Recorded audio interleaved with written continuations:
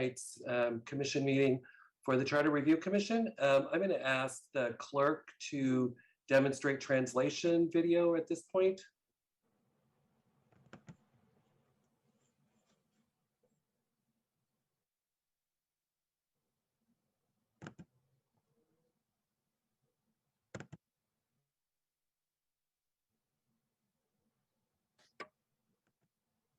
Hold on, I can't tell if it's sharing the right screen. Tony, can you assign a language for us?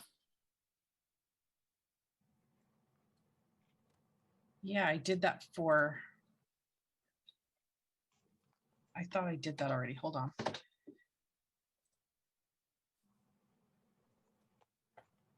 Okay, so now I'm going to share the video.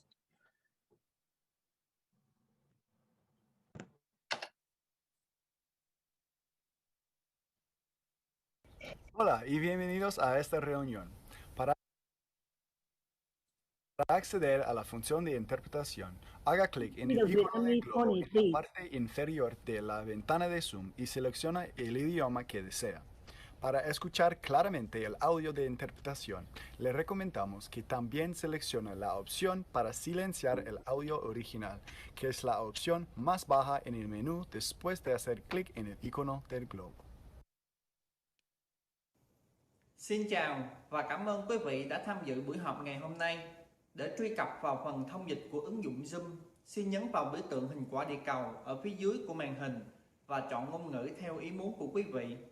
Để nghe rõ lời phiên dịch, chúng tôi khuyến khích quý vị chọn chức năng tắt âm thanh gốc nằm ở phía cuối trong phần tùy chọn của biểu tượng quả địa cầu. I'm so sorry, Tony. This is Tiffany. You did not assign me Vietnamese interpreter. Sorry. I'm trying to. It's just it keeps not allowing. I'm working on it.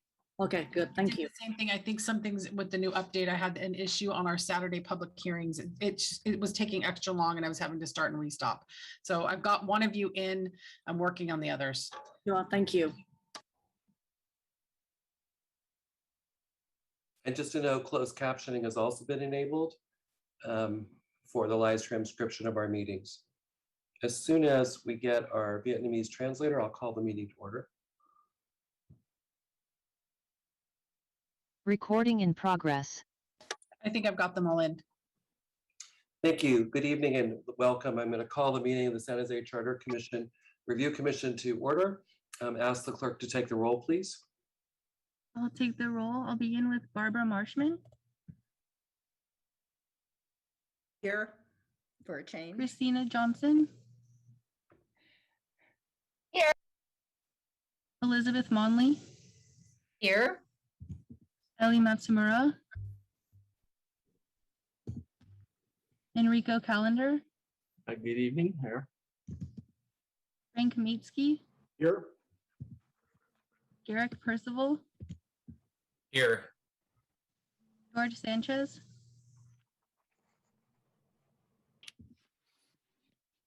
Hui Tran. Here. Jeremy Barus. Here. Jose Posadas. Here. Lund Diep. Present. Linda Lazat. Here. Luis Barocio. Here. Magnolia Siegel. Maria Fuentes. Sammy Robledo. Here. Jerry Segura. Here. T. Tran. Present. Tobin Gilman. Here. Veronica Amador. Here.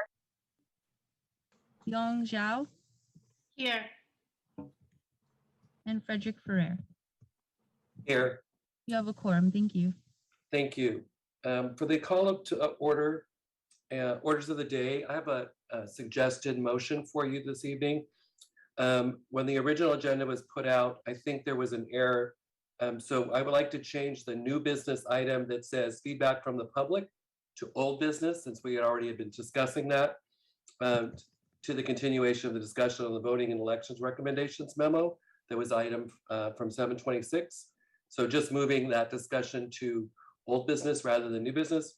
And then I'd like to ask that we table the governance structure recommendations memos until 8:23. Can I get a motion to that effect?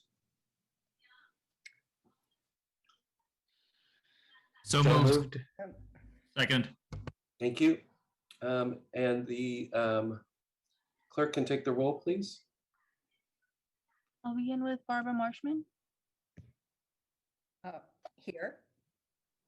So this is to vote on the motion. Would you vote Oh, yes? yes, I'm sorry. Hi, I'm sorry. Thank This you. is Magnolia Siegel. I had technical difficulties, but I'm here now. Could you please tell me where we are? We're voting on a motion. Fred, did you want to re-explain that, please? In the orders of the day, I'm asking for a motion that's been made to change the new business item feedback from public hearing. It's listed on the agenda tonight as new business, and I'm asking that it be moved to old business. And secondly, that we table governance structure recommendation memos until 8:23. That's Because, the motion on the table. oh, why? Because for two reasons. One is I think that the first item was put in error because we'd already been discussing it. So it's not new. It's not a new item. It's old business coming back. And the second piece is the governance structure recommendation memos. We believed we'd have enough time for tonight. And I just don't see us doing that. So to make it fair to them, I'd wanted to give them the ability to present properly. And I don't think we'd have the time to do it tonight with the rest of the agenda. Clerk can continue to take the roll. I got one yes vote from Barbara Marshman. Christina Johnson, Yes. Elizabeth Monley. Yes. I'll call everyone who I didn't get attendance for initially once more. Ellie Matsumura. Enrico Calendar. Aye. Frank Kamitsky. Yes. Garrick Percival. Yes. George Sanchez. Hui Tran. Yes. Jeremy Barus. Yes. Jose Posadas. Yes. Lund Diaz. Aye. Linda Lazat. Yes. Luis Barrocio. Yes. Magnolia Siegel. No, because that time should be allotted to my subcommittee to present speakers. We've gotten 0 speaker days and everyone else got 6 months. So that is not fair to our subcommittee. So our subcommittee needs 4 days of speaker time. And Taking the roll, Commissioner Siegel. You Oh. can make your comments after. We're taking roll right now. oh, I thought this On was this to item? vote on the motion. That was my Yes, so your vote is no. My vote is no for that Thank you. reason. Okay, move on. Clerk, please. Maria Fuentes. Sammy Robledo. Yes. Jerry Segura. No. T. T. Tran. Affirmative. Tobin Gilman. Yes. Veronica Amador.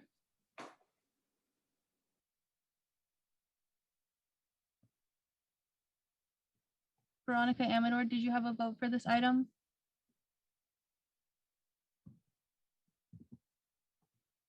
Yong Zhao. Yes. Thank you. That motion passes. Thank you. The next item is the consent calendar. We want to approve the commission minutes of the last meeting. I wanted to make sure that we recognize there's a lot of letters from the public. So that's just to note that we received all the letters to the full commission. And so we would vote on the consent calendar and we will have public comment after we vote. So take the vote on the consent, which is the approval of the minutes and the reception of the letters from the public. Clerk can take the roll. Barbara Marshman.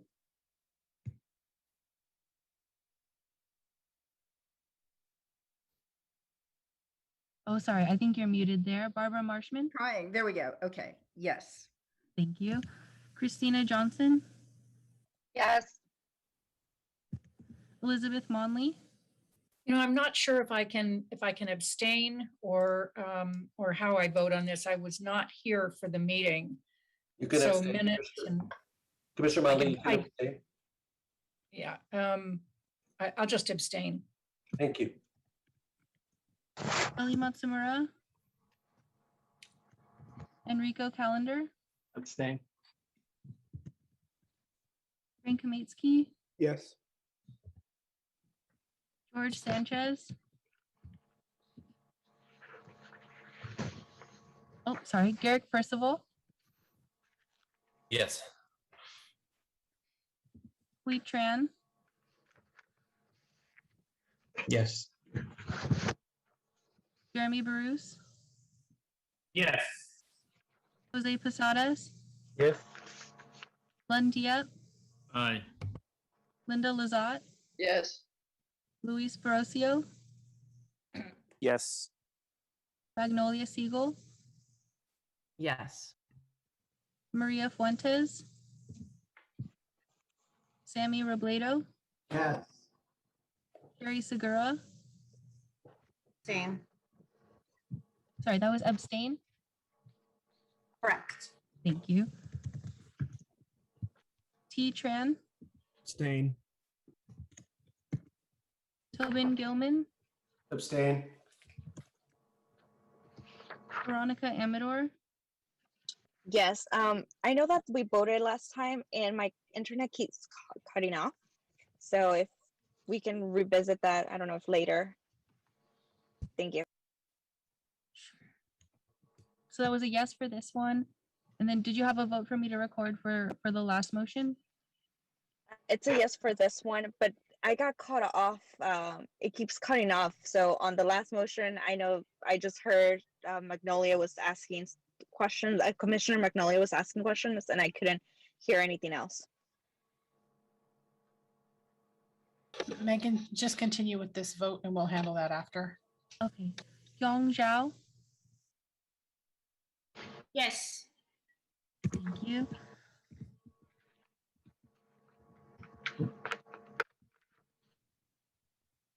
That motion passes, thank you. Thank you. So now we have the first public comment. So are there any speakers that are addressing us on the consent calendar? City Clerk, do we have any speakers for this item? Yes, I have several hands up. Tessa Woodmansey. Yes, hi, thank you. Tessa Woodmansey, thank you. Well, I just want to criticize the agenda. And so this is looking at approving the last meeting's agenda. And I'm here to post my dismay to hear that our Charter Review Commission that has the potential to create within our charter, which is our Constitution, a written document that really helps deal with the critical issue that we're dealing with, which is our global heating, and that could be included in this charter. So it does not have any public, the politicians, which cannot do the changes that we need as a society because they are hooked in to the money and the economic growth that supports their campaigns and keeps that going. So I'm saying is that I have trouble with the past meeting issues because we are not addressing the third prong of our charter review. That luckily, we even got that into our charter review, which is so critical, that we have an ability to deal with the people's agenda. And the term accountability is what we need to have. Accountability in terms of our greenhouse gas emissions. And this is where we need to have it into the charter so that it cannot be vulnerable to the political winds and that's why we are in this. We are in the abyss. We are in the abyss. The climate change is here. And so what we need to do is change, and we are fortunate to have a charter review at this time that we really can, take it critically, that we put into our charter, and look at everything through the lens of going to zero. And so we must prioritize the third leg of our charter review, and you're not. Thank you. Next speaker. Jesse Faust. Yeah, I would also like to speak up and criticize the agenda. You aren't going to be talking about the Citizens Review Board for the police here in San Jose, which is something that has been asked for multiple times by many different groups of activists here in the city. I'm really disappointed to hear that the committee won't even be addressing this tonight. And it sounds like some people on the charter review have tried to work on these issues, but are being prevented by the majority of you. So shame on you, shame on this entire committee for refusing to address and discuss this. I don't really understand what the point of reviewing the city charter is if you're not even going to listen to public input, and if you're not even going to be willing to hear people's voices and what they want on these issues. Seems pretty pointless to me. I also want to address how this entire process has not been at all open or friendly to the public. It seems like in this charter review process, the people on this committee, as well as the city officials who are part of the process of setting it up. I know that we tried to nominate people to have people on this review board, but it's clear that only certain special interests are being represented by the majority of people here. So I would tell you all that you need to get it together and actually do your job to represent the people of the city of San Jose.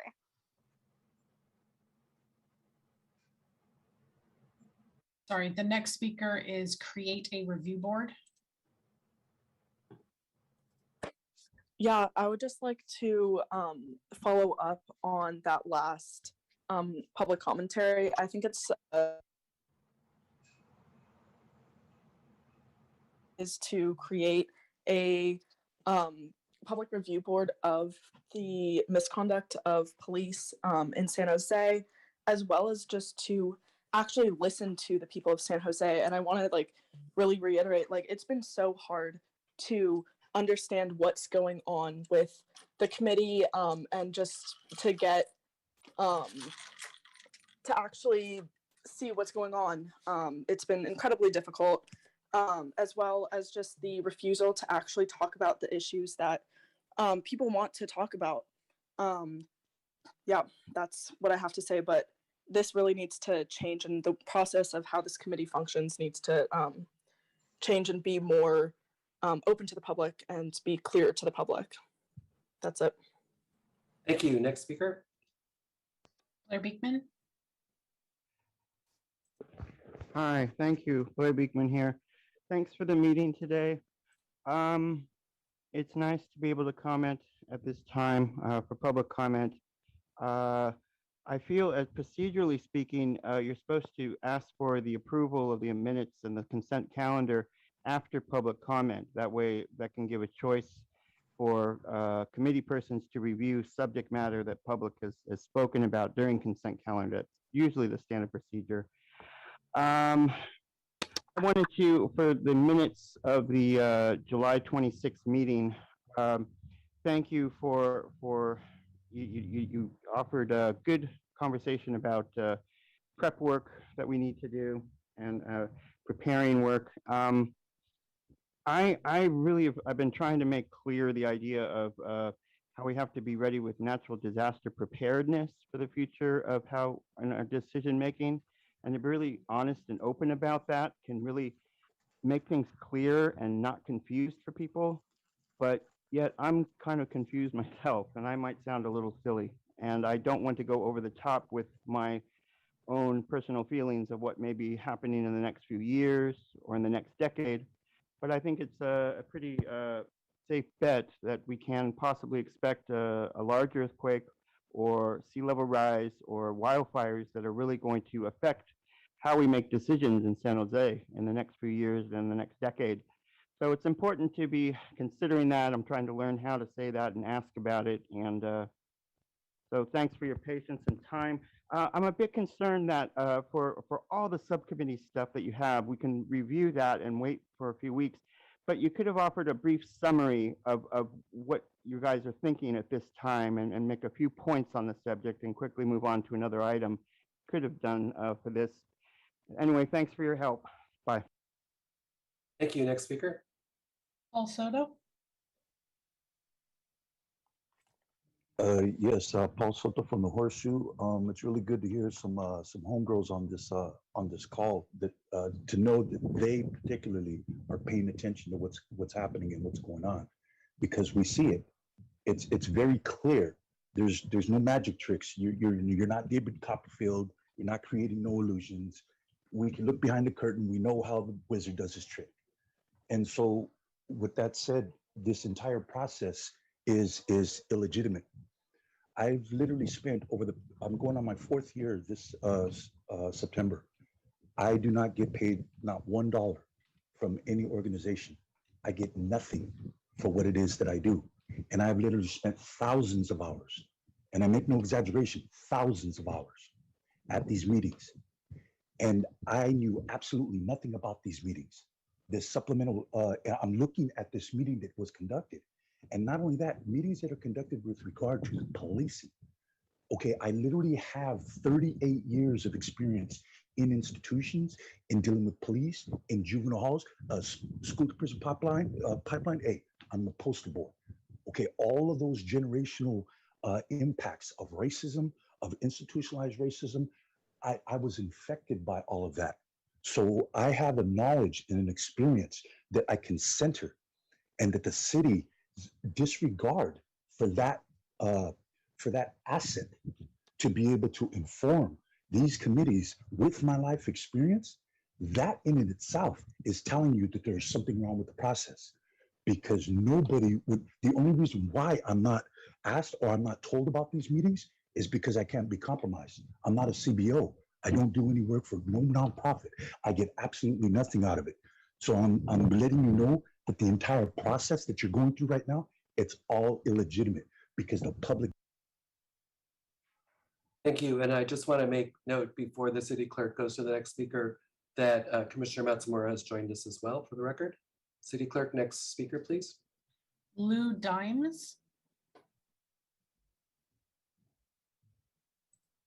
Hello, thank you. The first thing that I want to say is that I'm extremely disappointed, but not surprised at the way that this commission is operating.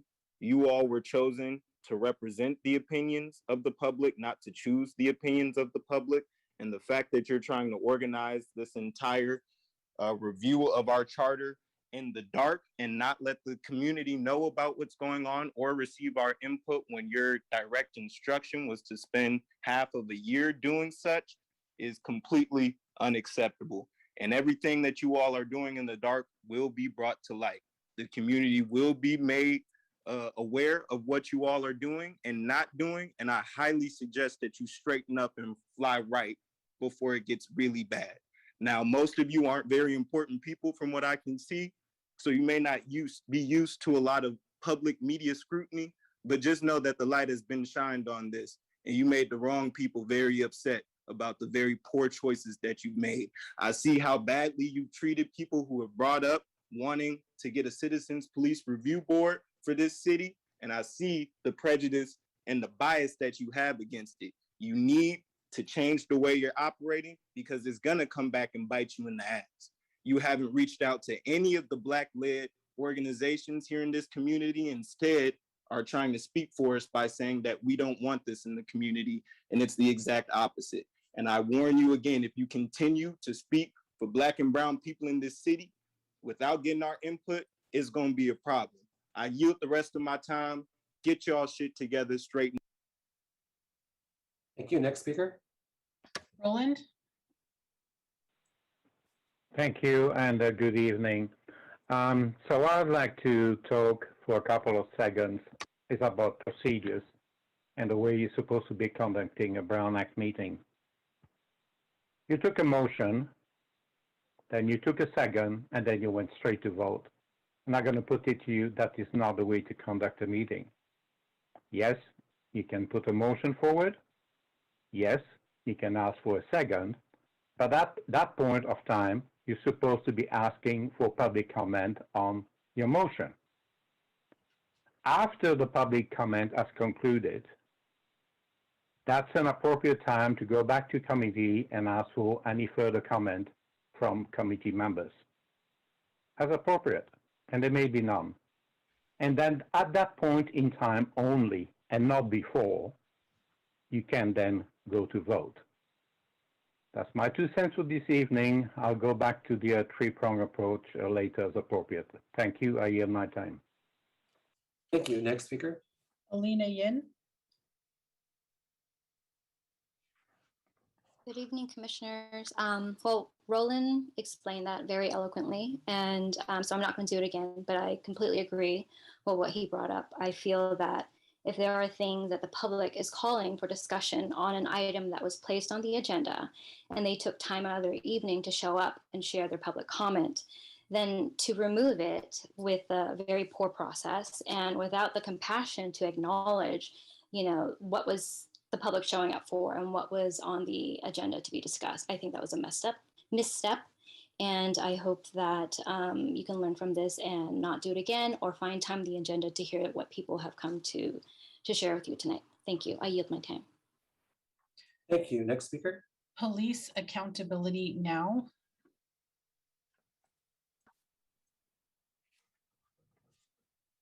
Hi, so yes, I just wanted to express my disgust with this commission for deliberately and explicitly hiding from public comment and input on the Citizen Review Board for police misconduct.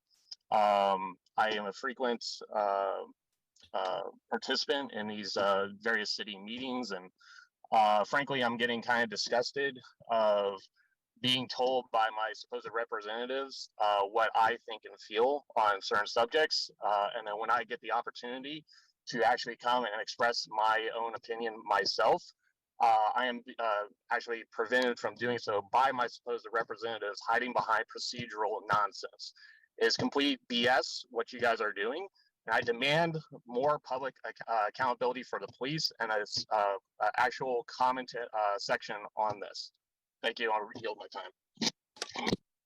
Thank you. Next speaker. Brenda Zendejas.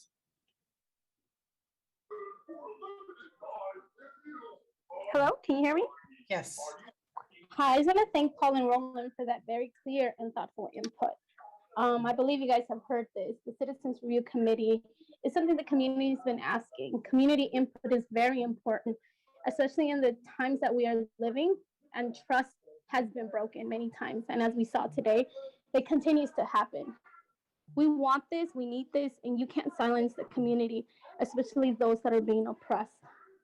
This was not okay, and you have to fix this. This was a disrespect to us, the community, and those times are over. We will not sit in the back of the bus and continue to be oppressed. We do want accountability for this, and I expect this to be fixed. Thank you. Thank you. Next speaker. Chelsea Allen. Hi, thanks for taking my comment. I just wanted to echo previous complaints in regards to the lack of accountability of this process, the fact that it is very difficult to navigate. People from all backgrounds, all different experiences, I've talked to a lot of different people, and it's very unclear the way that this is run, but it is clear that it's run in such a convoluted way as to prevent the community from speaking up.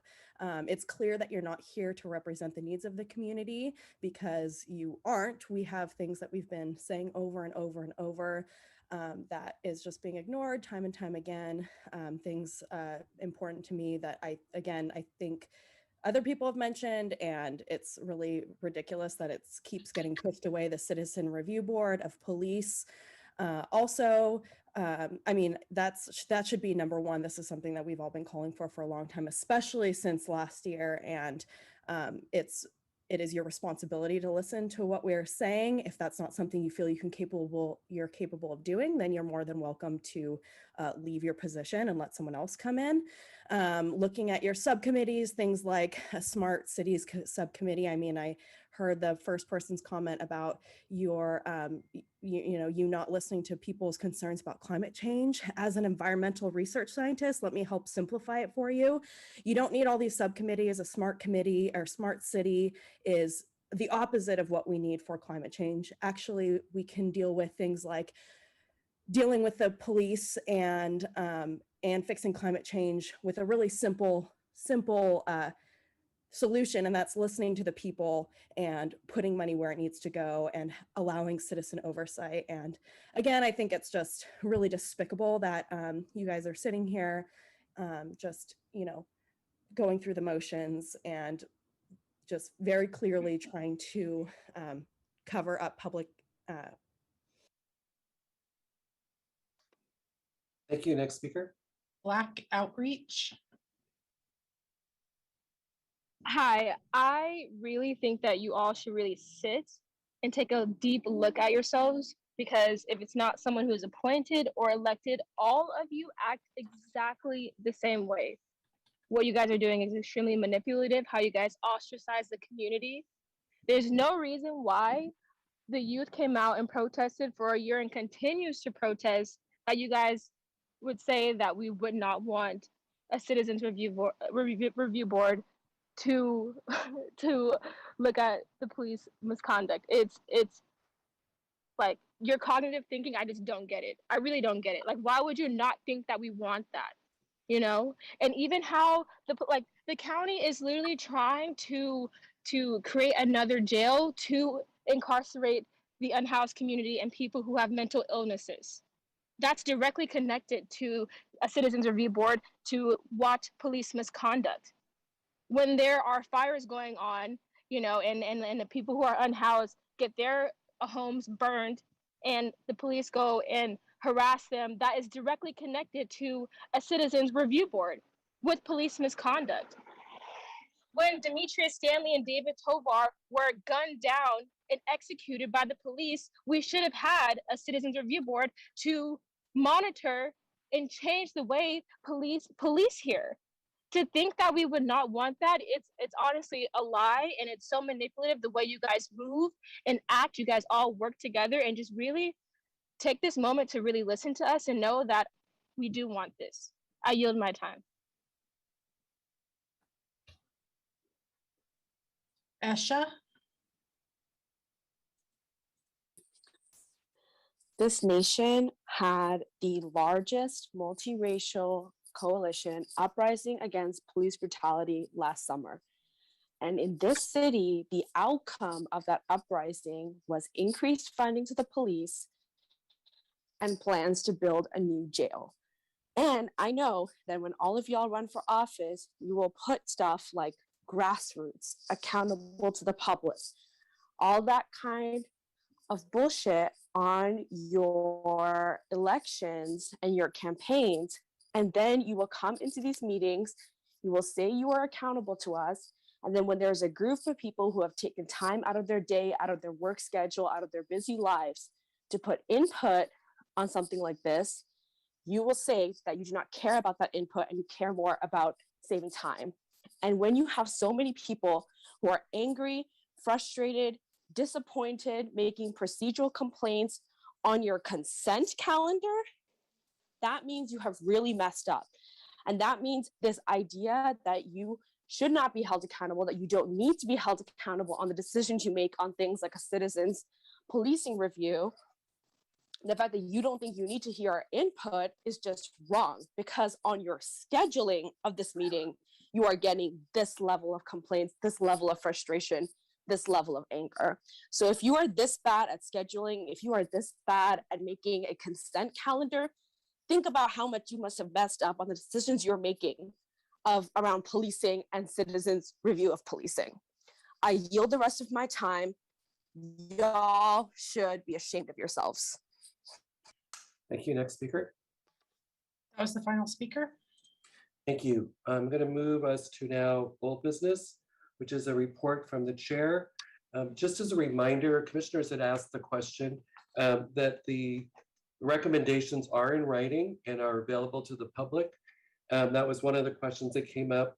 And just another reminder to the commissioners that that a number of letters are being received from the public that were after the public hearing, to make sure that those are all things that the commissioners review as part of the public input. At this time, I'd like to ask the clerk to report on accessibility and the questions that had come up from commissioners around access to meetings and materials. Yes, so for accessibility, specifically for the website. Now, stepping back, I have reached out to DACRA, which was the deaf community, to find out what more we can do to outreach to the deaf community. And I've done outreach to the organization that supports the blind as well. As far as accessibility on our website, we're following the city's website policies. So I'm going to promote our webmaster. He's over in attendees, so he can answer more detailed questions about the accessibility of our website. But we have been, if we have images, which I don't think we have images on your website, we do tag them. We're following all of the program, because we're not designing like the old days where you manually tag your website in like Notepad and save it in HTML. We have a website templates that we're following those templates. But Matt Opsel is here. Well, I just promoted him. He can answer specific questions related to ADA and the website. Thank you for joining us, Matt. Just want to make a record also to note that Commissioner Fuentes has also joined us. And so she is in attendance at this point. Matt, do you want to make any opening remarks about accessibility on the website before I go to commissioners' questions? Yeah, absolutely. Good afternoon, Chair, Commissioners, staff, and the public.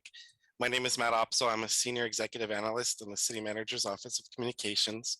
I'm focused on web administration and digital content. So the contract with the website vendor has accessibility compliance language built into the contract itself. We utilize a third-party tool, excuse me, to audit accessibility compliance and work with the website vendor to fix any issues that are found. We train and support over 150 web publishers and editors that update content on the website so they understand what accessibility techniques need to be applied to content on the city website. And we're always ensuring accessibility through content creation. And that does take practice. So there's trainings and tutorials and office hours. Some of the top items that we focus on are plain language, alternate text for images, color contrast for imagery, as well as closed captions for videos. Happy to take any questions that commissioners may have. Commissioner Amador, I see your hand up. Yes. Is this only on accessibility that we're talking, or is this on all our new items that I can give my comment? First, we're talking very specifically about accessibility, because that's the question that came up from commissioners from the public and the public. So I wanted to make sure that we address those issues. If you have additional issues around access, we certainly can hear those, but I wanted to use Matt's time wisely at first, and I can come back to you, Commissioner Amador, if you have other questions. Yes, please. Okay. Thank you. Will do. Commissioner Siegel? Oh, I believe there was a commissioner who raised his hand before me, but I will go ahead and speak.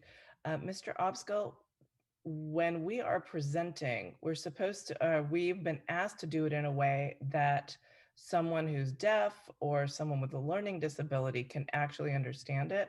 So we want to do this in terms of pictures, but we're volunteers, we're not commercial makers. Are you available to make our presentations in a way that is pictorially accessible to the learning disabled and deaf community or blind? I mean, so can you do that? We were asked to do that twice now.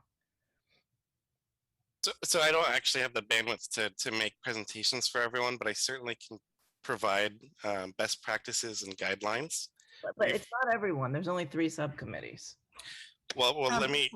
Wait, this is Tony Tabor, City Clerk. It is not appropriate for you to assign work to departments outside of the City Clerk's office. He does not work for me, and he does not work for this commission. He works for the city manager. You would have to talk to the city manager. Okay, are there other questions? I don't see, Commissioner Segal, I'm sorry, I don't see any other hands besides Commissioner Amadal. Did somebody else raise their hand? Okay, so Matt, you're assuring us. We have Commissioner Matsumura raised her hand. I'm sorry, Chair. thank you. Commissioner Matsumura. Thank you, and thank you for letting folks know I was here. I arrived at 5:44 and apologize for being late. I know it was Michelle Mashburn who raised specific concerns about accessibility at our, I believe it was our public hearing. And I don't have, I think she said she submitted a letter. I unfortunately don't have it in front of me. I heard about the policies, but I wonder whether her specific concerns have been reviewed by the staff.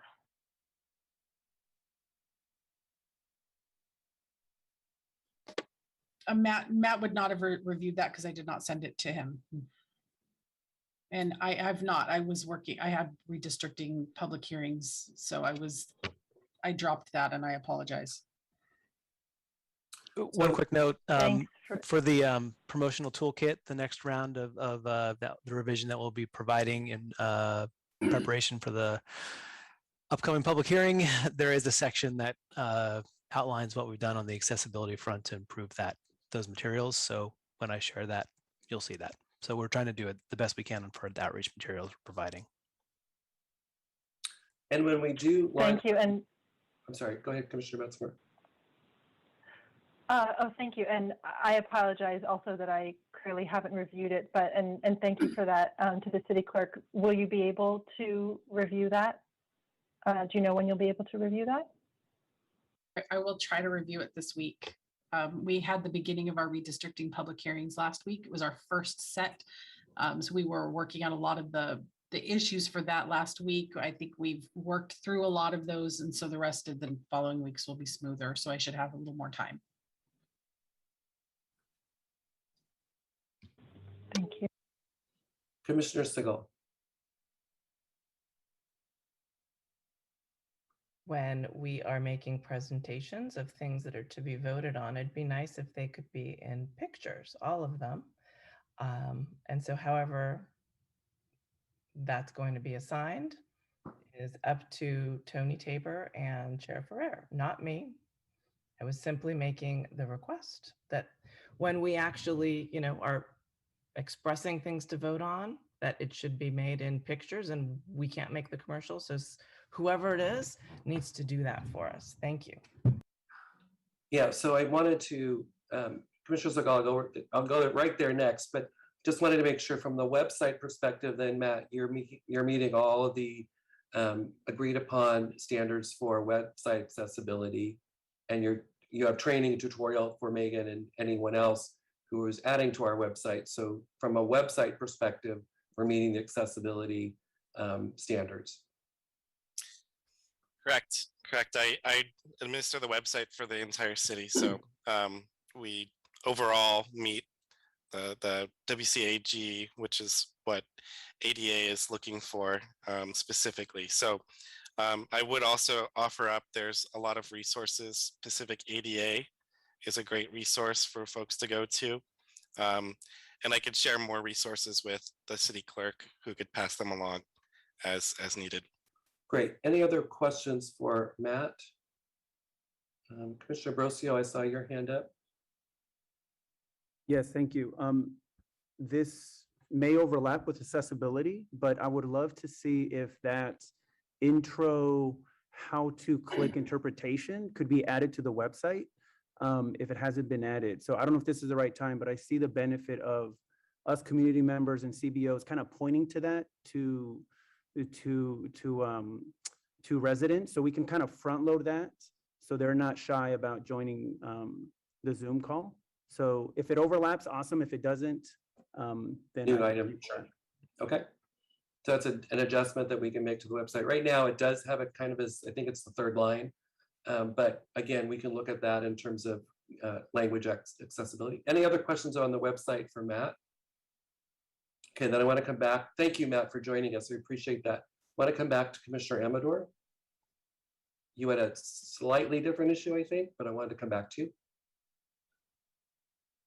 Yes, this is going to be under the old or new business.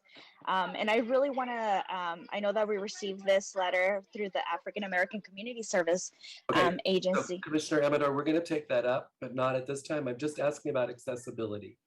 So we will take up the issue from the subcommittee's memo and the memo from the African American Community Services that is on the agenda for tonight. But at this time, I just want to talk about accessibility. Is there any questions? Yes, with accessibility. Also going back to our website, it's really wordy, and I think pictures would also support being more accessible to it as well. I don't know if we can change that. And I know that even some of the words are not even translated, just as like into Spanish, so or Vietnamese. I don't know if that has been changed, but again, having pictures of what the items are about would be helpful, because sometimes, you know, when it's downloading, you click on it and then a lot of things just come up, and it's really hard to go over them and trying to find them as you're trying to download it. Is it possible to add pictures? I think that's a good question. I think that's Commissioner Siegel's request as well. I think what we've got to do is be able to, in the presentation materials that Civic Makers is putting together in terms of when we present this in the community, I think there's been input there that infographics, especially from the CBOs, the infographics be engaged and utilized in those things for all accessibility, not just not just accessibility from the disabled community, but from all communities, especially with language learners. So I do think that's a different question, and we will be working on that. So I have seen those materials improved in that way, but infographics definitely is part of what we need to do for just the ability for everyone to understand. The challenge, of course, is this material is very text heavy, and it doesn't lend itself well to photos of, you know, government structures are infographic easy, but we will definitely be looking at that in the presentation materials. And so I don't know what our capacity is around meeting presentations, but we certainly can look at that. And we've got one subcommittee down that really helped us to kind of figure out what else we need to do around this greater accessibility question. Commissioner. Great. Sorry, I still have another follow-up question. Sure. Great. And within the presentations, have they been translated when they're being put into the website? Because I know that, you know, our current language is English, and I hadn't seen it translated into any other language. So I think this might be a question for Tony. Yes, please. We have several documents on the website that are translated. We cannot get we can't get the material translated within a week. I made this, I said this before when we were talking about the budget for the translation for agendas. I can't get them immediately. A lot of the translations are, it takes a week or more. So the agenda items can't get translated in the time I receive them to the time of the meeting. However, I'm opening the website now too, so I can show you.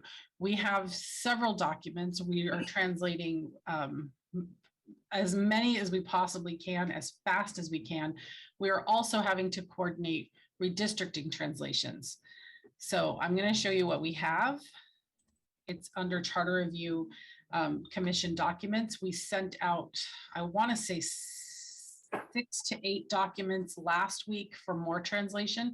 I don't like to inundate the translators with too many, because then I lose track of what they're doing and how quickly they're coming back. So once they send a set back, we send to the next set.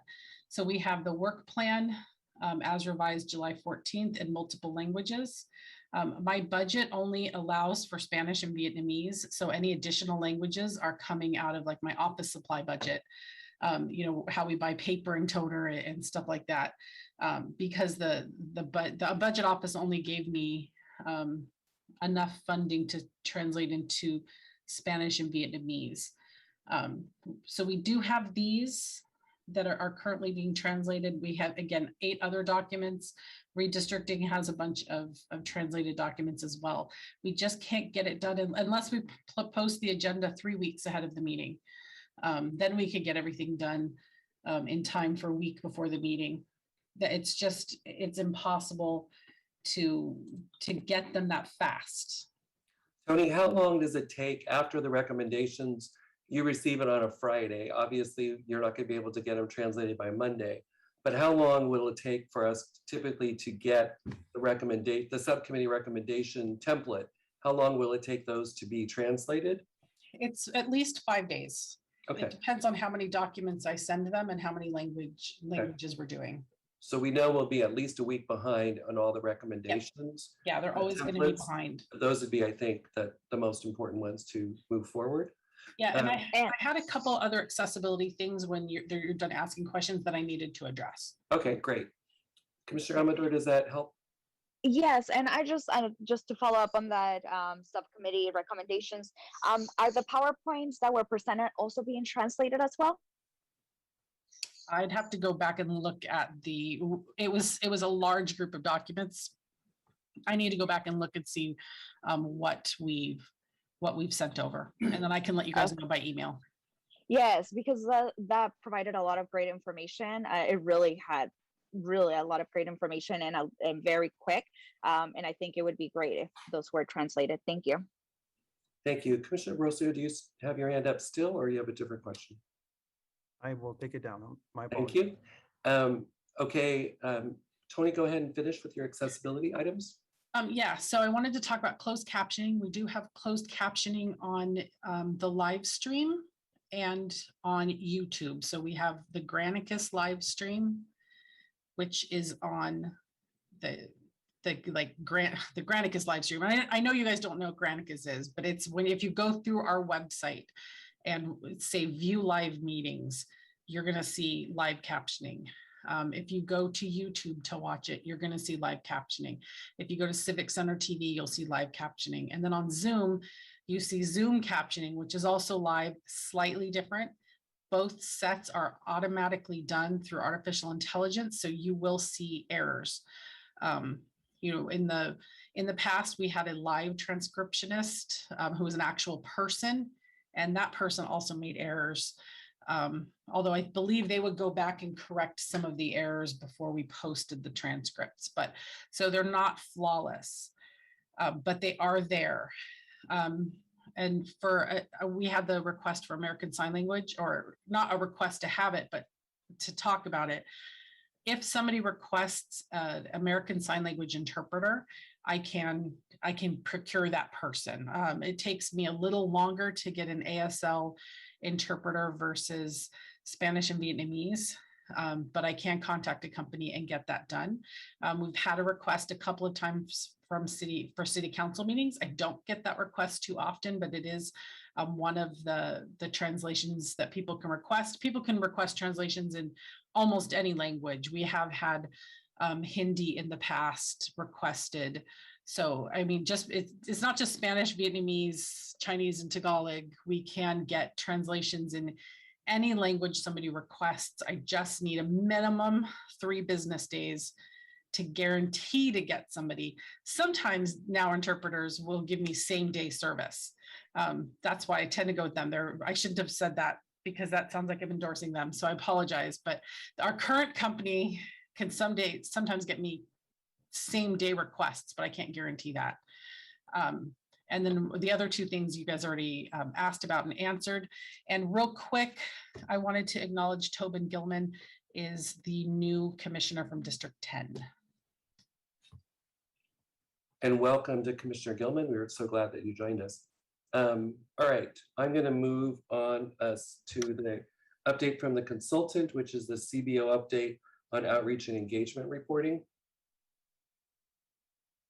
Thank you, Chair Ferrer. Just wanted to, if you didn't see it, point out that there was the first report on the outreach and engagement activities that our contracted community partners have been doing over the last month.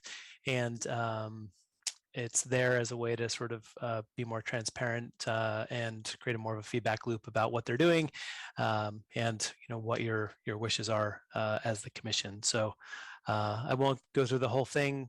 There were a couple organizations that were not able to get back to us due to some delays on their end with staff transitions and some other complications. Overall, had a great response and really grateful for the work of our community partners, and want to thank them, any of the representatives that might be on the call with us tonight. So thank you. And I see a hand from Commissioner Siegel. Hi, yes, just a question about that community update. The stated time that these community-based organizations are supposed to give us feedback on what their community is saying is July, August, and September. So why are we voting and why are we making presentations when they haven't had time to reach out to the community and give us feedback yet? Because they get all of July, August, and September to talk to the community, give us feedback, and then we should be making presentations and voting. We're all doing it now when they just started. Why is that? Well, first of all, the agreements we have with our community partners go through November. We've asked them to work with us over the course of 6 months between around beginning of July, end of June, through the last public hearing in November, where hopefully you all be presenting a final draft majority and or minority report for feedback. So the expectation that they all are aware of, I believe, is that their involvement is through all 5 public hearings until the end of November. So I'm not sure where that July through September came from. I will remind folks that we've also asked them to do a couple things. One is to raise awareness within their communities about the city charter and the deliberations of this commission. The second is to listen to the concerns of the community, their networks, and encourage those folks to attend public hearings or public meetings to share their concerns. And the third is we really are asking them to be present on public hearings, so that if there are folks from their communities that are not able to or do not wish to attend and speak at a public hearing, that they can relay that as a proxy. And we also have heard, and I think the other thing I'll say is that we've heard, at least from some members of the Vietnamese community, that they've been having a little bit of difficulty attending past public hearings. And so one of the other things that we've been asking of or have talked to our community partners is to see if there's support around digital divide issues to help anyone that wants to attend a public hearing to do so. So that's I think, and to the point about sort of giving feedback, we'll talk about this a bit more, but we have tried to schedule feedback or around the public hearings for each of the 3 subcommittees, so that the first public hearing, the first public hearing was just about general input from the public. The second one was around voting and elections. The third that'll be coming up is around governance structure. And then the fourth will be around policing, municipal law, inclusion and accountability. So, we really are still receiving public input, and the door is open, so to speak. Hopefully that answers your question. Commissioner Matsumura? Thank you. One thing that overall, it was great to be able to read the report and just left me with lots of questions and curiosities. One thing that did stand out is not necessarily surprising. There's not a huge swelling of interest in attending the public hearings, which is fine, and we anticipated it. I do wonder whether there's more we can be doing to make them a more meaningful venue for the public to engage, and also just what our CBO partners are finding to be better methods of engagement, and if there's more we could be doing as a commission to support that. So I did wonder whether it would be possible to have sort of a roundtable discussion with them, possibly at the next commission meeting, just to make sure that we're doing all we can as a commission and in partnership with the staff supporting us to really support their outreach outreach efforts and work hand in glove with them. Is that something that would be possible? I like that idea. You know, I like sort of making sure that, well, first of all, I like putting you all in touch with them. And I know that's been an interesting request from you all. I would just kind of, I know that we have some conversations about sort of what the work plan is going to look like, and some other requests for scheduling. So I would ask that we kind of take up that conversation with the other questions, concerns, and sort of visions for what the rest of the scheduled meetings for this commission look like. Failing that, if it doesn't feel like that's going to be possible, I certainly would welcome input from any of you all to relay to the to our partners as far as. And I will say that not all that all the partners, it's been by design to ask our partners to do the outreach and engagement activities that they feel is going to be most beneficial to report back. And some of them are doing more traditional outreach and engagement, promotion of commission meetings. Others are doing much more focused, kind of like community focus groups or listening sessions, even some surveys. So I think that there's going to be some additional, some very interesting reports back soon. But you know, thank you for that suggestion. And again, let's revisit when we think about when we revisit the rest of the commission calendar, if that's okay. And please bring it up when we get to that point. I'll think about it, but I just know that there's other thoughts about how to use the time for the coming months. Commissioner Posadas.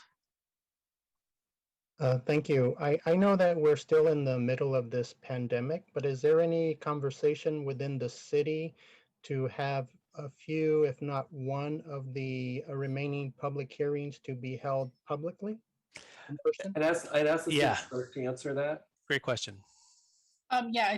Currently, the Brown Act exemption expires September 30th. So starting in October, we have to have our meetings publicly in person. Anyway, so that's the plan, that we will stay virtual through the end of September and go to in-person in October. I know council has gone back to in-person as well, so. Yeah, just council only. Council committees will go to hybrid meetings in September. Of course, unless COVID gets really bad, in which case don't hold me to October. If we end up shutting down again because numbers spike, you know, that could always happen. But if everything is the way it is right now, council is back in person only. Council committees go back in September, all else go back in October. Commissioner Amador. Great, and just going back again to something Commissioner Siegel pointed out, and it was that the Charter Review Commission is making presentations and voting before getting the input of community-based organizations who have been contracted to give community feedback. And again, I'm reading this from the African American Community Service Agency, who sent us a letter explaining this as well. And again, I want to highlight, as we heard just community talk about not being given the opportunity to give feedback and be inclusive, I think it's very essential that we rethink about voting when we haven't heard from CBOs and their communities on their feedback. I want to highlight the importance of community feedback and opening more times for community to provide that feedback.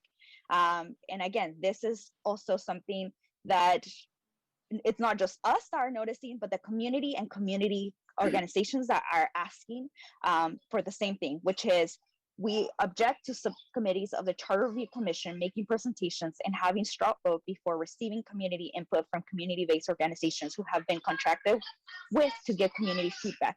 Because then what is the point to have them if we're going to vote and get community input after we vote? It's what we just did today to our community. Thank you.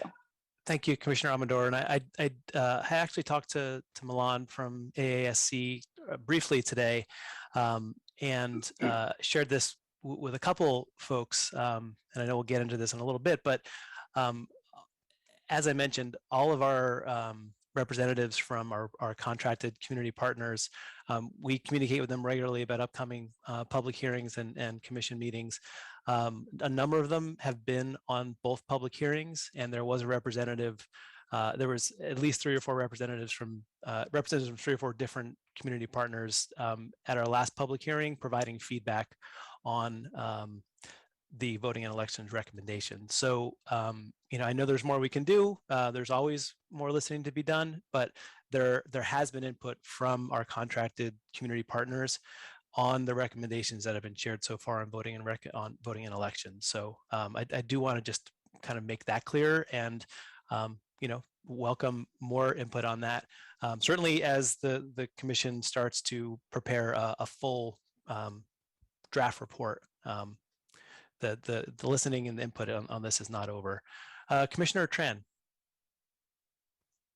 Yes, I'm just a couple of thoughts here. One is, would it make sense that as the subcommittees are preparing recommendations or ideas, that the subcommittees meet with the CBO partners to go over these proposals so that they can be that they can be distributed or shared through their outreach mechanisms before it comes back to the full commission?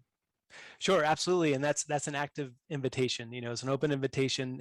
If subcommittees are interested in having one of our contracted partners attend a subcommittee meeting for whatever reason, the process, as we talked about here before, is that the subcommittee lead or anyone on the subcommittee, hopefully it's coordinated from the subcommittee. That would make it a lot easier logistically for us. But please reach out to me and Tony through the gosh, I can't remember the is it city charter at sanjose.ca.gov, Tony? Charter review. Charter review at sanjose.ca.gov. Charter review at sanjose.ca.gov. Please reach out to us and we will share your invitation with our contracted community partners and ask them if they have an interest and if they have the time. What we don't want to do is we recognize that what this commission is be able to offer, given the additional funding from council, is not a lot. So we do want to be respectful of their time, but we also want to make sure that you all have access to them, especially if they feel like they have something to contribute. So that's an open invitation. We're coordinating such requests with the Policing Municipal Law Inclusion and Accountability Subcommittee actively. So would encourage other subcommittees to do so. Okay. And then the second question, I think, may be more relevant when we start discussing the work plan, but the question is more about like how much flexibility do we have in our schedule so that we can, at least for our subcommittee, we can connect with the CBOs and present out our ideas or work with them to present out our ideas and go from there and get additional feedback from there. Yeah, I would say let's table that to revisit that as far as the work plan discussion, which we'll get to. Okay. I'm going to go to Commissioner Segura. I see your hand, Commissioner Matsumura, but I want to hear some folks that haven't spoken yet. Commissioner Segura? Yes, I'm curious if we are able to share our committees and when we're meeting with the community partners, and then if it's something of interest like municipal law and policing, they can reach out to be a part of that meeting. It just seems like it's a less sort of convoluted way to, find out what subcommittees these groups are wanting to participate in based on their constituency. Yeah, I mean, one of the reasons why we decided on this process is we want the community partners to decide if they have expertise that's relevant to share on a given topic, and many will, and many may choose not to. And it's always helpful if there's a specific ask for specific questions. Just I find in my general personal life, if I'm more specific about what I'm looking for, then I will get sort of a response. And I think that's the case with our partners. If we can be clear about what kind of input we're asking for, then we'll get better quality input. And that's the process that we've been following. So we're here to do that coordination. So hopefully it's not that onerous. I see the city attorney's hand up. Let's go to him next, and then we can go back to commissioners. Yeah, I just wanted to comment with respect to different subcommittees contacting CBOs. I just want to advise about the prohibition on serial meetings under the Brown Act. So if multiple subcommittees are contacting the same CBO, that could raise the risk of a serial meeting. So the CBO should be advised not to share any discussions with subcommittees with a subcommittee with another subcommittee, so that we avoid violations of the Brown Act. Thank you, City Attorney Vanny. I may ask you to help develop some language to share with our community partners to that end. Commissioner Matsumura, and then I see Commissioner Fuentes and Commissioner Johnson. Thank you. I'm happy to let them go before me since I've spoken previously, although I do want to make sure to get my chance. Come back to you. Thanks. Commissioner Fuentes. Yes, I just want to get some clarification. I am concerned in general about community access and public access to our subcommittee work. And I have a concern if we're talking about including our partners and yet not making these meetings public and announcing them public. Because, I mean, the obvious reason that it looks like we're letting some people participate because they're partners, but then in general, as other people who may equally want to participate. So I think that we should, especially because of the feedback that we keep receiving, and I guess maybe we'll talk about this during the work plan, but I really think we have to consider what we can do or should do in order to make sure that our subcommittee deliberations are more accessible and public. Yeah, I mean, I go back to the many conversations we've had about sort of what it would take to make subcommittee meetings public, including, you know, the advanced notice of posting agendas and translation and all that. So we are working with a constraint here that is not ideal. I absolutely recognize that. Maybe I might refer back to the city clerk or the city attorney about sort of that question about making subcommittee meetings public and the challenge that presents. The biggest challenge it presents right now is the overstrength position I had to support this was not extended. So I based, you know, Megan was able to be hired on because somebody else left the office. So that's why you still have her. If that person hadn't left the office, Megan would be gone and it would just be me on these commissions. I don't think I have the staffing to add in 3 or 4 additional subcommittees each week that require, we're going to have to post agendas for those. We're going to have to staff them. We're going to have to write minutes for them. That's a lot of work.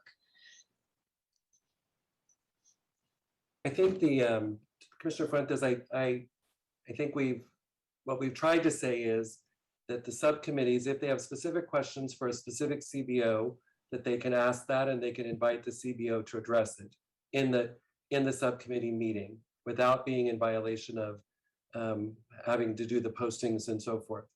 But secondly, that we try to get the recommendations from the subcommittees to the public in a full commission meeting so that all commissioners can hear the recommendation, but then the public can respond. And I think the examples that we just had with the subcommittee reporting on the governance structures piece, we got great input from the public at our voting and elections. I'm sorry, elections. And then also we got great input in the public hearing. Now, if we can get through tonight's agenda and make that recommendation in terms of a provisional piece, then all of our community partners know what the recommendations are, and then they can give further feedback along the way. So it's trying to get to the what are we actually recommending, and then be able to not a recommendation that's not changeable, but that we get input from the public when we actually have a recommendation. So hopefully that process, which again may not be the ideal, but from an expedience perspective, I think it moves us to what exactly we're recommending, and therefore what does the public need to respond to. What I also want to avoid is being accused of things that are not actually part of the record. We've not taken any position on a number of things that tonight we heard public testimony on. And I'm like, I really want to get us to what are we actually recommending? And that's when we have a lot of public input, both from our CBO partners, the general public, at our hearings, as well as our meeting like we did last time. So that's the way that we're trying to approach it in terms of opening up the discussion to the community when we actually have a recommendation on the table. Commissioner Johnson. In terms of outreach, I wanted to know if we're limited to just the community partners that we're contracted with, or can we open it up to other nonprofits as well? Because I've been asked by other nonprofits if they could present. So I just subcommittee meetings? Yes, Or, at subcommittee meetings. yeah, and certainly I think it's what we're trying to walk the line here is that this is an invitation. This is not a public notice. So if there's particular, and we're doing this with some requests from, again, the Policing and Municipal Law and Inclusion and Accountability Commission for other oversight commissions to come to a subcommittee meeting and present, because there's particular knowledge, expertise, and experience that the subcommittee wants to benefit from. So likewise, you know, if there's speakers, organizations with lived experience that is going to be helpful, by all means invite them to your subcommittee meetings. But what we are not looking to do is to publish subcommittee times and locations and Zoom links on in public, because that creates, as we've heard from the city attorney, serial Brown Act violation concerns, and as we've heard from the city clerk, a real kind of challenge as far as the ability to support true public meetings for subcommittees. So we, again, you know, from the bottom of my heart, are trying to make sure that you all have the input, and we're committed to the input in the space to develop the recommendations within the constraints that we have as a time-bound commission operating in the public. So it's not easy, and we're I think as the chair suggested, we're very close to getting through one subcommittee and having an example of how it can be done, and replicating that and improving it as we go for the additional 2 subcommittees, so that when we get to the fall, we actually have at least a set of recommendations that have been shared publicly. There's a flag in the air for, and then we get into the real continued discussion and feedback around what the full report looks like. So I'm proud of the work that's happened so far. I know it hasn't been easy, but you know, I welcome sort of tweaks on that, improvements, but we are working with constraints that I as a facilitator need to continue to bring up, because they are real, and we're doing our best to we're doing good work to work within them. Commissioner Matsumura and then Commissioner Tran. Thank you. Sorry, this is going back just to a previous point about public interest in the public hearings. I was wondering if we could have the opportunity to consider changing the format of the public hearings. To me, the point of having public hearings in addition to our regular commission meetings, one of the points I should say, is that we have the opportunity to make the format more centered around public input and really hearing the public, even more so than the commission hearings, in which we have to comply with certain procedures in order to make decisions, discussion, etc.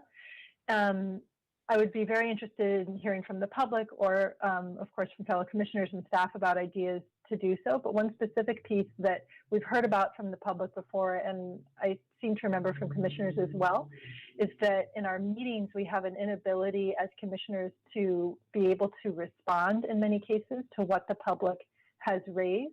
And it doesn't seem to me that we should face that same constraint in public hearings, and that in a public hearing we should actually, if somebody asks a question, raises a concern, that we should, as commissioners and staff, be able to actually respond to that, so that it is a different experience for the public of truly being heard and having more of a dialogue. And so I wanted to raise that and see what others think and what action on that might be possible.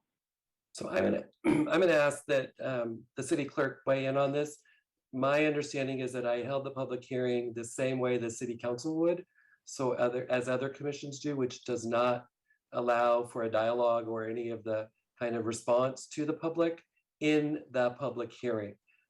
Your response tonight would be that here are the things I've heard, here are the things I'm looking at as you're having your discussion tonight about the issues, the suggestions that were made. Tonight's the night you kind of respond.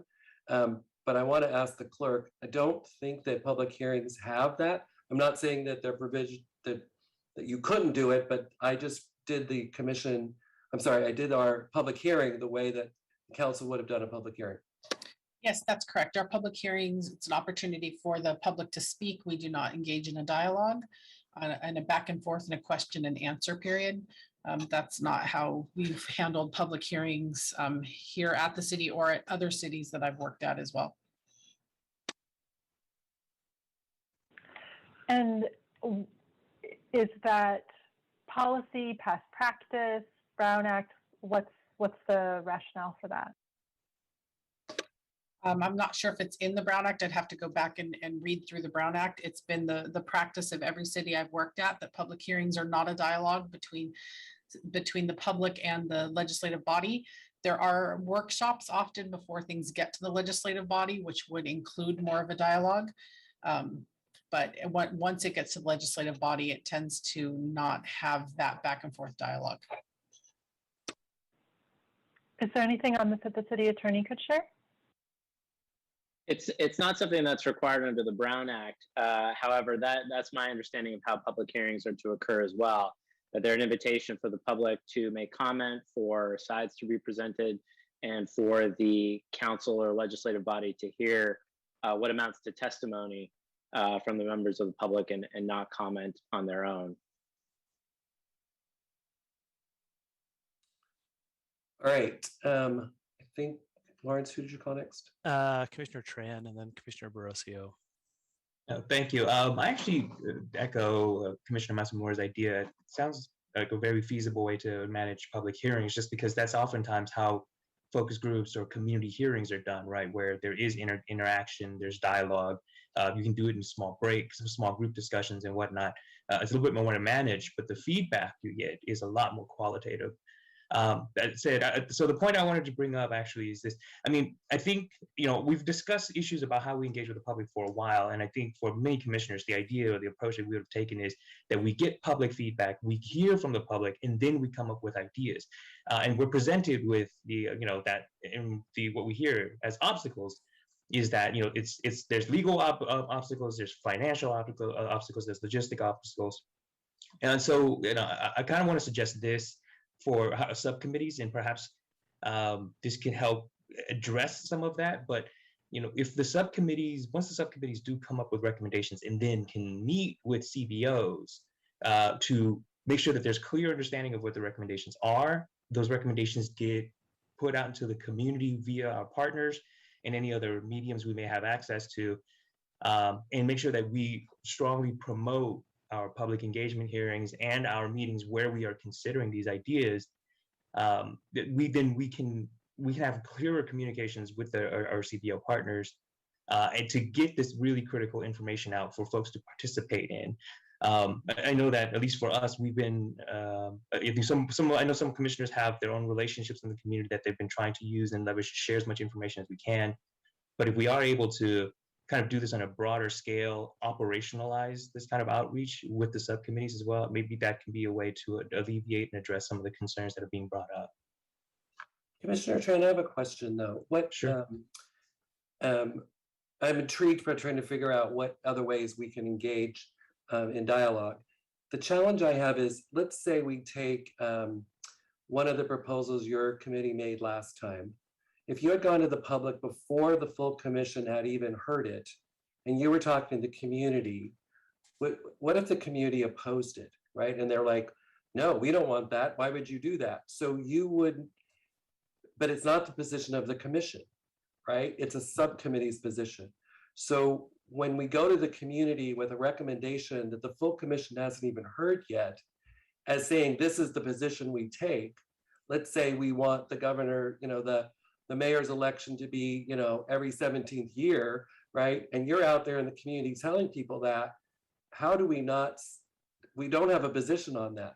So the recommendation is simply coming from a committee for the discussion of the full commission and then the public. So I have a feeling that jumping the gun there, how would that not trigger lots of folks saying what this commission is doing when the commission hasn't done anything yet?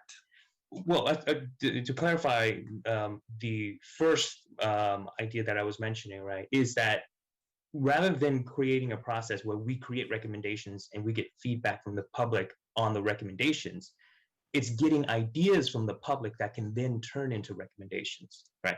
So that's that. But now I think that was a lot of the basis for our discussion early on, right? And for where we were kind of presenting that. Where when presenting now, if we do follow this more traditional path, which we've kind of done so far, which is produce the recommendation and then get public feedback on the recommendation. The suggestion is just that we make sure that we connect the subcommittees with the CBOs. And so that when the recommendations come out, the CBOs know what they are, they know when the next public hearing is, they know when the next commission meeting is, when we'll be discussing about this and basically got it, blast it all out. Yeah, right. Perfect.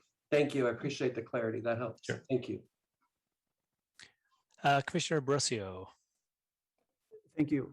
Before I speak, Commissioner Amador had her hand up before me, so I'm just going to ask if. Oh, I'm sorry. I wasn't sure if that was a holdover. Commissioner Amador, do you still have your hand up? Would you like to speak? Yes, I do. Apologies.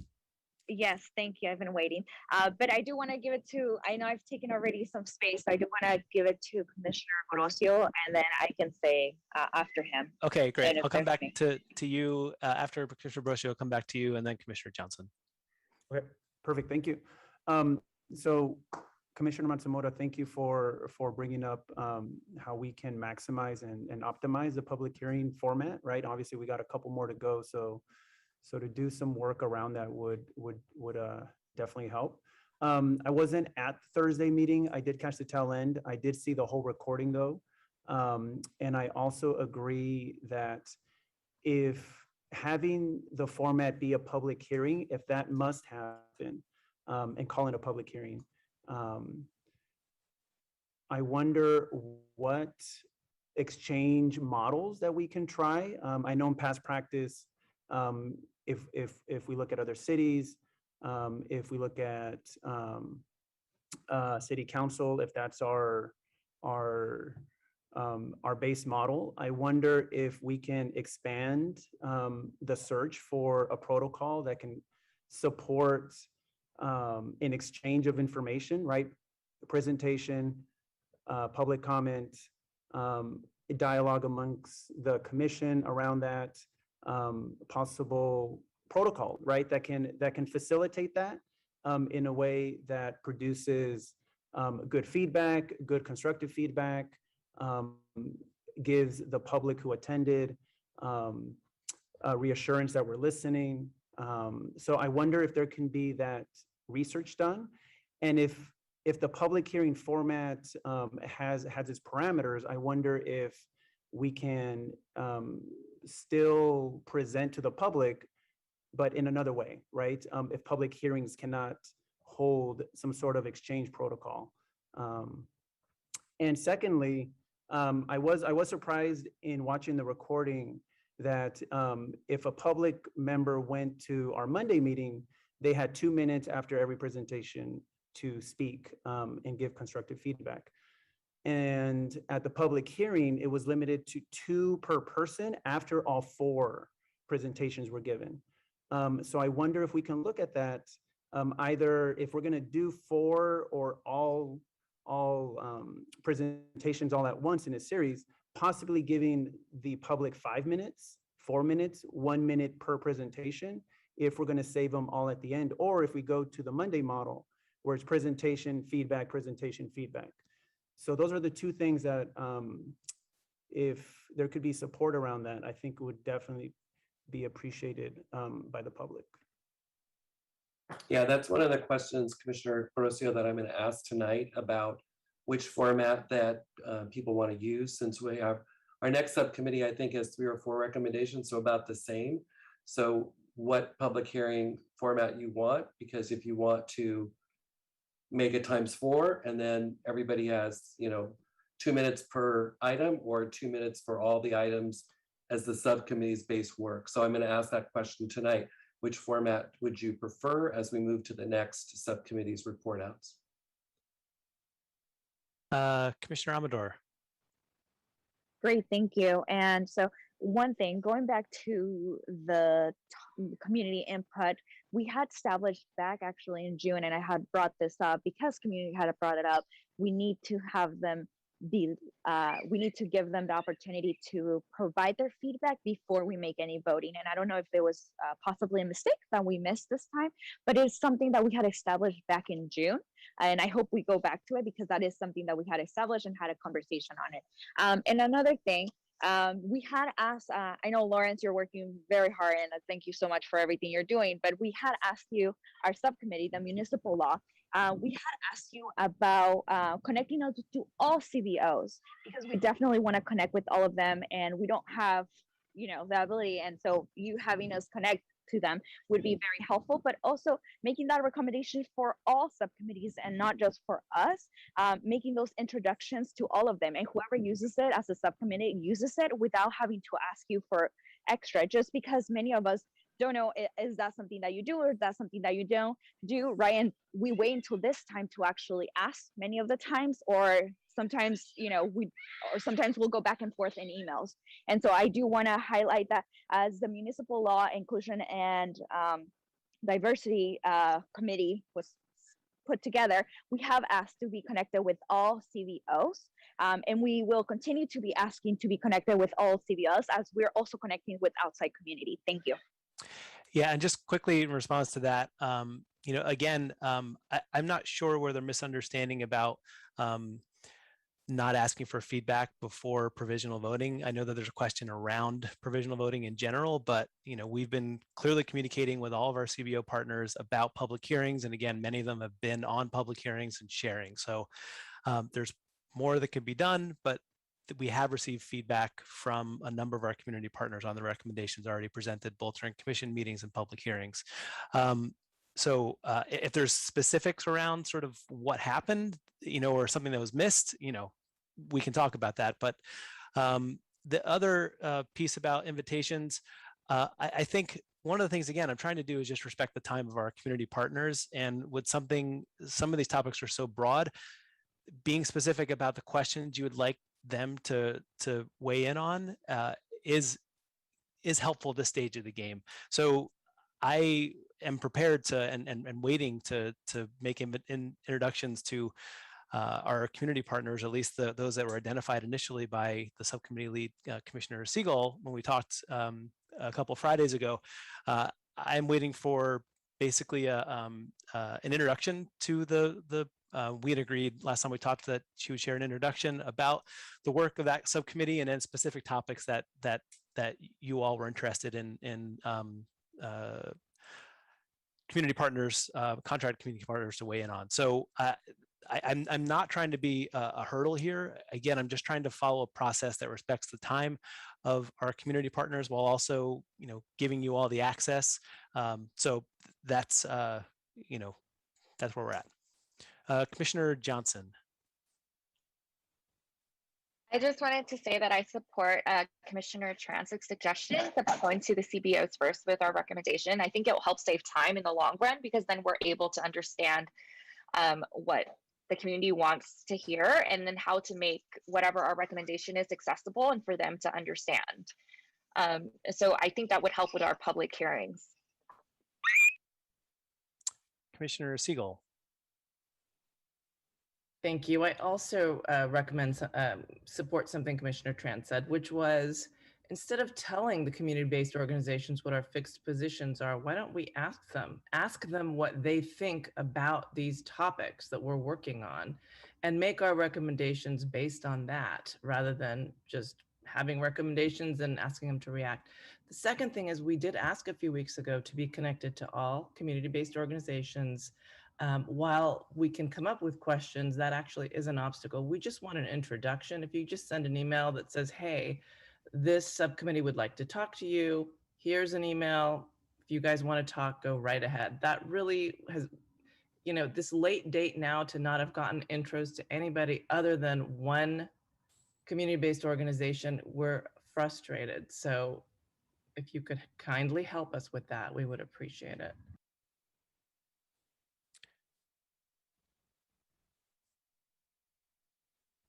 I see no more hands, Chair. All right, thank you. I will, I'll look at protocol exchange ideas in terms of the engagement. If we don't have it in the public hearing, what other possibilities are there? I also will look at, tonight I'm going to ask about the feedback on the timing issue. And then we can also talk to the CBOs about how we can, is there anything we can do to help their engagement or anything that they need to further their engagement with the specific community members. Definitely those three things I can commit to doing in this time, and then work to make sure that the CBOs are connected to the subcommittee as requested. That should be something we can take care of pretty quick. I'd like to move us to item B, which is talking about the response to the public hearing and the provisional vote. And let me walk through this one more time. My process suggestion is that the subcommittee restate their proposals one at a time. Each then we have a discussion from what you've heard in your representation of your district, in the public hearing, and the public input and comments that we've received, as well as the letters that we've received to date, so that your responsibility as a district representative, you are hearing all the different elements and coming to a provisional vote. The provisional vote is simply to ask, do we move this item forward or do we not move this item forward? You may have specific ideas in the, I really like this proposal except this one part. So my recommendation is edits that you may suggest to the subcommittee, which they may or may not accept, but you would say, I'm willing to let it move forward, and here's the things that I think we still need to change or still need to do. You might say, I don't think it should move forward, no matter what you did to it. I wouldn't move it forward, and so I'm going to vote no, that I don't want it to move forward at this time. It's a provisional vote in that we're not committing to anything except that we're committing to continue to work on this item. And then when all items are done, then we can see if there are any conflicting, or now that you're adopting this one, we don't need that one, or this is how they need to be edited to put them together. You've received input from the beginning, our first public hearing, where we asked the public for their input on items of what they've needed to, what they want to talk about. These items all were part of the original request from council. And so we know that we need to address these issues. And we've heard from the public on all these issues, again, in writing, at our public hearing, and at our meeting, where these items were presented. These items were presented both at our first meeting, when they were coming from the subcommittee. They were re-presented at the public hearing. So we've gone to the public twice on these items. And tonight's provisional vote is really just to be able to say, would you agree to move it forward with any caveats that you want to make? And each committee, each proposal will have a separate vote. So whether we're going to adopt the first one, second one, third one, whatever ones you want to continue to move forward. At that point, the public has the ability to now not only have heard the commissioners in terms of your positions or your questions or your concerns or your support, but then they also have the ability to say, as it's moved forward now they have a second ability to speak to it again in terms of supporting it, again, editing or changing it, or not supporting and opposing it. But it would be the provisional vote of the commission to say, this is something we're moving forward. And the public, again, would have plenty of time for input before any final decisions made this late in the fall. Okay, I would like to ask for any questions on the procedure or the our process for tonight.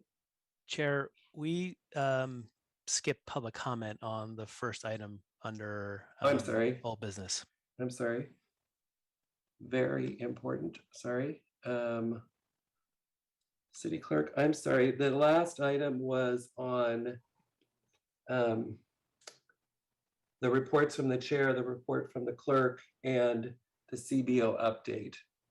That's the item of old business on the report outs. And so members of the public who want to comment on any of those items, please feel free to be raising your hand.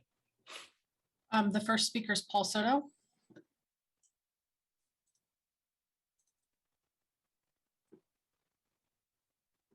Yeah, Paul Soto. I want to thank Brosio, Tran, Segulo. I'm sorry if I mispronounced that. You commissioners and Commissioner Amador. We need gatekeepers. Okay, if I'm not contacted, considering how many literally, I make no exaggeration on this. I am at every single council meeting. I am at every single subcommittee from start to finish. I read every single memo and I have them all memorized. I don't take notes. I do not take notes. A person that can attest to that is Tony. Tony is also at every single meeting. And I just at recall, I can remember a conversation that happened 6 months ago and bring that up to the present time to challenge a council member when they're bringing something forward and they contradicted themselves because they said something else way back here. Okay, so I'm being marginalized, and this is with intention. The CBOs are being paid with public money. Okay, so that's my money. Okay, and so that I deserve to have minutes of those meetings. I deserve to know who was there, who was conducting it, what was the topics, and what the notes are. Okay, because what all of this information is ultimately going to do is that you are going to determine the context in which I function in this city. So I take great exception and great offense that it's being done in this way. Martin Luther King, April 3rd, 1967, said in a speech of the two Americas, he said, the riot is the language of the unheard, that the seeds, you can predict the unrest of people when you do not listen to them. And it's happening right here, right now. So I'm Lou Dimes.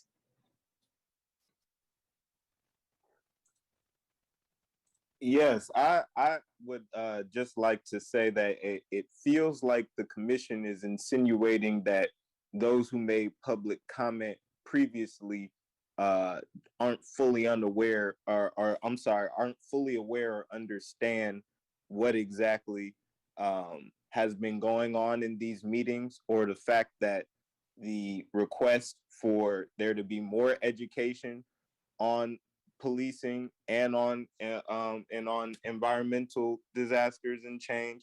There's been really no input on that. And every time that it's brought up, you all sidestep it or you bring up a bunch of procedural jargon as a way to avoid actually addressing the things that people really care about. So, instead of saying, well, we don't know, or this was your true intention, when we bring up the fact that we feel that we're unheard, you need to take the community saying that it's unheard a lot more seriously. We did not vote you into these positions, yet you hold a lot of power over what our lives are going to look at like. And you need to understand that people are going to take note and remember that. So really don't abuse this power that you have for this brief moment, because it's not fair to the community, and the community is aware of what you're doing. And we do know, I'm not done with my time. We do know what's going on in these meetings. We do know what you're trying to avoid and what things you specifically do want to have passed. We want more education days. You need to stop this process until all of you are properly educated on what we want, which is a citizens review board of police misconduct with subpoena power. Thank you. Blair Beekman. Hi, thank you. I'm thinking that this is an item about accessibility and that the subcommittee process was part of that conversation of accessibility. So if I'm talking about these subjects, I hope it can be okay. First off, to mention the SAG committee for the Google project, that had a really good group of city managers who were really open to the public and public input. And to offer that process and to make everything open and clear and to promote that, that's step one. SAG was really good at that, and we should be able to do that too at this process. With the subcommittee process, those beginning lectures, it's basically closed to the public, and the public has no way to offer any sort of input on those opening lectures. That doesn't make much sense, and so the public has to kind of play catch up, and I don't know if that's really working very well. You're trying to find a way to keep your subcommittee meetings private and traditional of San Jose practices. There's a large world out there that practices subcommittee meetings that are open to the public. I mean, that's step one. We got to be admitted to that. And just a thank you to commission staff who really made clear to me the importance that the subcommittee can really be a good, decent, open public process of questions. And if nothing else, what Paul Soto has offered, you have to have minutes available for the subcommittee so people can understand what was spoken about. It's not a closed meeting, I don't think. The minutes should be available for the public to understand the process. Yeah, and then that's when we can start talking about the different public hearings and all the different ways the public can continue to be involved, I think. I think that works better. Thank you. Jeffrey Buchanan.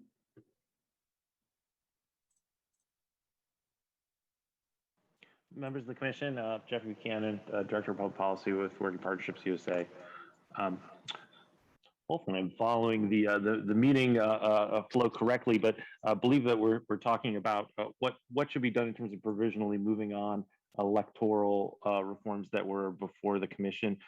Certainly in recent weeks, you've heard from dozens of members of the public from a broad variety of civil rights organizations, legal service groups, community organizations, labor, and others who believe that the proposal put forward by Commissioner Percival in terms of moving the mayoral election to presidential years, represents perhaps the most widely supported charter change proposal that will come before you. It's the only proposal that literally tens of thousands of San Joseans have already weighed in on one way or another.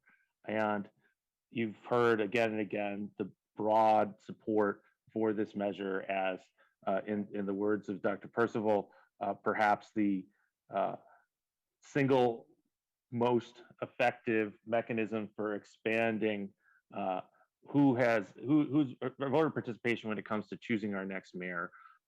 Would encourage the commission to provisionally move this decision forward and to continue to support putting this before the voters so that we can move forward with having a mayor in the future who is elected by a more representative selection of voters here in the city of San Jose, so that we can ensure that our communities of color, our young people, our renters who have not had as great of a voice in selecting our past mayors have their voices heard and ensure that we can have a more equitable future in our city moving forward. Thank you so much.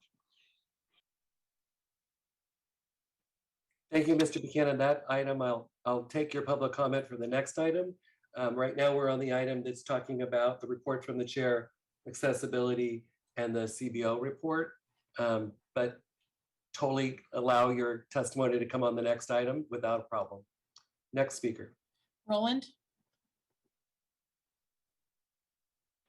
Thank you, Mr. Chair, for clarifying. So I will stick to the current item.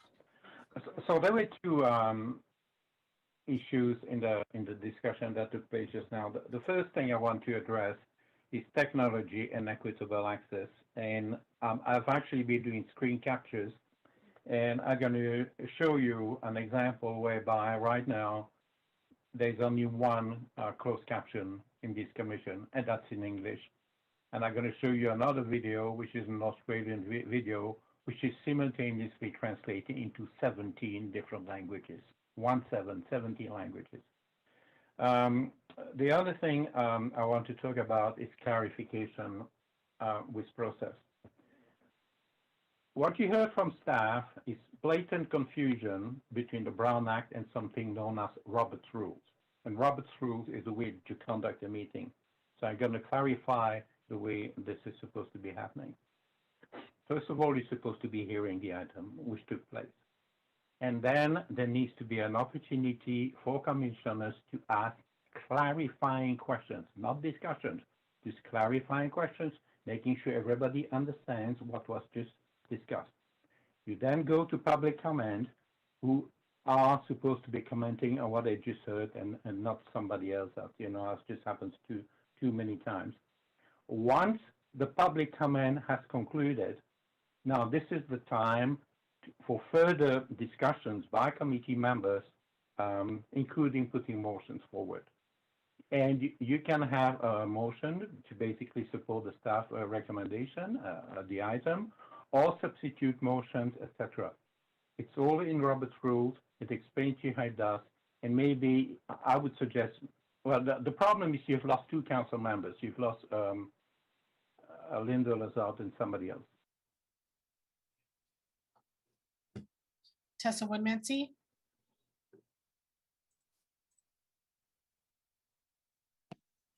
Okay, thank you very much.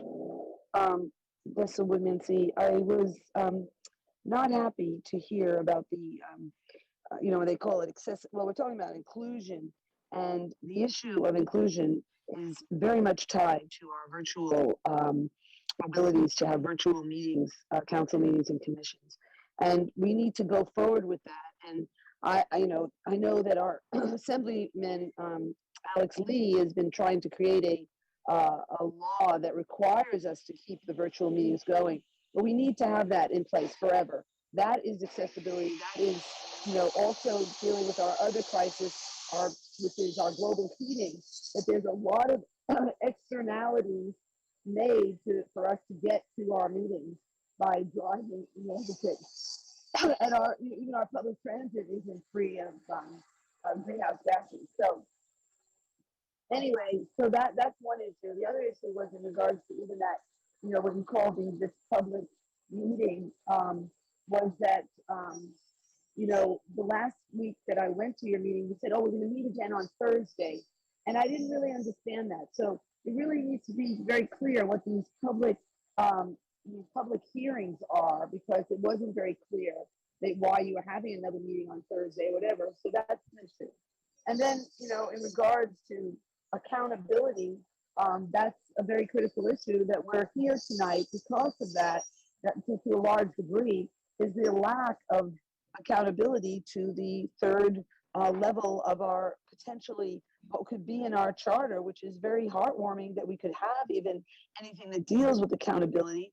And the most thing that we need to be accountable for is our greenhouse gases, because we are going extinct as well as a million other species. And so we need that accountability, and that's very critical. Alina Yin. Evening, commissioners. I would like to, in listening to the comments and the reports on accessibility, I would like to highlight the constraint that you're all experiencing right now is what inequity looks like and feels like when you don't have the money to do a good job, to provide the translations, to provide accessibility, and everything else that people have been commenting and asking for so they can fully participate in this process, which would also mean that the city clerk would be properly funded and staffed to support the community and the commissioners' need, having our meetings remain hybrid and online as well as in person for people who want to attend in person, and being able to have and support subcommittee meetings and having those be public and accessible as well.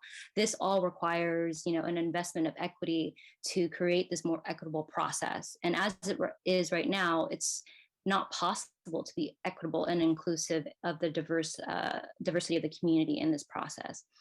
On the topic of public hearings, Roland was mentioning about Robert's Rules of Order, and I wanted to add that, there is nothing in the Brown Act nor Robert's Rules of Order saying that we can't do something different when it comes to public hearings. That is a procedural parliamentary procedure, and you can explore with it. There are other commissioners and other cities that have, and no one's done it here yet, but you can explore different ways to run Robert's Rules of Order. The Commission on Reimagining Public Safety has done that. I was there at their meeting last week, and they did not follow the strict rules that we're following here, and they allowed for more dialogue with the public, and they acknowledged the public and their concerns. And so I would like to bring that up and bring that to the attention of the commissioners. Thank you.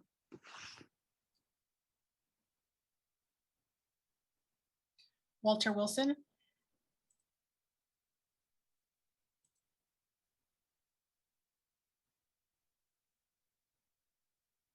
Walter Wilson.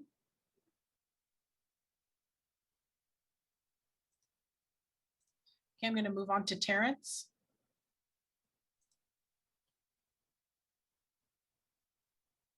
Terrence? Yep, unmuted here. Okay. So concerning the disconnect between the public hearings and the straw vote, you've been discussing that with the CBOs and whatnot. You'll notice that recommendation number 2, using ranked choice voting, has changed significantly since that public hearing on the topic. If you look at both proposals, the first proposal and the supplemental proposal, item 3, what changes are you proposing in this recommendation, went from about 4 paragraphs to a whopping 20 paragraphs. So this is a pretty significant change in the recommendation, and I would suggest that it warrants another public hearing. Changing it that significantly kind of discounts the previous public input on the 4-paragraph proposal. Thank you. Okay, I'm going back to Walter Wilson. Walter? Okay, there's no further speakers. Thank you. All right, so let's go now to the item to talk about the recommendations that have been made by the subcommittee. And we asked the subcommittee to go through each of the recommendations individually. And we'll take each individual proposal and then open it up to discussion from the commissioners to be able to ask their questions, voice their support or concerns, and then we'll have a motion on the floor. We'll go to public comment, and then we'll have the vote on the motion. So does the subcommittee, I know that Mr. Sanchez has a school board meeting tonight, so I'm not sure who's presenting from the subcommittee. So yeah, let's just go in the same order we've gone in the past, and so that Commissioner Percival go first.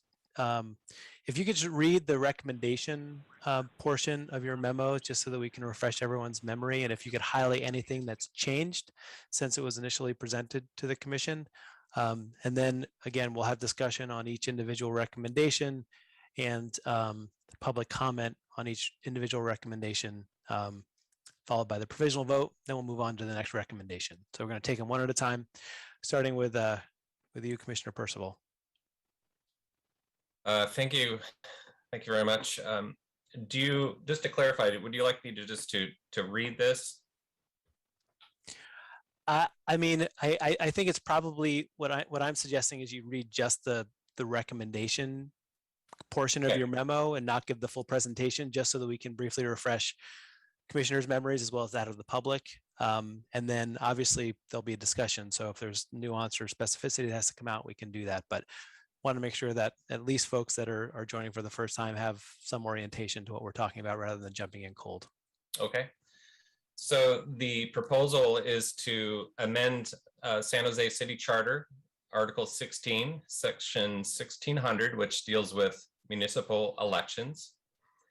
And the San Jose mayoral elections would be moved from their current gubernatorial year cycle to the presidential cycle beginning in 2024, and then would continue to be held every 4 years thereafter during the presidential cycles.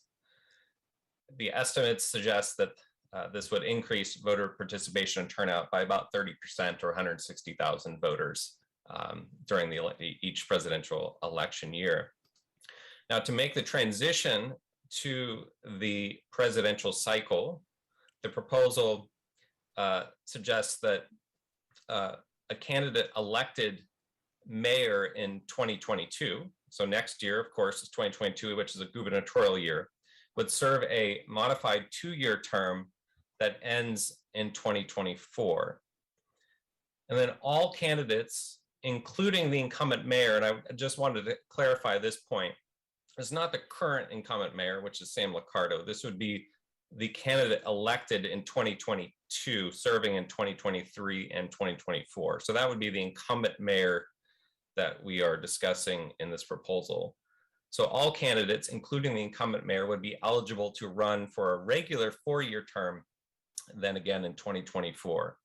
So to summarize, a candidate elected mayor in 2022 would be eligible to serve the initial 2-year term, plus 2 additional or regular 4-year terms in 2024, and then again in 2028 if they're reelected. So that is the proposal. And again, just another point of clarity, would you like me to discuss some of the discussions that we had in the subcommittee in response to some of the public feedback we received? I think, highlights specifically if there's anything that changed or anything that you're, particularly struck by or moved by. But, we do want to make this about discussion from commissioners, which, we haven't really had the space for you all to discuss how you feel about these particular recommendations. And so, I would say highlights if you could, a highlight version. Sure. And I would like to just kind of comment on some of the things that we heard about earlier, because I think it's relevant to this particular proposal, in that the way that the transition has been structured to move mayoral elections to presidential years is directly from comment from the public. So I think that's a critical point to make, that this proposal has very much been shaped by feedback that we did receive. Again, there's no major, in fact, no changes to this proposal from the first time that it was brought before the commission in July. And as was noted earlier, it received very strong support from members of the public that we heard from. I also wanted just to briefly mention, Commissioner Siegel asked us to look at whether or not members of the city council might also be moved to the presidential cycle. And we did have a discussion about that on the subcommittee, and be certainly happy to talk about this if the commission would like as well. But we felt that there were a lot of benefits to having some staggered terms on the city council in terms of continuity in city government. So we did not extend or modify the proposal to also call for council members to all be elected at presidential years as well. Again, I'm happy to talk about that and discuss that some more if we'd like. Great, thank you. So let's open it up now to comments, discussion from commissioners. Again, after this round of conversation, we'll take public comment, and then we ask you to do a provisional vote as far as how you feel right now. I think it'd be helpful to focus on any concerns you have with the recommendation as currently formulated, and any reasons why you might be voting no as it stands now, and or what might help you vote for it should there be changes down the road.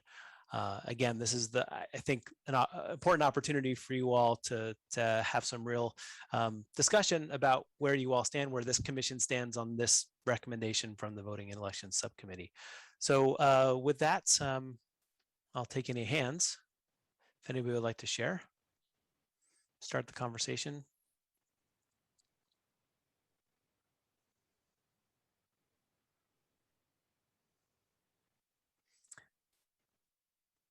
Commissioner Marshman, thank you. Welcome.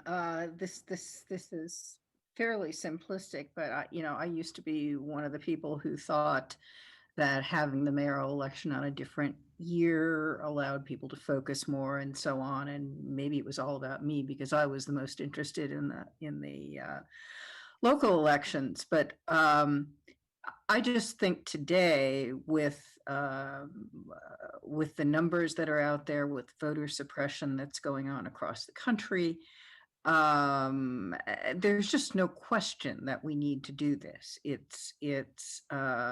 It isn't just about who knows the most or who has studied the most. More people participate, they will take an interest over time.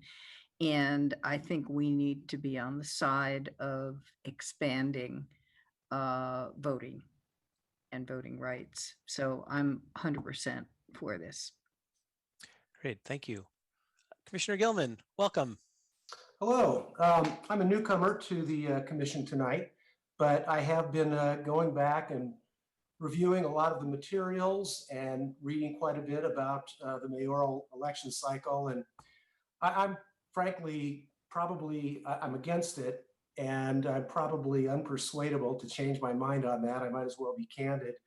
The main reason, the biggest reason, is that I do think the mayoral campaign is a major driver of turnout in the off-year elections.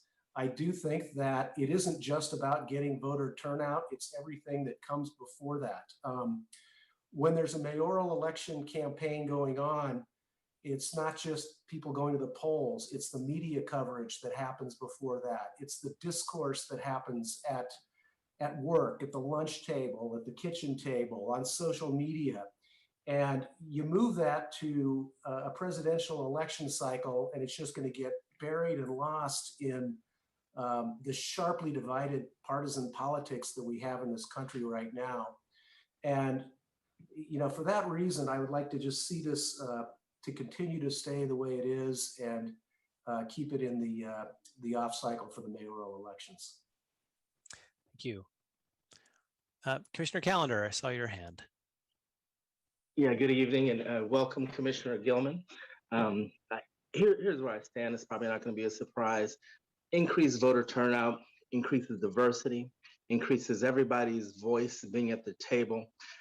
It's well past time for us to move to trying to make sure the most important position on the city council has as many people speaking to who it should be. I don't believe that the voice will get lost in the cycle of the partisan politics. I think all it's going to do is increase everyone's voice as saying who should be our mayor. So I'm strongly in support of this. I'm not going to change my position on this. This is the right thing to do. And I always love being on the right side of justice.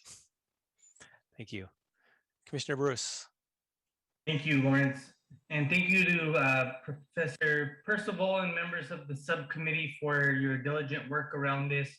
I too will be supporting the proposal in a true effort to expand our democracy and have an electorate that truly reflects the diversity of San Jose. Moving the mayoral election to coincide with the presidential year definitely takes us in that step.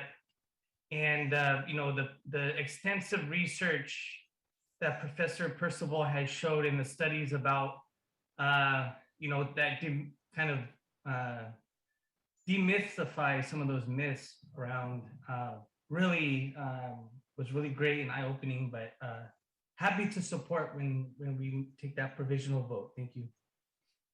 Thank you. Any other commissioners like to share something right now before we go to the public? Commissioner Meitsky.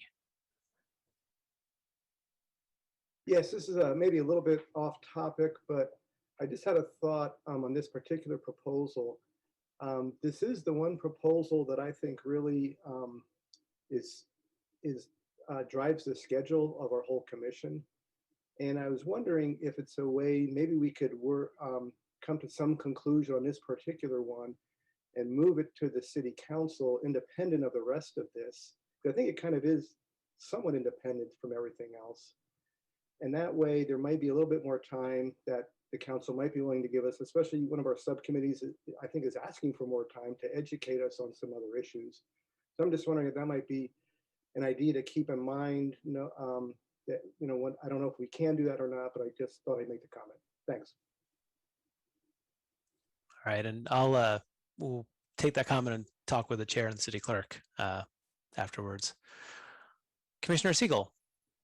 Hi, thank you, Commissioner Meitzke, for reading our memo, which we sent to the entire commission, asking for 4 speaker days to be dedicated to us. I would agree with you if we can move this along. It really has dominated the entire commission. It got election timing and governance structure, got 6 months of education, and we got 0 days, and it's time for our subcommittee to get some days. So I would be in support of what you said. Thank you very much. Thank you. Any other comments on Commissioner Segura? I would like to also just state that our subcommittee would really like to, and I don't know if it's a vote or what that ends up looking like, but I would really like to advocate for more time for policing and municipal law. I believe that we need more time to educate and to listen to the public. Thank you.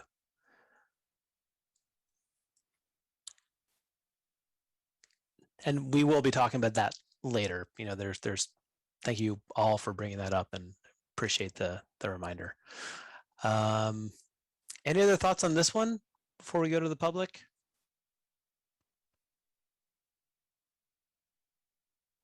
All right. Chair. Okay, so we're going to go to the public on this one. This is the first proposal. And again, just for the record, Jeffrey Buchanan's testimony at the last item could count for this item. And the clerk can call our first speaker, please. Mary Helen Doherty.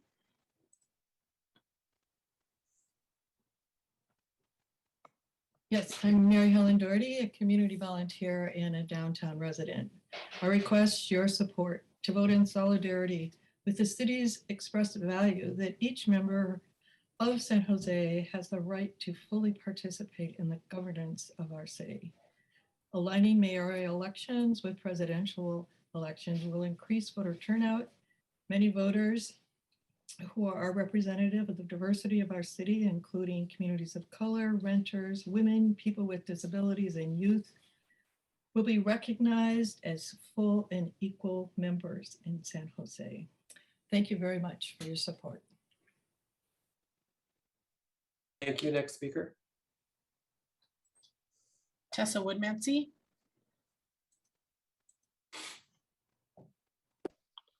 Okay, thank you very much.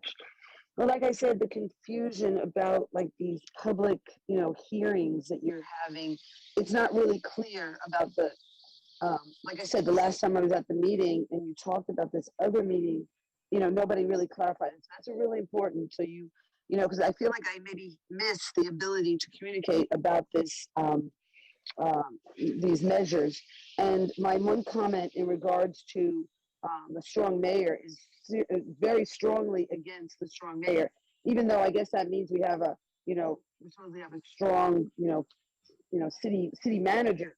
That needs to be improved too. The access to any of those leaders are very poor. I can call the general manager and if he calls back.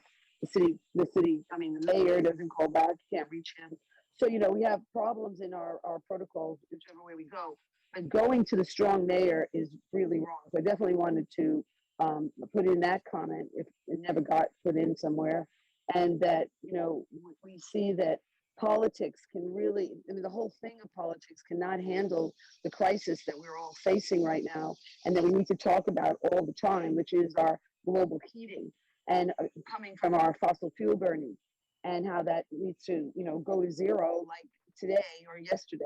And we're not doing that. And so that shows that the politicians are not able to do this work. And that's where the opportunity to put this issue of our global heating and our use of fossil fuels into our charter so we can reduce that as a in our constitution, because otherwise, there's not even going to be any chance to do anything. If we don't make these changes right now, as the IPCC is saying right now, We need urgent action. And we have the opportunity to put that into our charter. And that's very critical, but yet you're not addressing that issue. So please put time into. Thank you. Next item. Sorry, Paul Soto?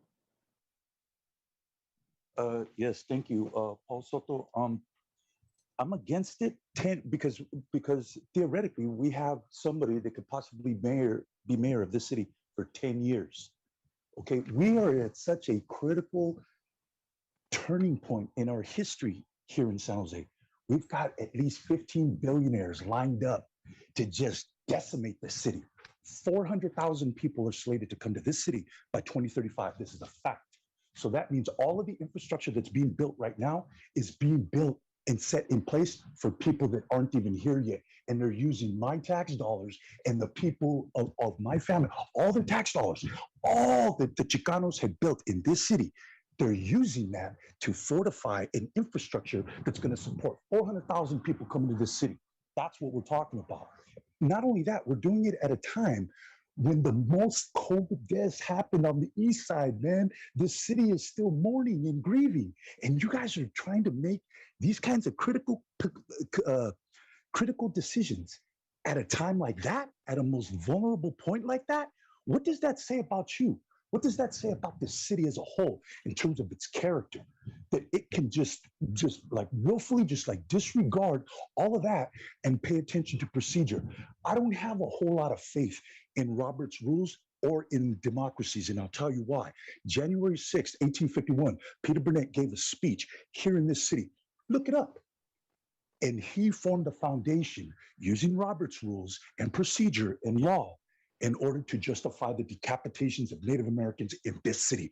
I have the records, I have the information, my research is sound, and this city is literally built on it because the charter was made in 1850. And he gave that speech 1851 in January. So I'm letting you know, man, slow down, pump your brakes. Let the Brenda Zendejas? Hi, my name is Brenda Sendejas, District 5, an area where we have precincts with zero voter turnout.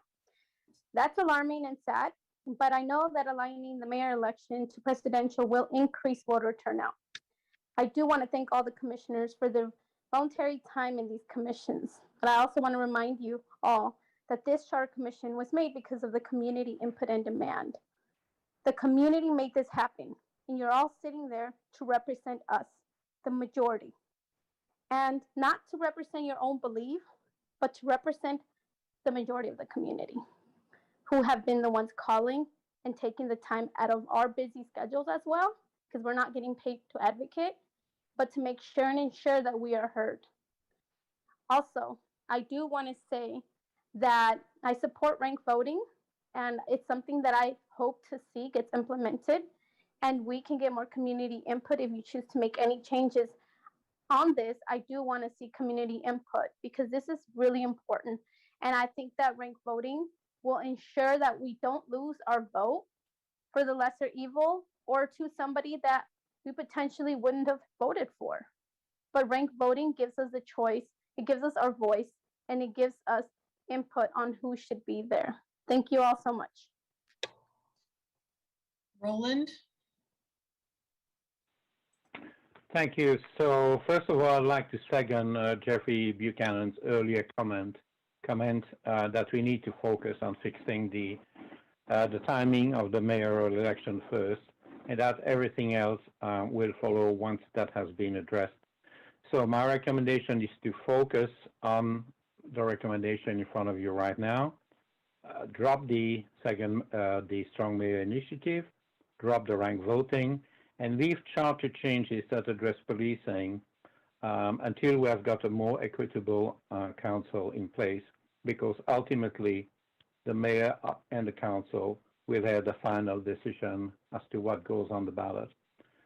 In closing, the only friendly amendment I would like to make once again to the motion in front of you is that I continue to support giving Mayor Liccardo an opportunity to run for the 2-year term in 2022 at which point he would term out in 2024 should he be elected for a third term, which would be 2 years. Thank you. Blair Beekman. Hi, thank you. I like the items you're talking about in your subcommittee process. I'm starting to question it a bit though, and I'll talk about it more a little later about how you know, it's a large city and there's other committees. There's the recent Reimagine and Equity Committee that's reforming. They're talking about these sort of issues a lot as well at this time. I'm looking for, I think, ways that are kind of like more broad sketches of our entire city and community. And there's a lot of subjects: the future of open democratic practices. There's a lot of topics that are worth talking about for our future. I'll talk more about this item later. To talk about the subcommittee process, are you going to be voting at this time on the future of the minutes process? Can people be assured to receive the minutes process of the subcommittee meetings? Can you talk about that at this time? And if not, can I talk to someone at the commission process and ask how that can take place? Because this isn't a closed meeting situation, and it should be available, minutes should be available to the public, and we should at least learn to do that for the subcommittee process. I've really learned important lessons that to simply have an election process in 2022 is vitally important. And that I don't know, to be able to talk about life in those terms, I think we have to do that here at these meetings to really begin to you know, offer that just to have the election process in and of itself in 2022 is an incredibly important structure and feature that we should all be respecting a lot. And I sure will. So good luck in how you'll be voting. And Krista De La Torre.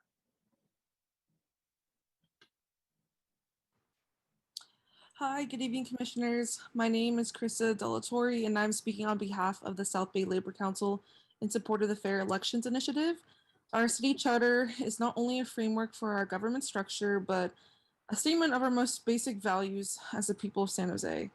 And it's missing a crucial piece: a strong and explicit commitment to equity, inclusion, and representation. As a city, we value principles that affirm the right of all to fully participate in the governance in our city. Additionally, one of our interests is that our city council prioritizes the needs of every single family here.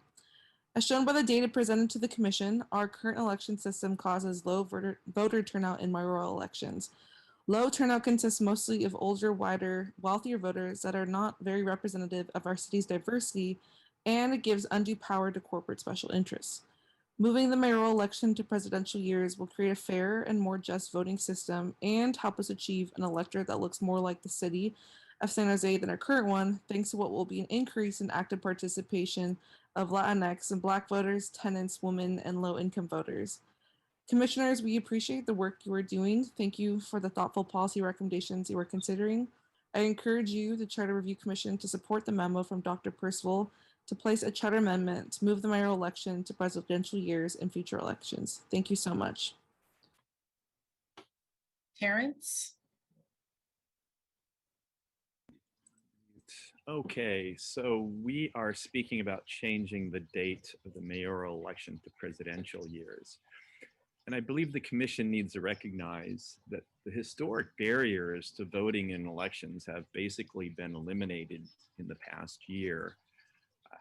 Years ago, in the last mayoral election, yes, it was hard for some folks to come out.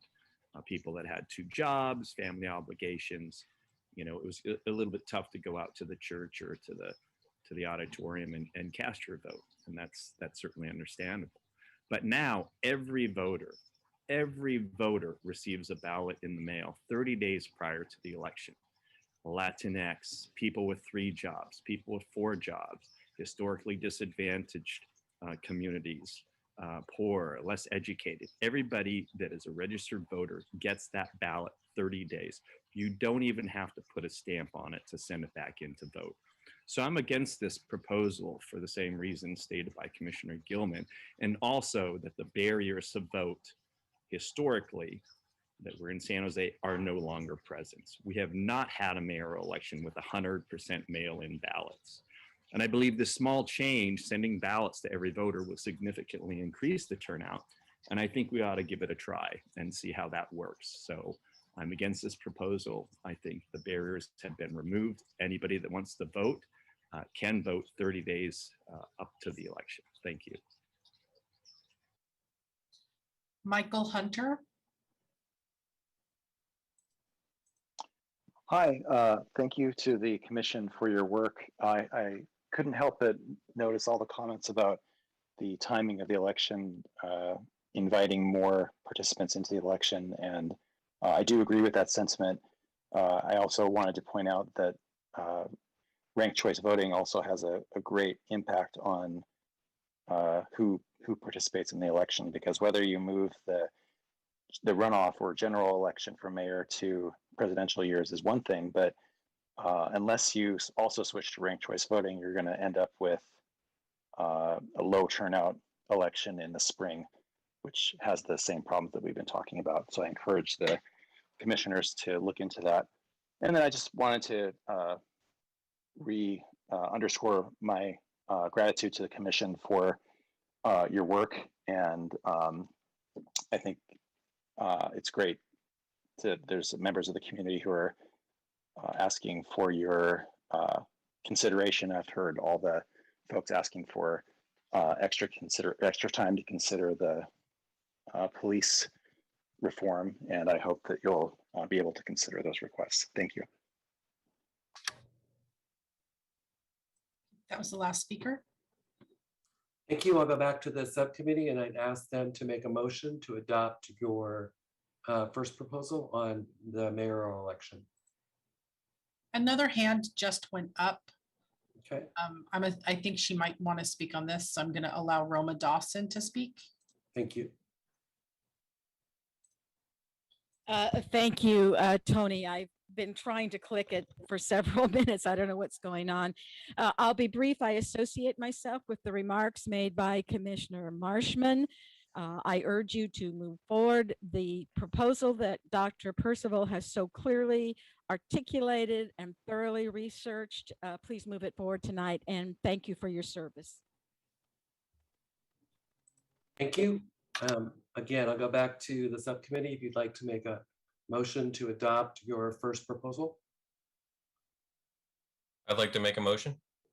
Okay, Commissioner Percival, the second. Can I get a second? I'll second. I'm sorry, what that was? Commissioner Huitran. Thank you, Commissioner Tran.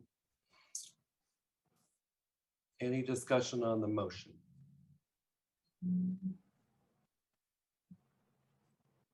If you're ready for the vote, I'll call for the vote. The clerk will take the vote. A yes vote is to move this proposal forward. A no vote is to not move this proposal forward. Again, this is a provisional vote. It's not a final vote. That'll come when all the provisional items are connected. That will be probably in the late fall, just for the clarity again. And so. Sorry, Mr. Chair, sorry to interrupt, but I believe Commissioner Gilman has his hand raised. Oh, so I think Commissioner Gilman didn't take his hand down. Sorry. Yeah, thank you. He's had his hand up for a while. Yeah, I think that's why. You're officially a member of the commission, Commissioner Gilman, now, because we never take our hands down. Okay, great. I'll call for the question then. I'll ask the Commissioner Gilman, your hand's still raised, so you're off screen, but your hand's raised. I'd ask the clerk to take the roll. The roll, I'll begin with Barbara Marshman. Yes. Christina Johnson. Yes. Elizabeth Monley.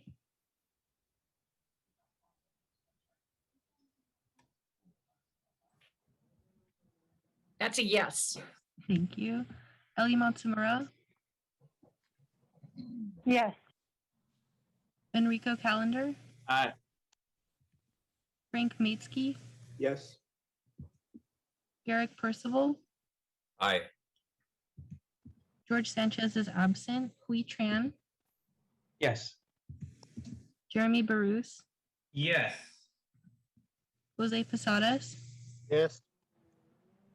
Lund Diep, Aye. Linda Lazat, Yes. Luis Barrocio, Yes. Magnolia Siegel, Yes. Maria Fuentes, Yes. Sammy Robledo, Yes. Sherry Segura, Yes. T. Tran, Yes. Tobin Gilman, No. Veronica Amador, Yes. Yong Zhao. Yes. That motion passes. Thank you. Thank you, commissioners. Now we'll go to the second item, the second proposal from the committee. Yeah, Commissioner Huitran, can you share and highlight anything that has been changed in your recommendation? Of course. During the last commission meeting, I wasn't able to play the sound on the video, able to figure it out that I was just not clicking the right button. So I will play it now for the commission for your viewing pleasure, and then we'll get to the presentation. Excuse me.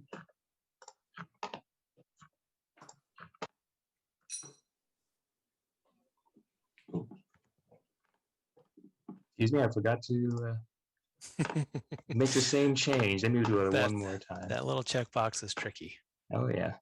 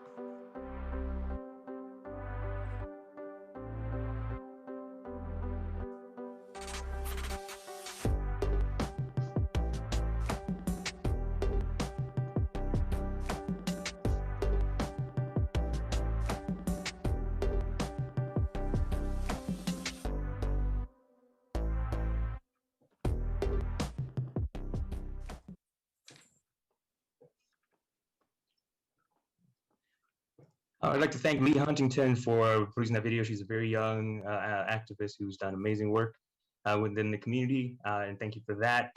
Now I'll share here the presentation.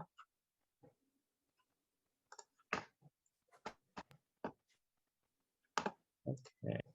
Commissioner Trent, could you just focus on the recommendation from? I just want to follow the same process here.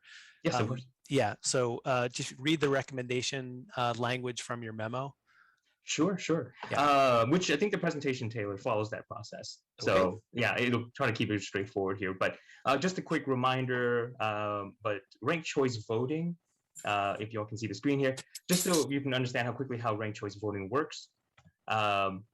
It consolidates the voting of candidate elections into one voting cycle. So instead of having a primary where multiple candidates can run and the top two vote getters, if no one receives a majority, move on to the general, we do it all at the general election.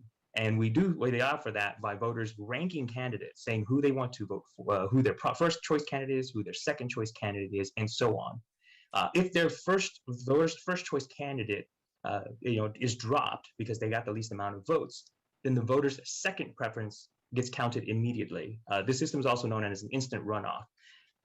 Now, the reasons that we found to support ranked choice voting is that it allows voters to actually choose the candidates who best reflect their own values, rather than be forced into a situation where they may have to choose between the lesser of two evils, or just out of the two remaining candidates after all of the primary candidates have already run, which I think we've established pretty well here has a lot lower voter turnout than general elections do.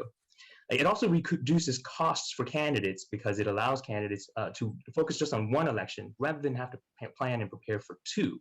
By reducing the barriers to running, we open up the field more to diverse candidates, to people who reflect more the population of the jurisdiction where of the city of San Jose. And third, it does increase voter turnout in the sense that we actually have, in focusing just on the November election, where more voters come out, then it's a similar reasoning and justification for why we would shift mayoral elections. We know when voters will turn out more naturally. Now, the updated recommendation actually does focus on 4 different areas, and I think that was actually commented on earlier by Terrence, who has sent in a lot of information to the commission. So I'd like to recognize Terrence for this as well. And also, I want to recognize Steve Chesson for getting in touch with me and actually helping me better understand and catch up to the current systems of ranked choice voting. The memo that we sent out does actually have a lot of changes to the charter language that's being changed. And the main reason for that is that it's modeled after Oakland's language that set out ranked choice voting there. The changes have focused on 4 different areas. First is that it clarifies the vote counting procedures. 2 is that it clarifies that if there's a tie, then the tie is resolved by a random lot. Third is that it calls for post-election reports to ensure that there's transparency in the tabulation process. And lastly, it creates contingencies in the event that the technology we have in place isn't prepared to transition over to ranked choice voting. It does also remove the language about a minimum threshold, and that's to align the proposal with what's already in effect in the rest of the Bay Area, and also pushes back and also sets the goal for initiating ranked choice voting in 2024. Now, we did get a good amount of feedback. A lot of it was sent to us through email, and we also got people who participated in our meetings as well. The majority of them, a lot of them, were supportive.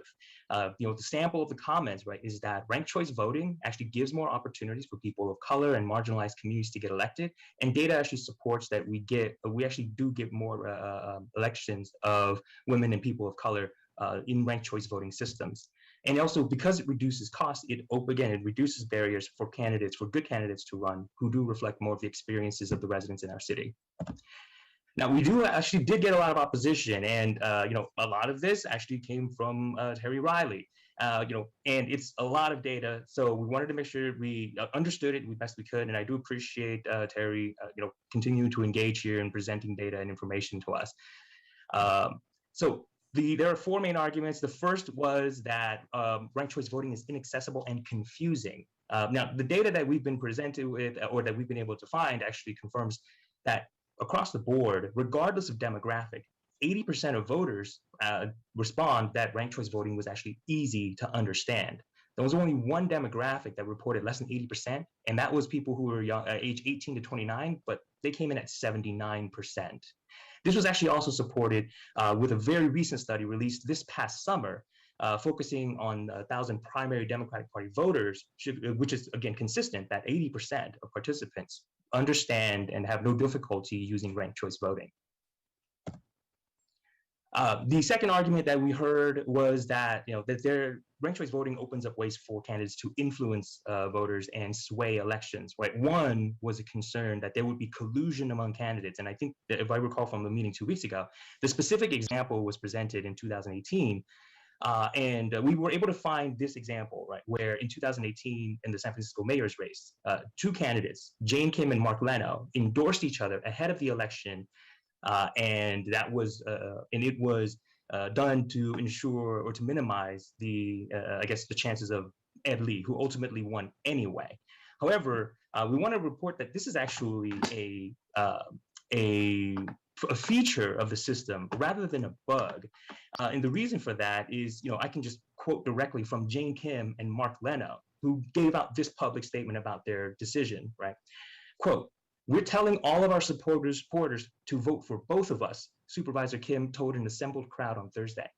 "Mark and I are opponents, as everyone knows, but we also agree that negative attacks don't serve us in an election cycle and certainly don't educate our voters." So, our subcommittee discussed this, and again, just to kind of reiterate, this is actually a feature of the ranked choice voting system, not a bug and not something to be afraid of. Concern 2 is that candidates can try to manipulate or sway the results in certain ways by, for example, just trying to move some of their voters to support other candidates, right? And let me give an example, right? Let's just talk about a very simple candidate. You have a candidate, Alice, who's running against Betty and Cindy.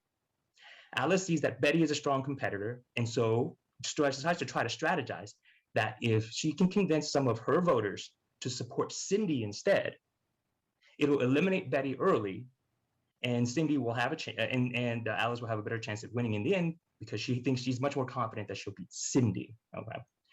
Now, in this scenario, there are 3 things that Alice needs to know to be successful.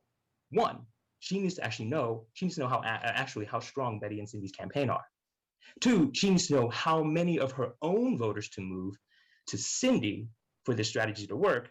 And 3rd, Alice needs to know that she doesn't push too many voters away so that she costs herself the election.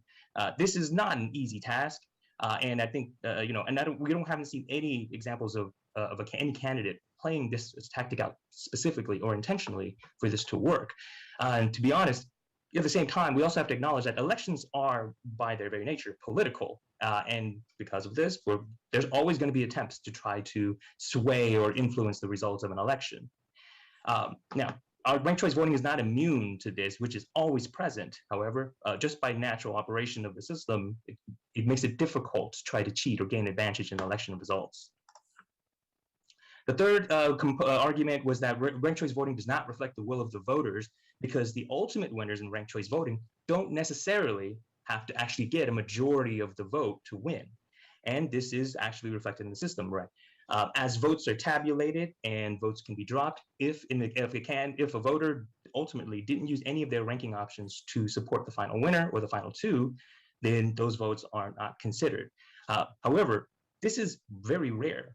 97% of ranked choice votings are actually won by the candidates who end up receiving the most first choice votes anyway. And there's also available data that shows that when voters don't select a particular candidate, it's intentional. It's not that it was a mistake. It was just they didn't want to show any support for the candidate that ultimately wins or makes it into the top 2. So it is still a reflection of the voters' intentions. Lastly, and that's also reflected here that this is not a majority system. However, we also posit here that our system as it exists is not a majority system. The example here is if we look at Assembly District 25 is the victory of Assemblymember Alex Lee. Now, I don't bring this up in any way to knock Assemblymember Lee. I think he's great. But to present this, there were 9 candidates who ran in the primary ahead of the November election. And there, Alex Lee got 15% of the vote. He ends up winning the primary election almost like as a guarantee because he was the only Democrat in the race against the other candidate who was a Republican. It was a guaranteed race. There was really no other option, right, for anybody who, I guess, didn't prefer to support the Republican candidate. And this is, again, not being presented to present any kind of partisan perspective. Rather, this is only being presented just to show an example of how our current system isn't necessarily a majority system either. The subcommittee still supports ranked choice voting with the revisions that are modeled after the other jurisdictions that already have it enacted. And the 4 reasons for that is that it reduces obstacles for good candidates to run and results in more women and people of color getting elected. It promotes civility among candidates and to find common ground. We increase voter turnout by focusing on the election where more people come and participate. And it allows voters to choose the candidates that they believe is the best, rather than just the least worst. And that's the presentation. Great, thank you. So I'd love to hear comments, questions, statements from commissioners about this recommendation. Commissioner Lazat. Thank you. Commissioner Tran, do you have to vote for your 2nd, 3rd, 4th choice? Is the ballot still valid if you only vote for the first choice? Under our recommendation, it is not mandated that voters exhaust or use up every option that they have. They can vote for as many or as little candidates as they choose. Okay, and that's how Oakland and some other cities do it? Yes, San Francisco and Oakland allow voters to they always suggest to use up all of the options that you have, but if voters don't, that doesn't mean that their vote gets tossed out. Their votes are still counted. Okay, thank you. Thank you, Commissioner Lazat. Other questions about this recommendation? Commissioner Dieppe. Yes, thank you. This is a question for Mark Vanny. Under our current system, Santa Clara County administers your elections. I'm just curious if a decision in San Jose has implications for the county in terms of having to upgrade their voting tabulation software or so on and so forth. Yes, we request consolidation of our elections with the county. And in terms of their capability of handling ranked choice voting, I know it's not done in any other jurisdiction in Santa Clara County. I'm not familiar with their ability to do so. The city clerk may have information about that. The language that's been presented in the recommendation, however, does state that if the technology isn't available or the ROV isn't able to do it, then we won't do ranked choice voting. So that does build in some flexibility to allow the ROV to get up to speed. And I can address this as well, actually. Steve Cheston, who helped catch me up on all things ranked choice voting, serves on the Citizens Advisory Commission on Elections for Santa Clara County. And the county already has a contract with a vendor whose technology is capable of handling ranked choice voting systems. And I believe right now the Citizens Advisory Commission on Elections is also recommending that the county shift and move towards ranked choice voting as well.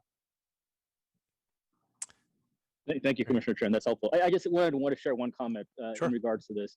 I personally, I sat through a recount in an election I ran in previously, and in sitting through that, it was an education for me in terms of how people mark their ballots. In Santa Clara County, it's basically connecting two broken lines to indicate who you support.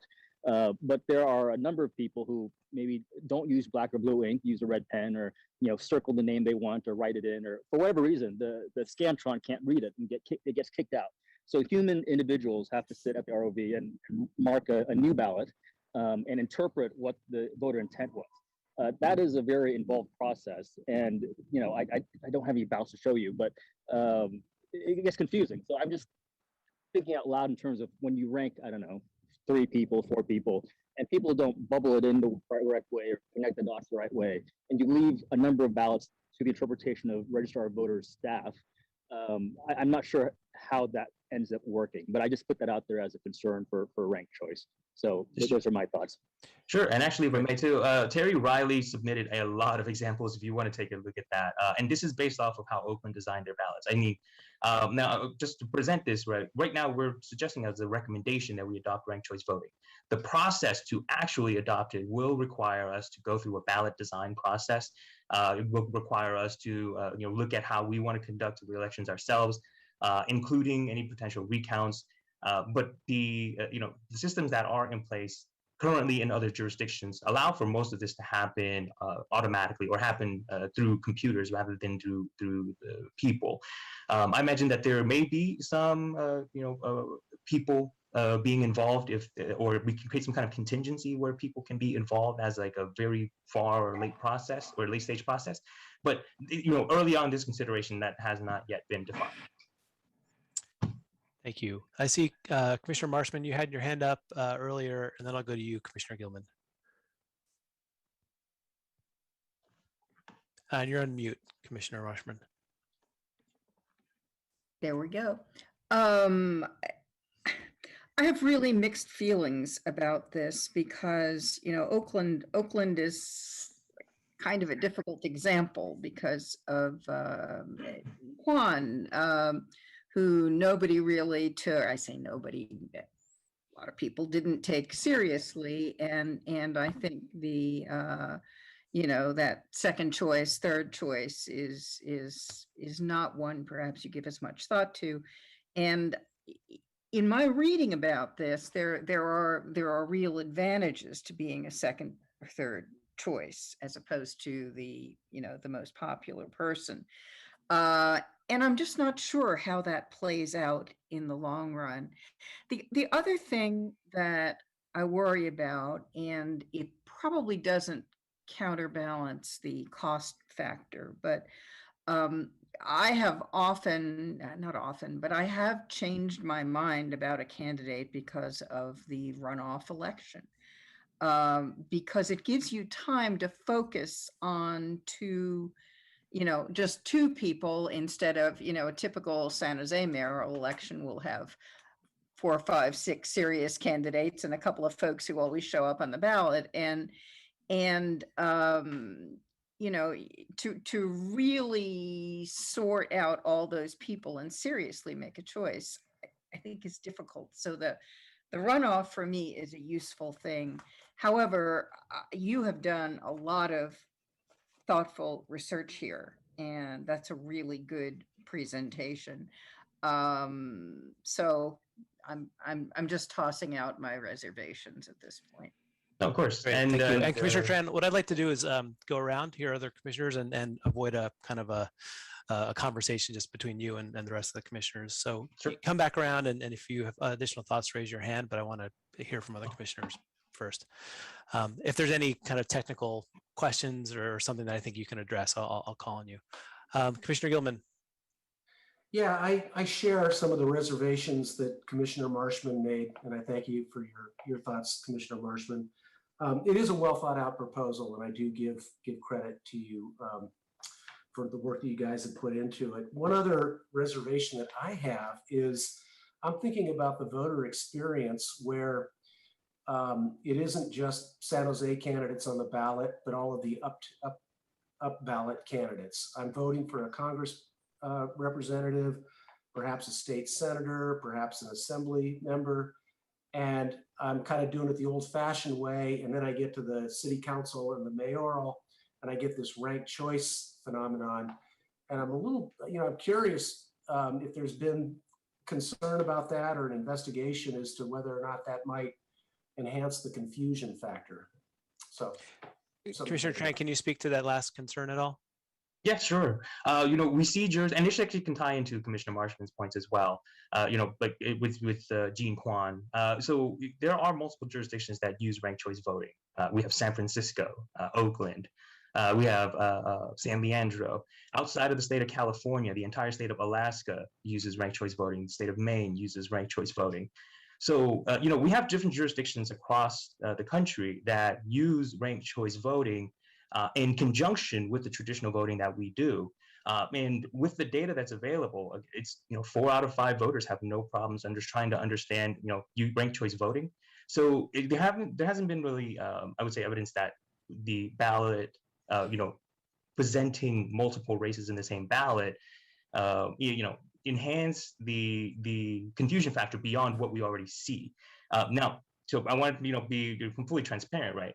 There are instances of votes occurring where at some point a ballot will be considered spoiled or exhausted because there may be a mismark on the ballot.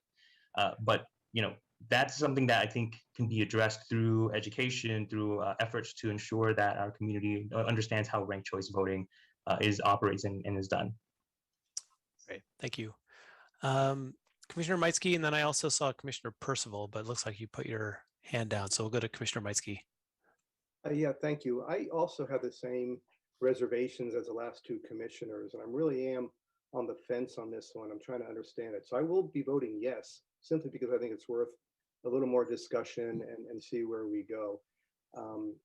I also, as Commissioner Marshman talked about, I get some value also once you have 2 candidates and can really focus on them and can kind of see.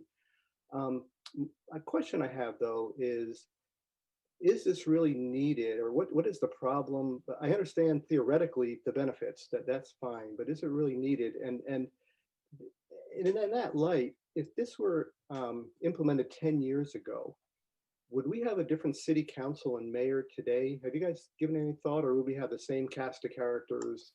It's just a different way of getting there. Just your thoughts on that. Thank you. Yeah. So in terms of the the runoff, I mean, ultimately, I think there is a decision to be made, right? I mean, if voters just prefer to focus on 2 candidates, then you can do that. But the trade-off, right, for keeping our current system is that you have a smaller population of voters basically determining who the final 2 are, and we don't have the same engagement where voters get to see the spectrum or the options that are available to them, which you have a lot of people who gripe, hey, I'm not really voting for who I really like, I'm just voting for the person I dislike the least. So I think that's one of the issues to address. Now, in terms of whether our council will look different, I mean, to be honest, it's hard to always go in the past and predict the future, right? In a sense, or predict an alternate timeline. However, evidence from or a study from a fair vote, which supports ranked choice voting. I want to be clear about that. Actually indicates though that 97% of elections conducted using ranked choice voting are won by the candidates who actually get the most first choice votes anyway. So if we're just using that as a trend or using it as a data point, it doesn't seem like there would be that much of a difference. There may be some, but not that much. Thank you. Commissioner Lazat. Quick question. In the cities that you looked at that have this, was it a charter amendment? I believe Oakland is a charter city. And so, yes, that language is reflected out of there. The language from San Francisco and San Leandro, and there's one other city that's escaping me right now, but I believe those are all charter language as well. And I'm going to give credit to Steve Chesson for actually giving me the language for those cities. Steve Chesson has been working on this for 20 years. I know him well. Oh yeah, no doubt. I've kind of learned that really, as well. More than 20 years. More than 20 years. Anybody in yeah. the Democratic Party knows how long Steve's been working on this. Right. The other question, not the other question, but I'm going to support this. I may not support the next two because I think this is mission creep. I don't think we were asked to look. You were asked to look at this by the council, but I think it's related to changing the timing of the mayor's election, and perhaps we'll get more people participating. So even though I think it's mission creep, I'll vote for it.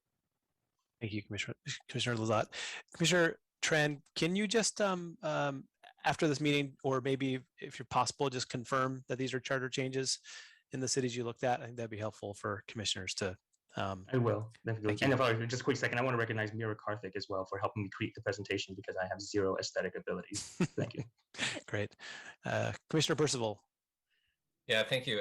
So one of the things that we've discussed over the summer was some of the inequities in participation in city council races, and actually one of the memos that myself and my colleagues put forward was that some of the biggest inequities in turn is actually between the primary and the general. So we have today about half the city council is elected in the primary, where very few people, relatively speaking, participate. So one of the advantages I see to this system is that it actually move everything to the general election. So it would create more equity across the districts in that way, right? So and because of in general elections, whether it's a gubernatorial year or a presidential year, you get much higher turnout in general elections.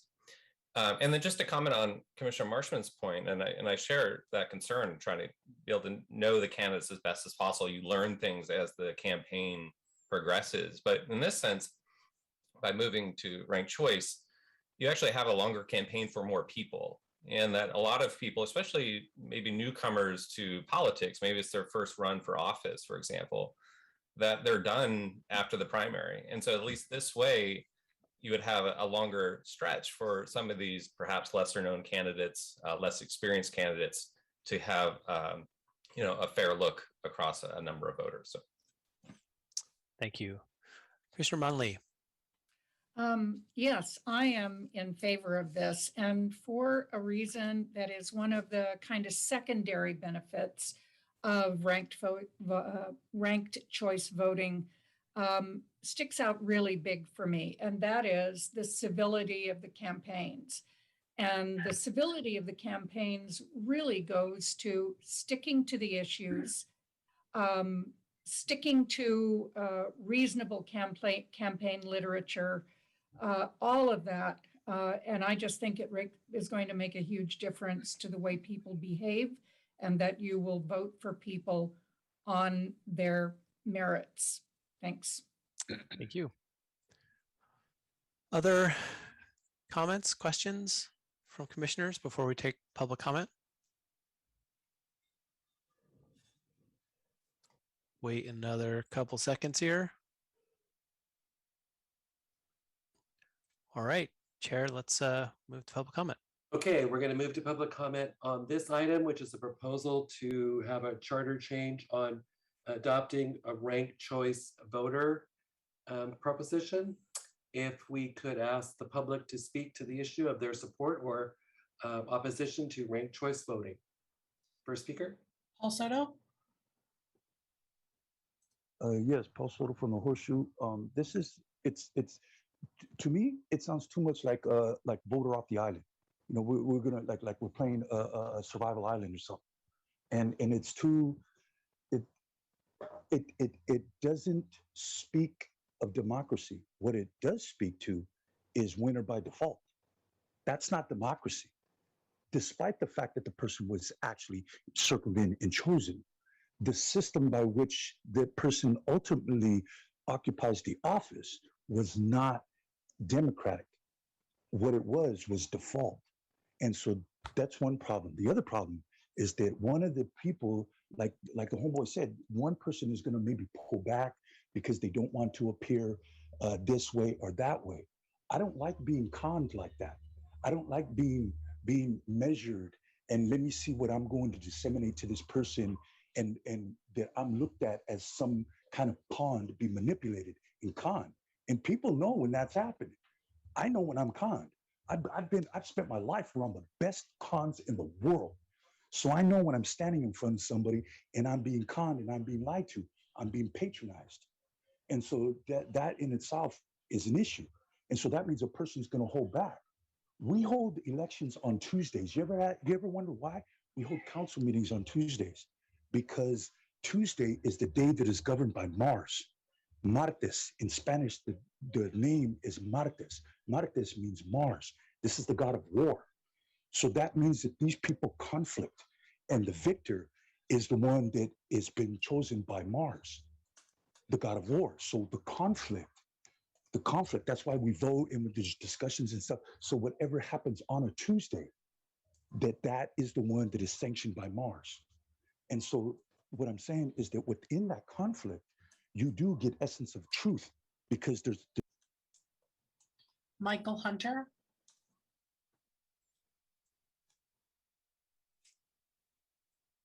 Sorry about that. I couldn't get the unmute to work. Thanks again for your service to the people of San Jose. I am speaking in support of ranked choice voting. I'll keep it brief that all the reasons that were presented so far are great. And just to keep in mind that the concerns that were raised, you have to balance those concerns against the precipitous drop off of the in San Jose's case, the primary election. What frankly comes off to me is like a conspiracy theory about the collusion between candidates and stuff like that. Like all of that is just so much less impactful than the benefit that you would get by having a more representative and more populous group of people voting for city council and for mayor. So thank you very much. Alina Yin? Evening, commissioners. I would like to, can you hear me? Yes. Okay. I would like to share my support for ranked choice voting. I do believe that it's needed, and everything that further increases diversity of representation and equity at the city of San Jose is definitely needed. And I don't feel that it is mission creep because the council directed the commission, which was number 5, which is to consider additional measures and potential charter amendments as needed that will improve accountability, representation, and inclusion at San Jose City Hall. And I would also like to echo Commissioner Monley's comments on the impact of civility on our election. We've all witnessed just in our last election, council election, the amount of polarity and hate that is shared during election time. And I would like to see more time and resources on issues and not dragging your opponent, and more on issues about how to solve our community's problems. Thank you. Blair Beekman?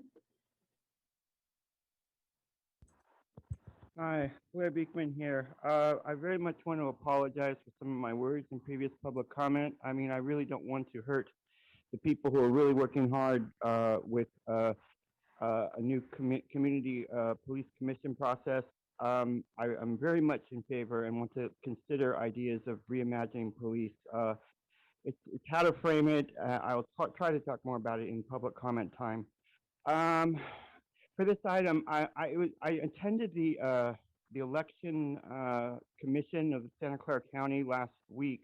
They have a monthly meeting, and Steve Chesson, it was my understanding that they're a bit, they want to take kind of a break on ranked choice voting and give it some thought. They're not exactly sure of things right now.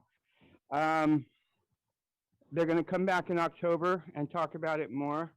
I was for ranked choice voting in its early days. I'm slowly changing my opinion about it.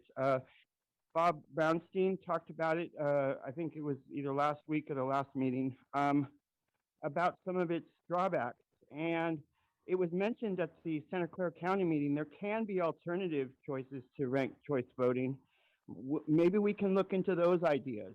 But, you know, it was also said that people are, you know, this is practices that are in Alaska, Maine, Australia, and people aren't falling off the earth, is what it was said. And that's true, too. So I think, you know, it's a learning process, and I'm not for ranked choice voting at this time. So maybe what are the alternatives? Thank you. Jason Spitzer.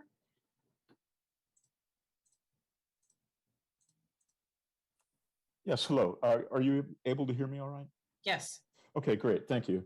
My name is Jason Spitzer. I'm a resident of District 10 in San Jose, and I don't really have a prepared comment, but I have been a longtime activist and have been interested in campaign integrity and campaign finance in particular. And I think one of the salient points of ranked choice voting in this post-Citizens United era, when campaign spending as election cycles go on, every election cycle, the amount of money that's being spent, especially by wealthy interests, is just exploding. And you can check out sites such as opensecrets.org and others for plots that just show the problem that we have with basically money stomping all over our democratic process. And so one of the advantages to ranked choice voting is, as stated in Commissioner Tran's presentation, is it allows good candidates that may not have access to the deep pockets to have a chance on the second round of voting. And in that regard, I think it really enhances the participatory nature and intent of our founders of our democracy. And I think it's not perfect, and I think some of the criticisms of it are valid, and it should be explored more. But I would like to see it advance, and I think on the municipal level especially, it makes a lot of sense. That's about all I have. I'd like to thank you all for your all volunteer time spent on this commission. I really appreciate it, and thanks again. Roland. Thank you. So first of all, briefly, really happy with the way you're conducting this. The only improvement I would suggest is that we stick to gallery mode so that we can see you all while the public is addressing you. And maybe, you know, Tony could turn herself into a countdown clock just as he does for the city council. Now, ranked choice voting. The reason I'm against it is that it's not ranked. Is that whether you're second, a third, or a fourth is always one vote. That's how you end up with the abuses you saw in Oakland, and that's how Mayor Kwan got elected, even though she had 20% of the primary vote. If you changed it, say, for instance, to give half a vote to the second choice, a third of a vote to a third choice, and a quarter of a vote to a fourth choice, you get a general idea. I think that would be a little bit more equitable. Quick comment on the video. It's English only. There's no captioning. There's no opportunity to translation in multiple languages. And Commissioner Tran, you want to reach out to me, I'm happy to connect you with people that can help you out addressing it with this. Now, I want to warn the commissioners about potentially bundling ranked choice with anything else on the ballot. Make it very clear as we move forward that whatever options this commission adopts will be separate items on the ballot. There will be no bundling. And I do agree with Commissioner Lazat is that we're essentially looking at a mission creep here, and that needs to be addressed at some point. Thank you. Sam Gordon. Hi there. Thank you for your time. I do agree with Roland on not bundling these together. I think they're all very important separate issues. So thank you for that point, Roland. Thank you for your time, commissioners. My name is Sam Gordon. I'm a San Jose resident and volunteer for Californians for Electoral Reform. I'm speaking today in favor of ranked choice voting. In addition to the many reasons we've heard why it's a simpler, better system, I believe it's important to point out that ranked choice voting is a huge step towards proportional representation. That's proportional representation. For everyone concerned about climate change who argues we should listen to the scientists for a solution, I urge you to look at the rampant partisan toxicity in our politics right now through the same lens. Political scientists are calling out for proportional representation as the solution to the partisan toxicity overwhelming our country. Proportional representation creates a free market for political ideologies and changes the incentives for elected officials to consider the moderate electorate. Passing ranked choice voting will demonstrate to the people that democratic political systems are not set in stone, that they can change, that they can become more equitable, and taking this step will give everyone hope for the future. Thank you for your time, Sam. Carol Watts. Yes, I'm Carol Watts, president of the League of Women Voters of San Jose, Santa Clara. The League of Women Voters is very pleased that you on this commission join us in our dedication to expand registration and participation in the electoral process for all voters, including those with limited income, communities of color, non-college youth, and new citizens. We also strongly support the education of voters before all elections using our website, votersedge.org, which in addition to information about candidates and ballot measures includes information about money in elections from MapLight. By the way, check it out for the recall election. That's the end of my ad. To the point of ranked choice voting, we believe that any change in a voting system should be evaluated including these criteria. Does it encourage broad voter participation and representation? Are the voting tabulations verifiable and auditable? And lastly, does it encourage sincere voting over strategic voting? Thank you very much. Nick. Hello, Council. Thank you again for all the work you're doing, and thank you, Commissioner Tran, for your wonderful presentation. Nick Cortez, District 9 resident. I'm calling in support of ranked choice voting. I will just keep it brief. You know, it will help, as said before, to reduce costs, make elections more accessible to more people, and also help to increase turnout. So I believe it will help improve our democracy. I don't think it is the ultimate solution to all of our problems, but it is a step in the right direction. So I appreciate your consideration and your time on this issue. Thank you. Tessa Woodmansey.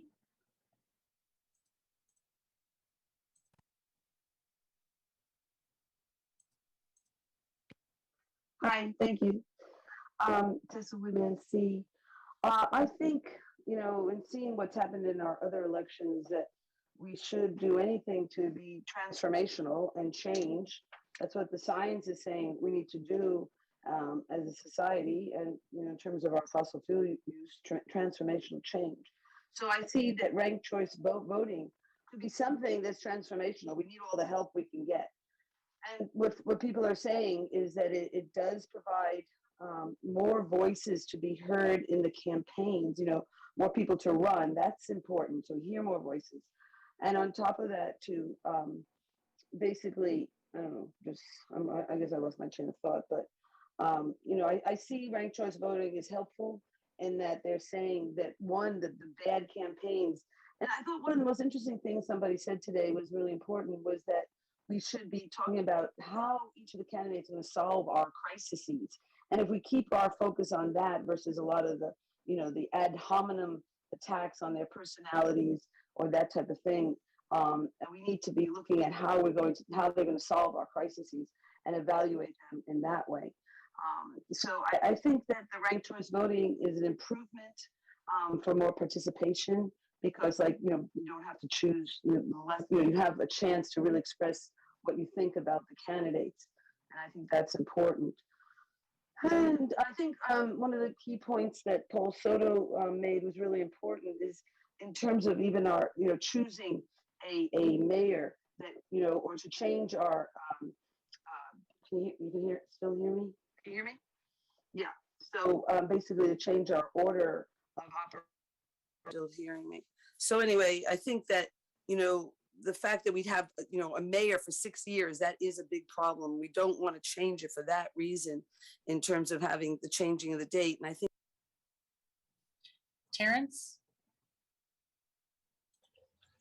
Okay, I think you all know where I stand on this, but I have presented the commission actual data, research, peer-reviewed studies, and not just my opinion. But I also have a confession to make. Like many of you, I was for ranked choice voting before I was against it. All the cool kids were doing it. It was proposed for San Jose in 2010 by Ash Kara, Commissioner Tran's former roommate, and it's back again. Back in 2010, the League of Women Voters would not support the change to it because they felt it was too confusing and they liked having a majority system. So these, I was for it, but I had to take a deeper dive into it beyond the sales bullet point. And I'm here to say and admit that I was wrong. And it's okay for many of you as you study more to make that same change. But the self-reporting of polls that the commissioner spoke about, how well you understood ranked choice voting is like grading your own SAT. It really just doesn't hold any water.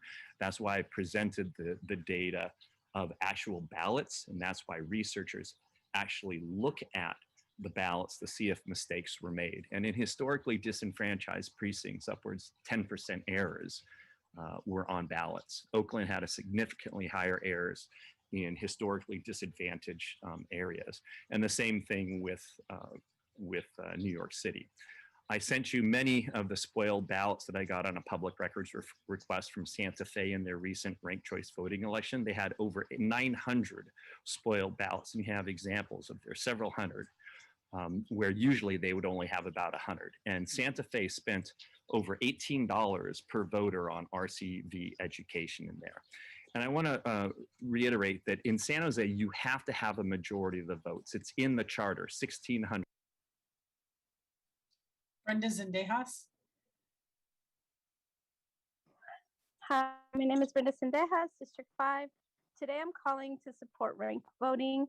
I believe that this will not only encourage new candidates and candidates that have been discouraged before by money or other aspects of running. And I just want to say thank you to Commissioner Tran for bringing this. I think it's very important to have this right now to improve our democracy. And for those that still have questions, I think that all these questions will be answered as we have more public discussion. And change is hard, but I think that overall change will help improve our democracy. So thank you for this. And I'm here to support and to encourage you guys to support something that will help our democracy. Thank you. Steve Chesson. Hi, my name is Steve Chesson, and my name's been mentioned a couple of times, so I thought I should speak on my own behalf. I'm co-president of Californians for Electoral Reform. I'm also a member of the Santa Clara County Citizens Advisory Commission on Elections, but I'm not speaking on behalf of that commission tonight. I do want to say that the county does have the equipment to support ranked choice voting.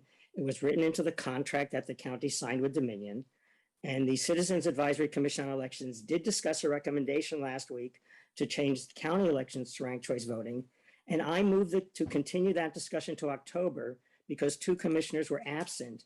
And even though I probably had the 4 votes for the recommendation to pass, I didn't think such an important decision should be decided in the absence of those 2 absent commissioners. Someone mentioned the 2010 Oakland mayoral election. It is true that Jean Quan was voted into office by ranked choice voting. It is also true that 4 years later, she was voted out of office by ranked choice voting. And I don't know if many of you could remember San Jose City Council member Terry Gregory. He was elected in 2002 under the current two-round runoff system, and he had to resign in 2005 after pleading no contest to charges of failing to report gifts and of accepting gifts in return for attempting to influence decisions of the city council. So no voting system can protect you against electing somebody that you later have regrets about electing. That's true of your current system. It's true of ranked choice voting. But for all the positive reasons that people have given for ranked choice voting, I hope San Jose does move to adopt it. As for the Alice, Betty, Cindy scenario that Commissioner Tran described, that scenario exists in your current system. And in fact, because Alice can have her supporters come back to her in the runoff, it's more possible for that to be exploited than it could be in a ranked choice voting election, where Alice's supporters who rank Cindy first can't have their vote then count for her. I'd be happy to answer any questions that the commissioners have. Thank you very much, and thank you for your time. That's the final speaker. Thank you. At this time, I'll take a motion to, if a member of the committee wants to make a motion to adopt your proposal. I'll move that we adopt the recommendation for ranked choice voting. Thank you, Commissioner Tran. Second? Commissioner Barros. Any discussion of the motion?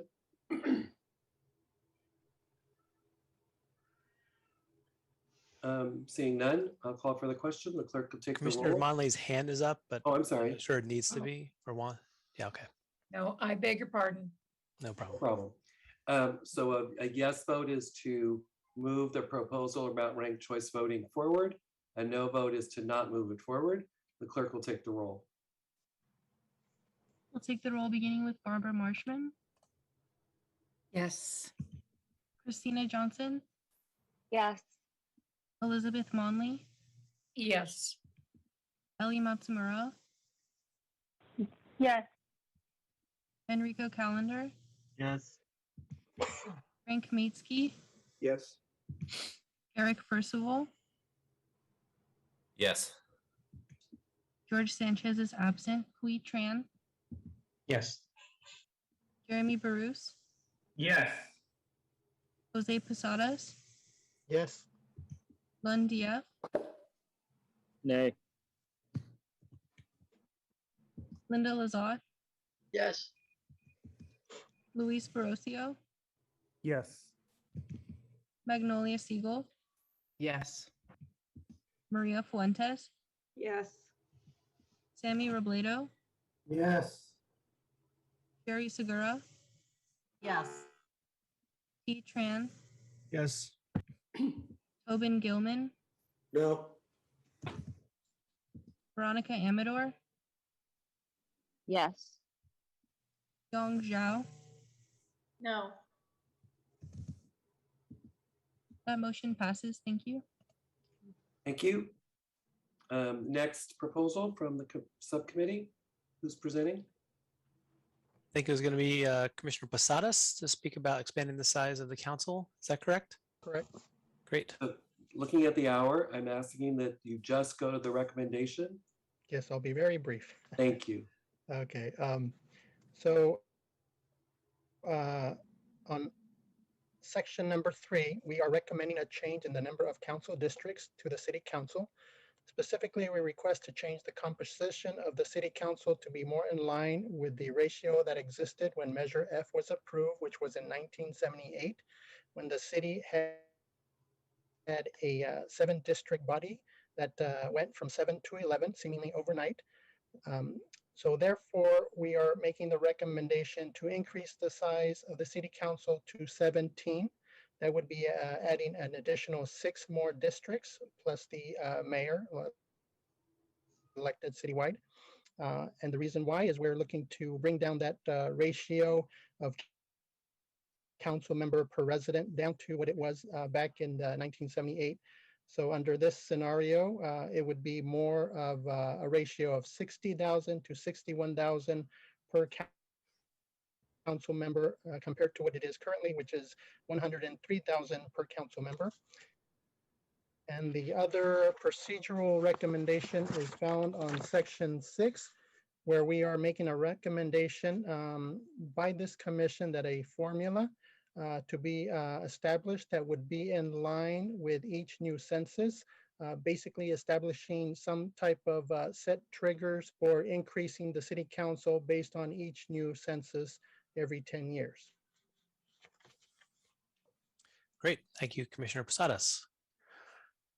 Would like to hear questions or considerations from the commission on this recommendation.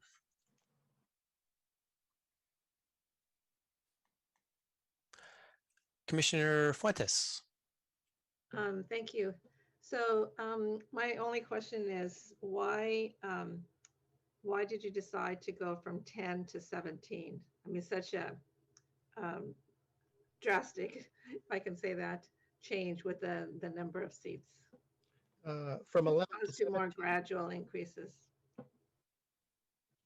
Yes, it would be from 11 to 17. And again, it was based on the ratios that existed in 1978 when it was more in line with one council member per 63,000 residents. And so we're just trying to kind of even that ratio between what it was back then and what it is currently at about 103,000 people per one council representative. Thank you. Commissioner Marshman. Sorry. Oh, you I went the wrong way.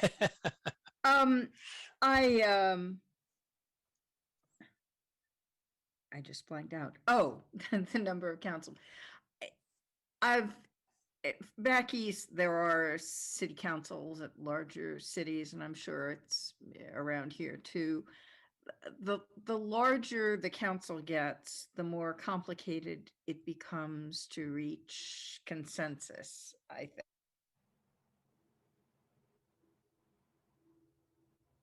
Should bring the number up at this point, because going to over 100,000 in a district, there are cities that big that have 6-member city councils. Commissioner Marshman, you froze for a moment, so can you just restate that last sentence? Okay, 100,000 per district does seem like too much, because I mean there are cities that have of 100,000 that have 6 council members. I do think it's time to raise the number, but I'm with Maria that I would go a little bit slower on that. When I came here to San Jose in 1989, I think there were about 80,000 per district, and it seemed like pretty good representation, and maybe the council would be a mistake. I think the dynamic would be not beneficial. Thank you. I have Commissioners Monley, Lazat, and Gilman. Yeah, I just have a concern that the more districts we add, the smaller the districts become. And my concern is, would they be easier to divide up on economic or social borders or lines, and sort of function as, I don't know, is there a possibility that this could turn into a gerrymandering situation at some later time with some different administration or a different city setup? I just need an answer to that. Okay.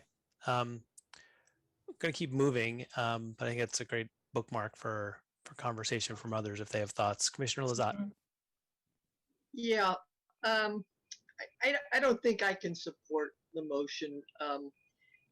I think 17 is way too many. I mean, talk about herding cats. I think it'll become very, very inefficient. I represented close to 90,000 people, and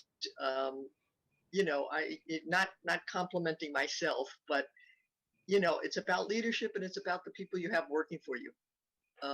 being able to reach your constituents. And I still have people come up to me, 10 years later, who I got to know and who, thought my office did a good job. Not necessarily me, but my office. So I really think it's about leadership. I think it's having 17 council members, like I said, is going to be like herding cats. I'd have to be convinced to increase the number we have now, but 17 is definitely way too much. Thank you. Commissioner Gilman. Yeah, question for Commissioner Posada. I recognize that when our current number of seats were established, the ratio was about 61,000 per council member.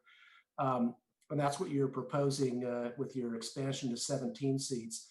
But other than that was the way it was originally done, is there something specific about that ratio, 60,000, that is better than 50,000 or 80,000 or 90,000 or the current 100,000?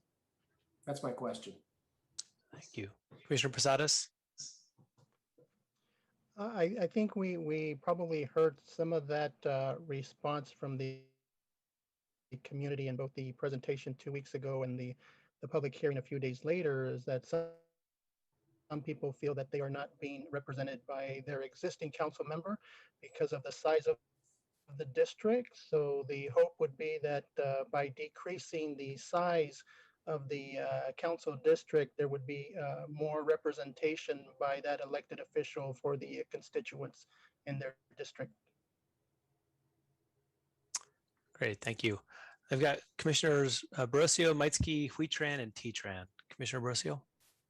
Thank you.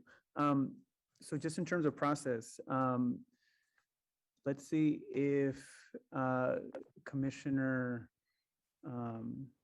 Posadas would consider this. Would it be possible to give a range, possibly give a range of no more than 17? I would hate this idea, which I endorse, right, in terms of having a better representative to public ratio. But I think 17, the sticker price is too much, and that may spook some of us. And I wouldn't want that to be why this idea ends today. So I wonder if you would reconsider and maybe provide a range. Okay, I'm gonna, we'll take that as a consideration as far as the motion that gets put forward. Commissioner Maitsky. Yeah, just to maybe add to that, I also agree, what is the right number in terms of representatives? You might want to gather a little bit of data of similar sized cities and kind of maybe compare San Jose to what they are, to kind of say, are we an outlier or are we kind of, in there? Because I don't know, just because the number was the same in 1978, that's the right number. I kind of agree with Commissioner Lazat that leadership is more important than the actual number. And I cannot support 17. I think that's just too much, especially if you put in the kicker where we keep adding more as the population rises. Pretty soon you're gonna have 30, 40, it kind of starts to get out of hand on that particular aspect. Thank you. Great, thank you. Commissioner Huitran. Thank you. Well, I speak in support of the recommendation, right? And the number 17 is tied into what was enacted in 1978. It's hard to say that at a certain point we kind of fall off a cliff and all of a sudden the ability of our representatives to do their job just disappears, right? I mean, we're talking about things that, occur kind of gradually, take their time. But what we do know is that right now we're trying, each representative is trying to represent 110,000 residents to the 63,000, I believe, that was back in 1978. So we're talking about something that's doubled, right? We had a person speak in public comment a couple of weeks ago, was compare this to classroom sizes. And, clearly managing council district is not the same as teaching in a classroom, but there are parallels here when we're talking about doubling the number of people that a single representative, even with an effective team, is supposed to represent. I'll share my experience here working for Supervisor Lee, working within the county, for the Santa Clara County Board of Supervisors. We had to try to cover 60 events on National Night Out, right? Now, Not saying that that's the one thing that defines it, but if you've talked to staffers and you know how many times they've got to run around the city and try to get some of these things done, it is challenging. And actually, Commissioner Maysky was really great, sent us some data actually for us to consider as well. And I would just like to point out here some jurisdictions that, based on his data, just for consideration, right? New York, the city of New York has a council of 51 members. Chicago, Illinois, 50. Even when we get down to like Nashville in Tennessee, 35. Indianapolis, 25. Indianapolis has a population that's less than San Jose. So, I think, if people are, if we're tied up on the number, I guess we can, I wouldn't be opposed to kind of moving around the numbers, but but where we're at right now is just the recommendation. So I would ask that we try to settle in on a nice easy number tonight, or we just go for it anyway. Thank you, Commissioner Tetran. Perhaps the number of 17 was intended to get everybody to have their eyes widen a bit. All seriousness, though, I would probably agree with a good majority of the commission here, where 17 for me personally is too big of a number to kind of comprehend at the moment. But I'm sure maybe former Commissioner Diep can tie into this, and other folks here. There are certainly certain districts that, from just dialogue, you can tell that it probably could be split into 2 or maybe 3, right? And the only one from my previous experience working at the city, it's District 4. There's, Aviso always has the comment residents there, and anyways, where they say, we really like our own council member to represent us, because we always, and again, I'm probably using this quote from Richard Santos. Aviso always feels like it's a stepchild. I'm paraphrasing him, granted. So let's consider, like Commissioner Hui Tran said, let's consider like a number that we could probably come to terms with. I propose maybe 2 additional council members. That brings us to an odd number of 13 if we include the mayor. But just something to ponder. Thank you. And I have stack here, Commissioners Diep, Siegel, and Fuentes. Commissioner Diep. Yeah, thanks. I think, implicit in the notion that more council members will equate better constituent services is the notion that council members actually oversee constituent services in that they go out and they resolve the issues at hand. And secondly, the belief that, in a district of over 100,000 people are actually clamoring for services or attention. Some people live in the city and they live in the city, they don't even know who their electeds are, and they never really interact with the city. That's one of the problems of raising awareness at the local level.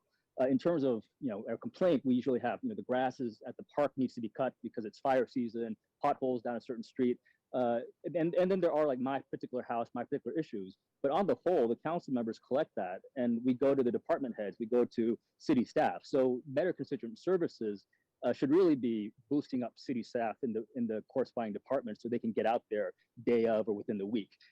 Council members, at least when I was there, we are an intermediary. That's not to say that we don't need more council members. I do think 17 is too big a number for me to swallow.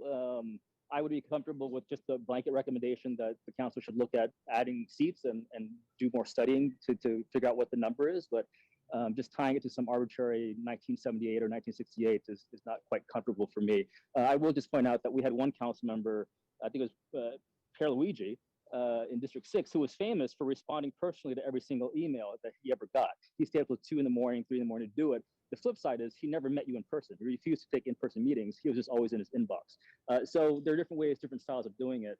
And more council members does not necessarily equate better constituent services. I just want to put that out there.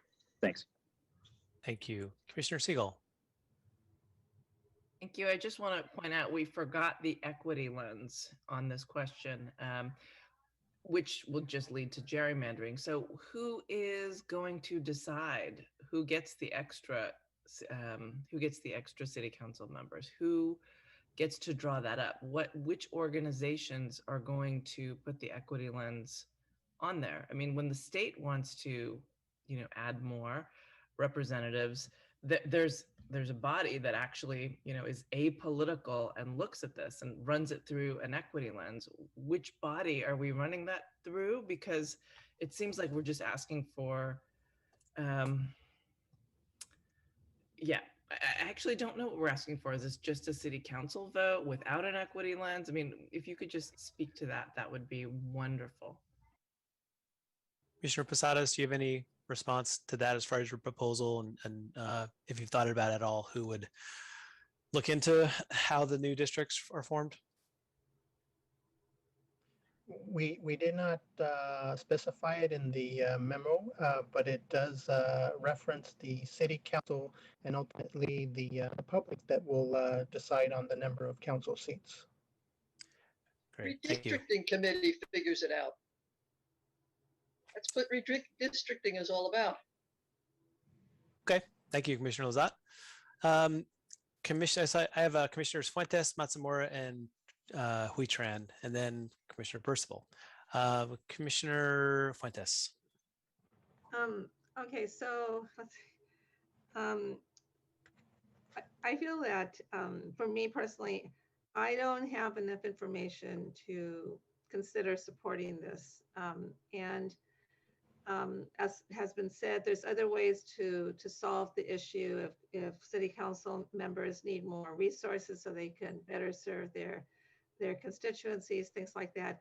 The thing that I would really need to look and view some of the city councils that have a large body, because I'm concerned about the legislative process.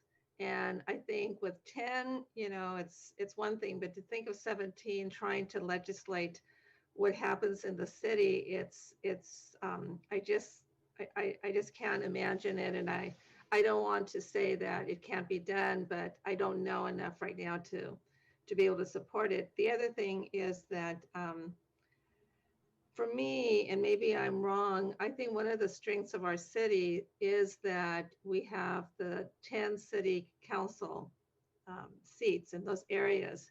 And even though we're a large city, what we have right now, it allows us to have our identity within the city. Like I live in Evergreen, and we have an identity and so forth throughout our city.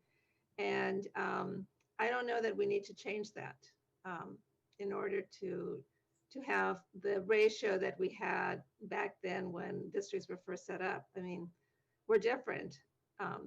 The city is different. The population size is different. We have other problems. Our problem is that we're losing residents because they can't afford to live here. That's a much bigger, serious problem than to try and be concerned about, excuse me, having smaller city council districts. And I agree with what Linda said related to its leadership is, what you do as the leader and the staff that are working there and being able to carry through. I mean, I would be in favor of expanding the budgets so that if it's necessary in order for them to be able to do a more equitable job like in the past, if that's an issue. Thank you. Thank you. Commissioner Matsumura. Thank you. I agree with many of the questions that have been raised, and I'm interested in having more information. I appreciate the subcommittee for bringing this forward to open the conversation. There's a lot of work that the subcommittee was carrying, and I'd say not having enough information for me actually makes me want to keep this on the table. I think that the issue of representation is very important. And as others have said, we're hearing it from the public. I also think an important question was raised about, a couple of questions actually, about how this relates to equity. And to me, the possibility that this could improve representation for communities of color or lower-income communities in our city is a plus. If that's why we moved to district-based elections back in 1978, is because when you don't have a community of color, a certain racial community, for example, being able to achieve a majority in a district. If folks are spread out across districts, or as the case was then at large, it may be impossible to get any representation. And I think that we do have systems in place by way of the Redistricting Commission that could be an important tool to help us make a transition like this in an equitable way. But these are all important questions to consider, and we can't do that unless we bring this issue forward and ask the subcommittee and with any further support from staff as needed to give a hard look at what are the right sizes, what would be the right way to transition, how would a larger council operate, because we know that is possible. It's just a different way of operating in other cities. Thank you. Thank you. Commissioner Personal, and then we'll go to Commissioner Borosio. Your hand's still up if you have another comment. Commissioner Percival. Yeah, thank you very much. Last time we presented this, we were asked to, we made more of a general statement proposal, that we were asked to come up with a more specific number. So I think that's one of the things that the subcommittee was trying to do to help us, sort of focus this conversation a little bit more. And, I might be, not assessing the sort of Zoom room opinion here, but it seems to me that there does seem some expression of support for increasing the size of the council to some extent. And, so we may, again, I think it's what I'm hearing from the public too, is a lot of people feel left out. They feel unrepresented. And for me, this is why I supported this proposal, because I think it gets us a step along that path. I see this along with the other initiatives, and also when we get to policing as well, sort of building a city that sort of fits the needs of the 21st century, as the city is today. And to me, that gives, it's important to give greater voice to minority members in our community, people who feel disenfranchised. And so that's why I think it makes sense to move forward with this proposal, but also to give, to also put pressure on the council, because I said at the last meeting, the council will have a lot of incentives not to make changes. And California historically has very small council sizes, but it doesn't have to be that way. It's just sort of what we're used to. So thank you. Thank you. And those are our comments from commissioners. Pass back to you, Chair. We'll go to the public now. The comments that we'd ask you to talk about are moving council districts from the current 10, with the mayor being the 11th, to moving it to 17 in accord with the Measure F of 1978's ratio, and that there be a trigger effect that is set by the census every 10 years. And so we'd ask the public to weigh in on this before the commission goes to vote. Tessa Wood-Metzi.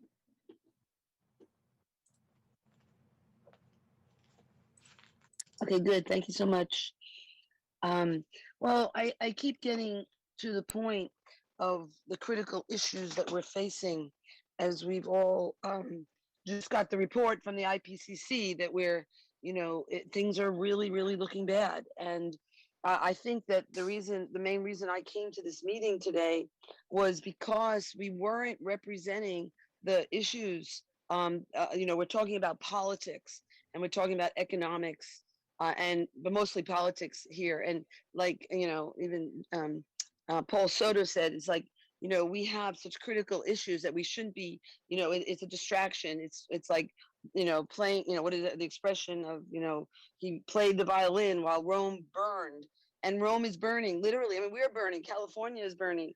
And, these are the issues that were in this subcommittee, the third prong of the subcommittee, that we wanted to have the agendas for, you're already voting on these other issues, and yet we don't even have that equitable time to deal with the critical issues of the people. And so, we can't look at these details as a distraction, because we really have to start changing our charter, the whole aspect of our charter, and depoliticalizing it. No politics. It's got to be about the science and how we're really bringing the fossil fuels down. And we're not. And that's what the science is saying we have to do. And we're not focusing on it. And like I said, I just feel like it is a distraction to talk about this and be voting on these things when we really haven't, had that equity for that third rank that could deal with the people, and they included climate crisis. That's a good sign, because we need to get away from the politics and really be looking at our reality, and it's very, very bleak. And we're, so that's all I'm saying, is that we need that third prong to be. Paul Soto?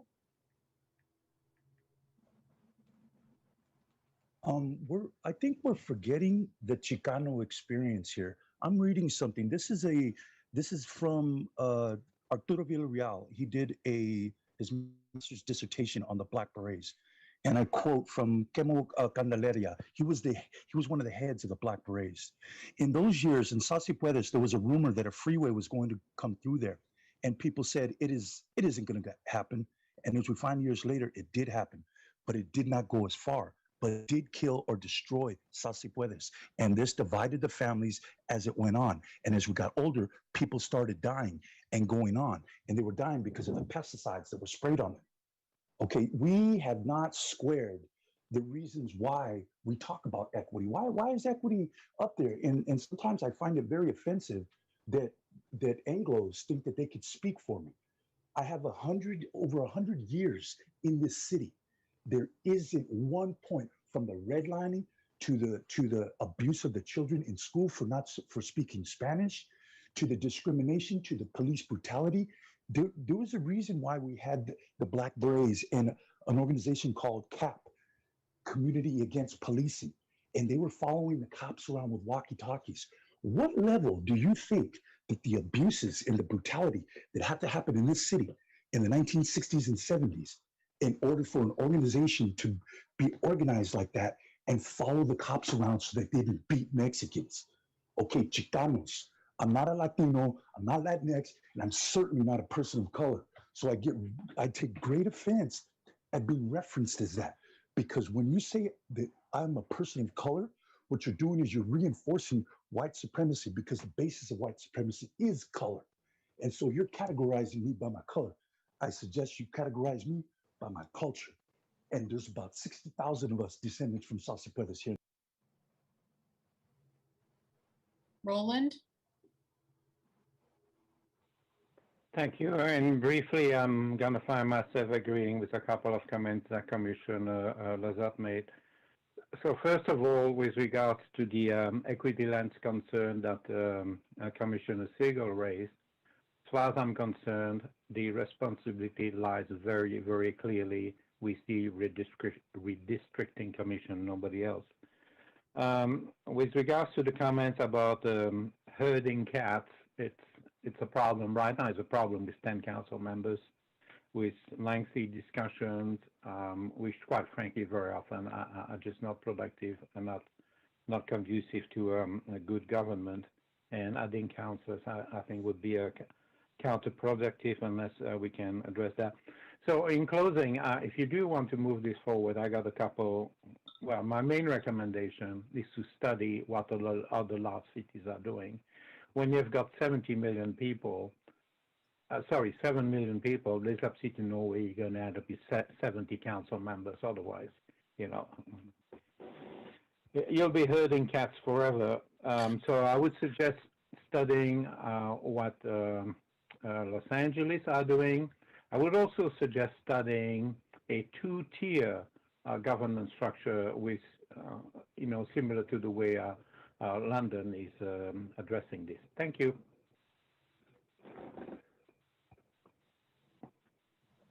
Blair I yield my Beekman? time. Blair Beekman? Hi, Blair Beekman here.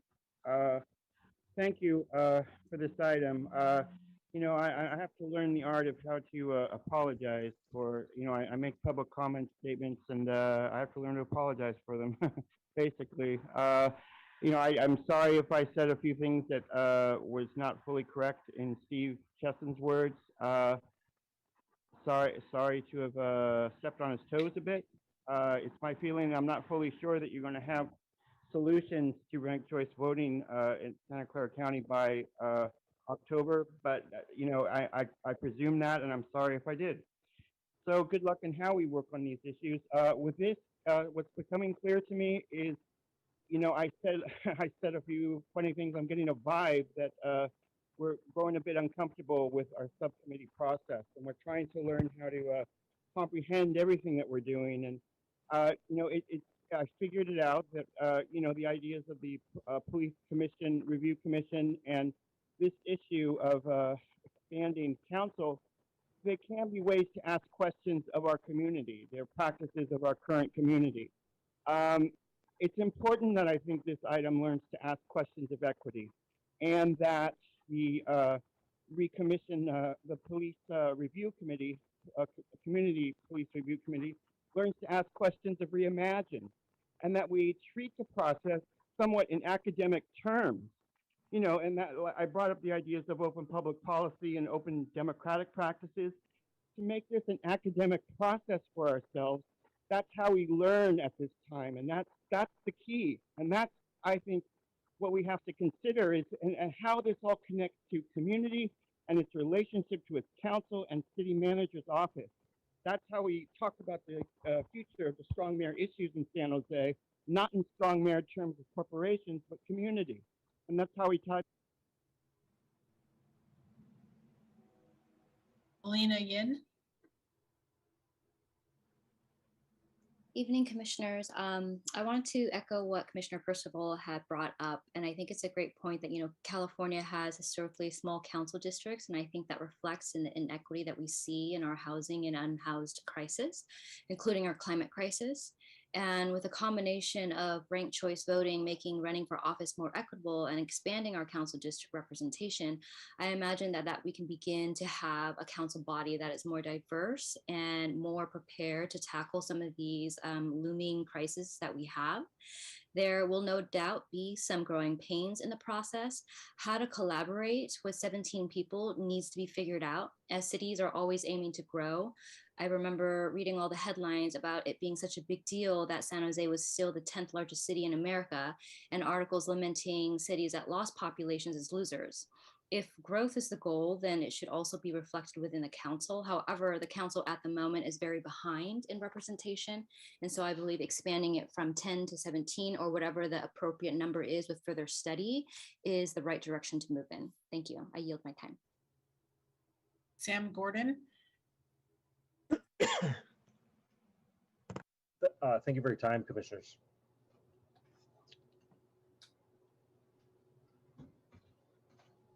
Sam? Sorry, I'm having technical difficulties here. Okay. Thank you for your time. My name is Sam Gordon. Sorry about that. San Jose citizen and a volunteer for Californians for Electoral Reform. Just the way I'm seeing this, it seems the commission has two ideas at play here that are being conflated a little bit. There's the idea to add more council members for a better ratio. There's also the idea to add more districts. That's a separate idea. If you have to decide first, do you want to add more council members for a better ratio? And if so, is adding districts the best way to do that? I will point out one downside of adding more districts means there's more of an opportunity for gerrymandering. As been pointed out, there are alternatives to increasing the number of districts that would still increase the number of council members. One of these alternatives I'll point out is multi-winner districts, which are known to significantly reduce or eliminate gerrymandering altogether. Either way, I encourage the commission to look into how San Jose plans to prevent gerrymandering for any future district changes. I yield my time. Thank you. That's the final speaker. Thank you, members of the public, for your input. I'm going to go to the commission, to the subcommittee. Do they want to make a motion on their proposal? Hearing the sentiments expressed by their fellow commissioners, is there a motion that they want to put forward? Yes, I'd like to reword the recommendation to change the number of council districts from the current 10 to a range of 12 to 14, plus of course the mayor's seat. Okay. Commissioner Percival, you have your hand up. I think Commissioner Posada touched on what I was going to say. I was just wanted to make a motion to have considerations of other proposals.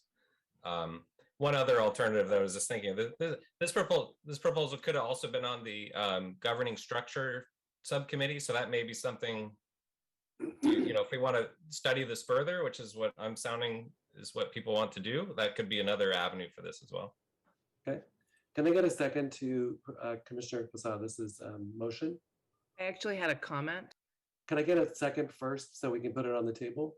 Second. Thank you. Commissioner Siegel.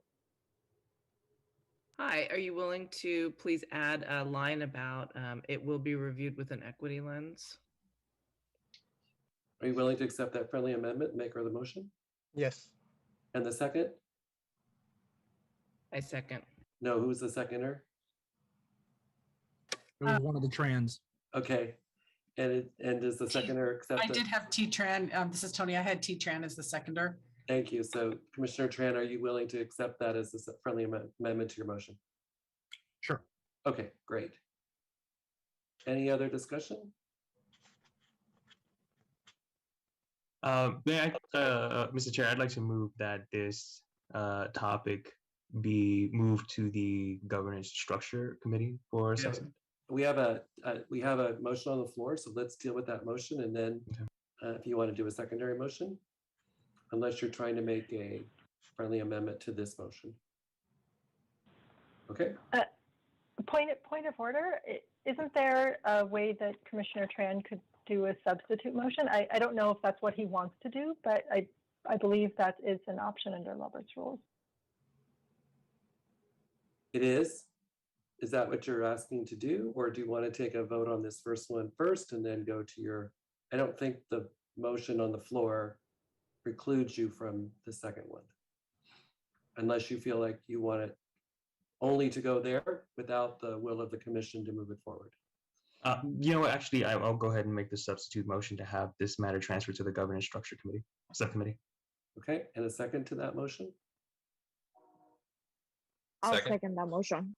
Okay, so, and the clerk can help me with this, but I think we take the vote on the motion to substitute first. Yeah, if it's a substitute motion, then it supersedes the other motion. So if the substitute motion passes, the first motion does not get voted on. That's what I thought. Okay, so the motion is then to substitute this motion with the motion to move this item to the, I'm sorry, Commissioner Tran, remind me, governance? The Governance Structure Committee, subcommittee. Thank you. I want to make sure I correct Governance Structure Committee. And that's been seconded. So Commissioner Fuentes. I just want a clarification. Maybe I should know the answer to this, but by moving it to the Governance Structure Committee, what does that accomplish? Because couldn't the same committee continue working on it and do more research as opposed to giving it to another committee? Yes, it could, and therefore you would vote no. Yeah, you would vote no on this motion, and it would stay with its current subcommittee for further work. So you would vote against the motion if you wanted to stay with its current committee to be able to, for them to do more work on it. Commissioner Marshman?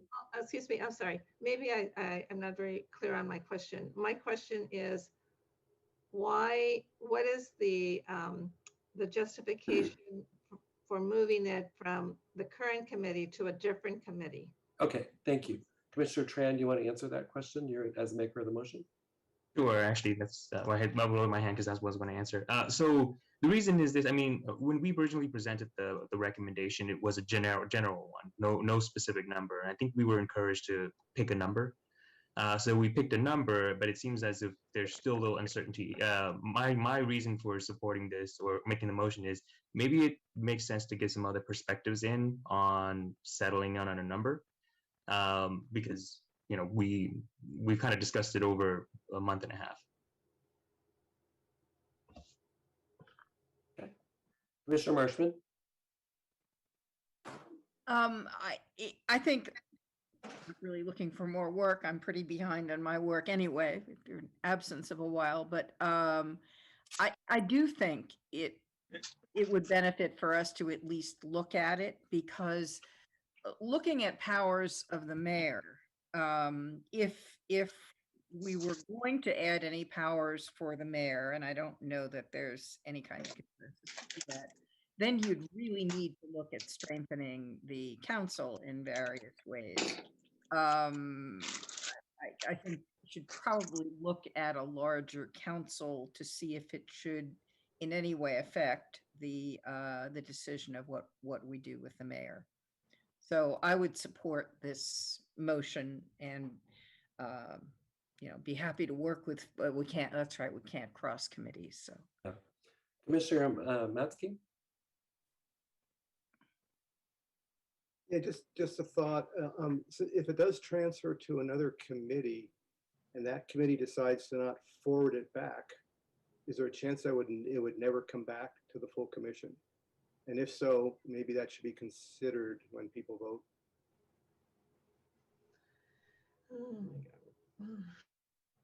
I think it's the will of the commission that you would want it to come back, at least for the vote of to not move it forward or to move it forward, but I would assume that it would come back. I don't hear that the will of the commission at this point is to drop it altogether. Otherwise, you'd be voting a different way or supporting. I thought I'd ask the question. Yeah, definitely a good question. It's a possibility. Any other discussion on the motion? Commissioner Johnson.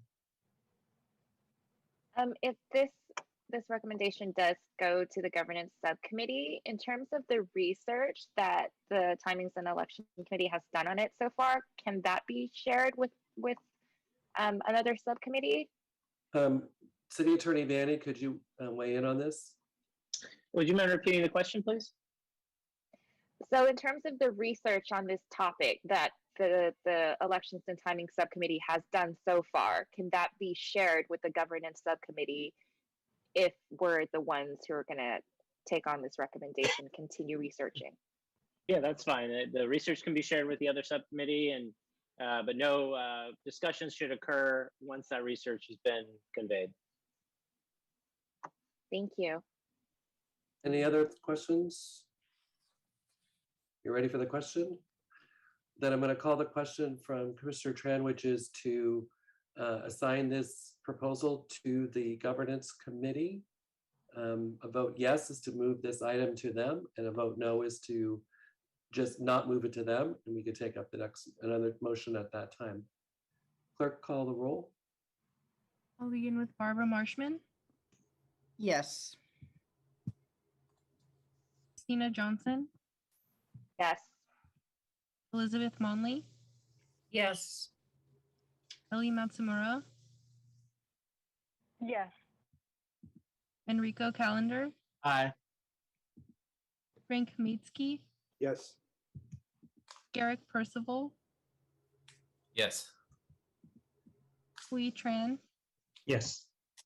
Jeremy Barus. Yes. Jose Posadas. Yes.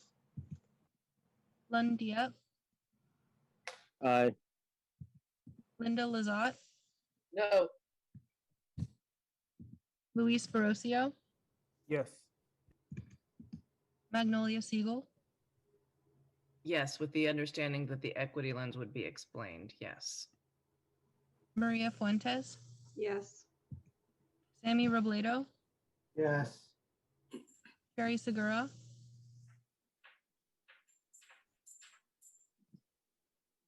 T. Tran. Yes. Tobin Gilman. Yes. Veronica Amador. Yes. Yong Zhao. Yes. That motion passes. Thank you. Thank you. We have one more proposal from the committee. And let's see. That was going to be from Commissioner Tran. Can you remind me who was going to share that? We have Commissioner T. Tran and Commissioner Elizabeth Okay. Monley. Fantastic. If you could focus, I know this one has a number of different proposals kind of embedded in it. If you could just, given the late hour, focus on the recommendation and any changes that came up given public comment. Sure. I can see people are running on fumes, so let's try to make this quick. So first of all, from the public comments that were received at the hearing, the public hearing a couple weeks ago, with this proposal, it was relatively positive. There was maybe one comment that was opposed to it, and that was more of the campaign finance aspect of having to I guess the question then becomes, how do you fund the program, right? So that was the one negative comment. Other than that, let's go through the four proposals. The way I'm going to go about it is I'm going to go through three of them, and then I will hand it off to Commissioner Monley, who will go and explain historical disenfranchisement. So two of the proposals, the first one, the one that's relatively easy, is directing the city clerk's office or the appropriate entity, whenever that is finalized by the council, to revamp the city website pertaining to council and mayoral elections. That has to do more of just making sure that the site that's being used for the voter or for anybody who's interested in knowing what is going on, it's becomes more accessible, user-friendly. There's several models that are out there. San Francisco, for one, San Diego has an example where I think candidates are required, or not candidates. Well, yes, candidates are required to pretty much whenever they receive an endorsement from or a donation from a certain political organization or business association, they relay it over to the appropriate government entity. That government entity collects all the endorsements and publishes it on their webpage. So that is the first proposal that is in this memo. The second one would pertain to campaign financing. So as many of you know, Citizens United kind of limited the scope in which anybody can really look into this matter. So what this subcommittee ended up doing was we decided, okay, we can't really define independent expenditures, right? So what's another avenue of trying to balance the playing field of just given how political organizations in the last decade or so have gotten a little bit more competitive, and just more money has been going into these elections. So what we ended up proposing was a small donor matching funds type of system, kind of akin to Los Angeles, New York. The amount, the specific quantity of the matching program, that is up for further finalization down the line. That will, if this goes through, the council will figure it out amongst themselves. But pretty much the whole concept of the matchings programs, it tries to give it tries to assist, for example, minority candidates who, for the most part, when minority candidates are asked, well, why don't you, why are you initially hesitant to run? The answer is, I don't necessarily have the resources.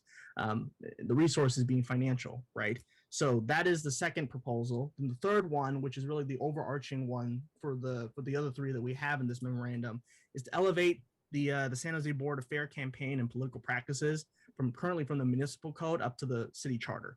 At the moment, we currently have three commissions that are fully fleshed out in the charter: the Planning Commission, the Civil Service Commission, and the Salary Setting Commission. This would be the fourth, and the whole concept of it is this. In the last couple of years, there's been talk about election integrity, and it only was heightened given all the shenanigans that occurred last year. So this is for us trying to find a way to say, okay, let's try to give that board more of a weight to it, more of the ability to be able to ensure that these type of topics that would normally kind of be lost in the wayside of sorts are still in the forefront. And that brings me to the final proposal, which is on historical disenfranchisement. And for that, I will relay it now to Commissioner Monley, who will go into detail if she can. So there she is. Okay. Here I am. It is precisely the fact that we have voters in San Jose and throughout Santa Clara, throughout the country, who feel disenfranchised for various different reasons. In some cases, votes are literally taken away from voters. But in San Jose, in talking to some of the organizations that actually spend a great deal of their time going out and educating voters who feel disenfranchised, seeking them out, what they are finding is that most of the voters in San Jose who feel disenfranchised are, it's because of work hours, language barriers, a lack of trust, a sense that their vote won't matter, challenges of age or ability, or that they're habitually overlooked by campaigns. And there are more. And while voting is a universal right among eligible residents, there are efforts in some part of the country that we just don't want to see here in San Jose. we've considered voters who do not vote or cannot vote, and those residents who are disenfranchised by the system or feel their words or votes are stifled, or simply will not matter in how they are going to be governed. So San Jose, working along with Santa Clara County, has some very aggressive voter turnout programs, and we should have a way to strengthen those programs within the city of San Jose.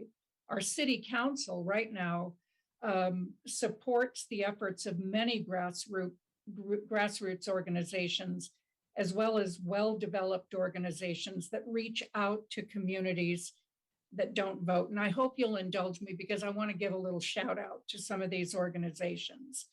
The Latina Coalition, Working Partnerships, League of Women Voters, Somos Mayfair, the African American Community Services Agency, Council on American Islamic Relations, Ethiopian Community Services, Latinos United for a New America, Sacred Heart Community Service, Santa Clara County Asian Law Alliance.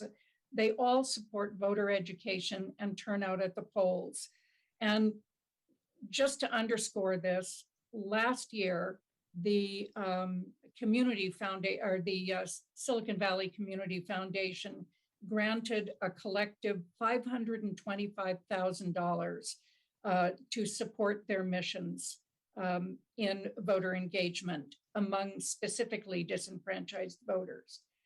So because these organizations, the work that they're doing is ongoing and the reports indicate outreach among disenfranchised voters is successful in turning out voters when approached on a case-by-case basis, we looked at the possibility, because we are talking about a charter change, whether we should, how this could possibly be defined by a charter, and it really can't.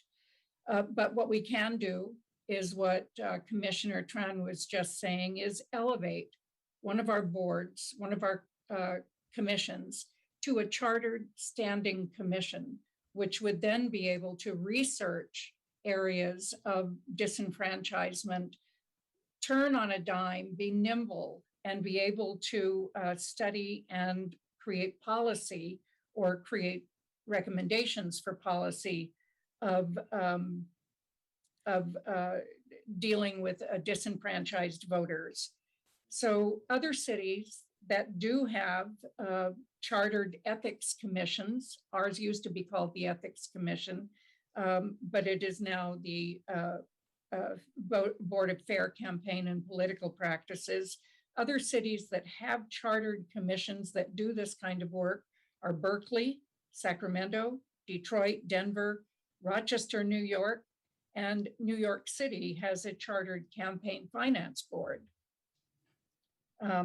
So elevating the Board of Fair Campaigns and Political Practice to a standing chartered body, it just makes good sense. As we witness voter issues in other cities, counties, and states being codified into legislation in those areas, the impact upon all populations in San Jose would benefit from the policies that protect and encourage all votes. And we heard no negative comments at all at the last meeting on this particular issue. Great, thank you. Would like to open this up to commissioners to share their thoughts on this recommendation.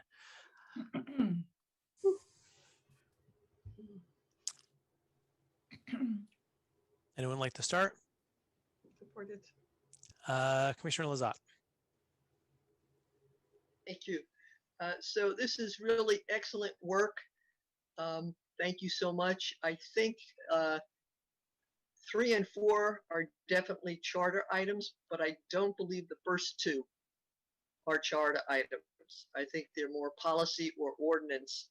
So I hope that you bring them forward as policy issues and not charter items. But I do think the 2 commissions you're asking for, ethics and I forget what the third one was, are definitely something for a charter change, but not the first 2. Thank you. Other comments or questions about this recommendation?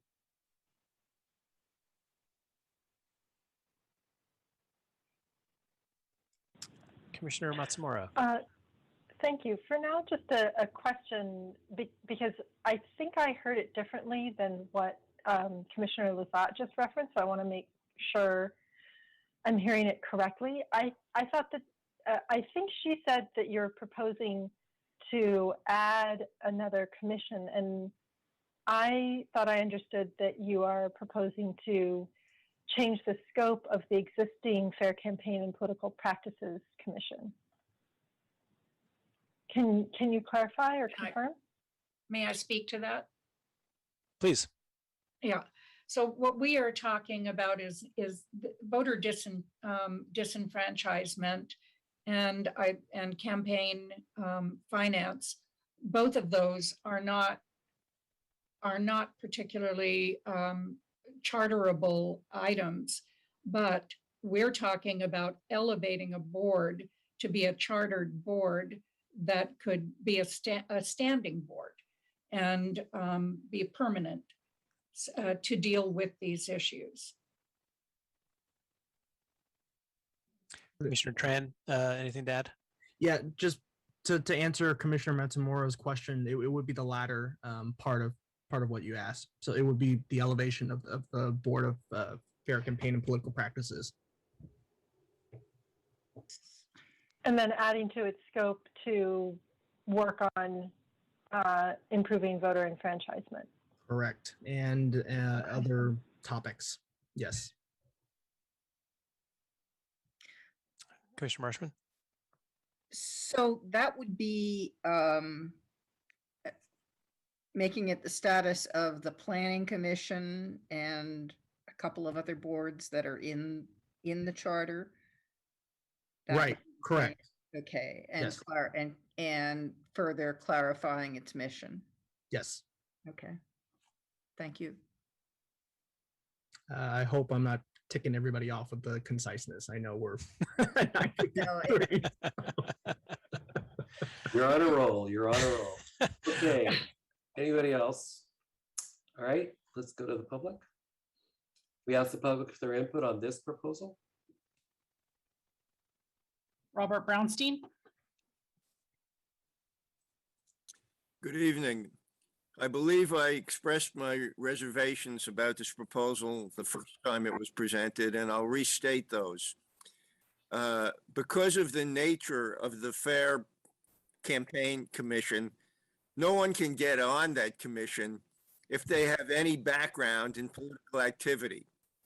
I was glad that Commissioner Monley gave a shout out to all those organizations that have experience and work hard and well in terms of trying to expand the franchise. The leaders of none of those organizations can get seats on the Fair Practices Commission because they're all involved in politics to one degree or another. I think it's a great idea to elevate the idea of increasing the franchise and opposing activities that disenfranchise people to a high level in San Jose, maybe even to the charter. But you want to do it in a way so that the people who have experience in the area, have demonstrated commitment in the area, and understand the very difficult chance of assisting people to exercise the franchise, that those people can be on the board that governs that activity and promotes that activity, and that not people who by definition have no background and can never have any background in that activity. Thank you. Paul Soto. I want to thank Commissioner Monley for your attempt at centering these historical injustices that have happened in San Jose.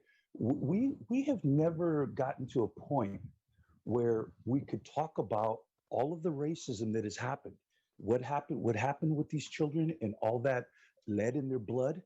I have actual footage of the planes being loaded with DDTs, okay, and it's sprayed all of that poison all over Salsipuedes.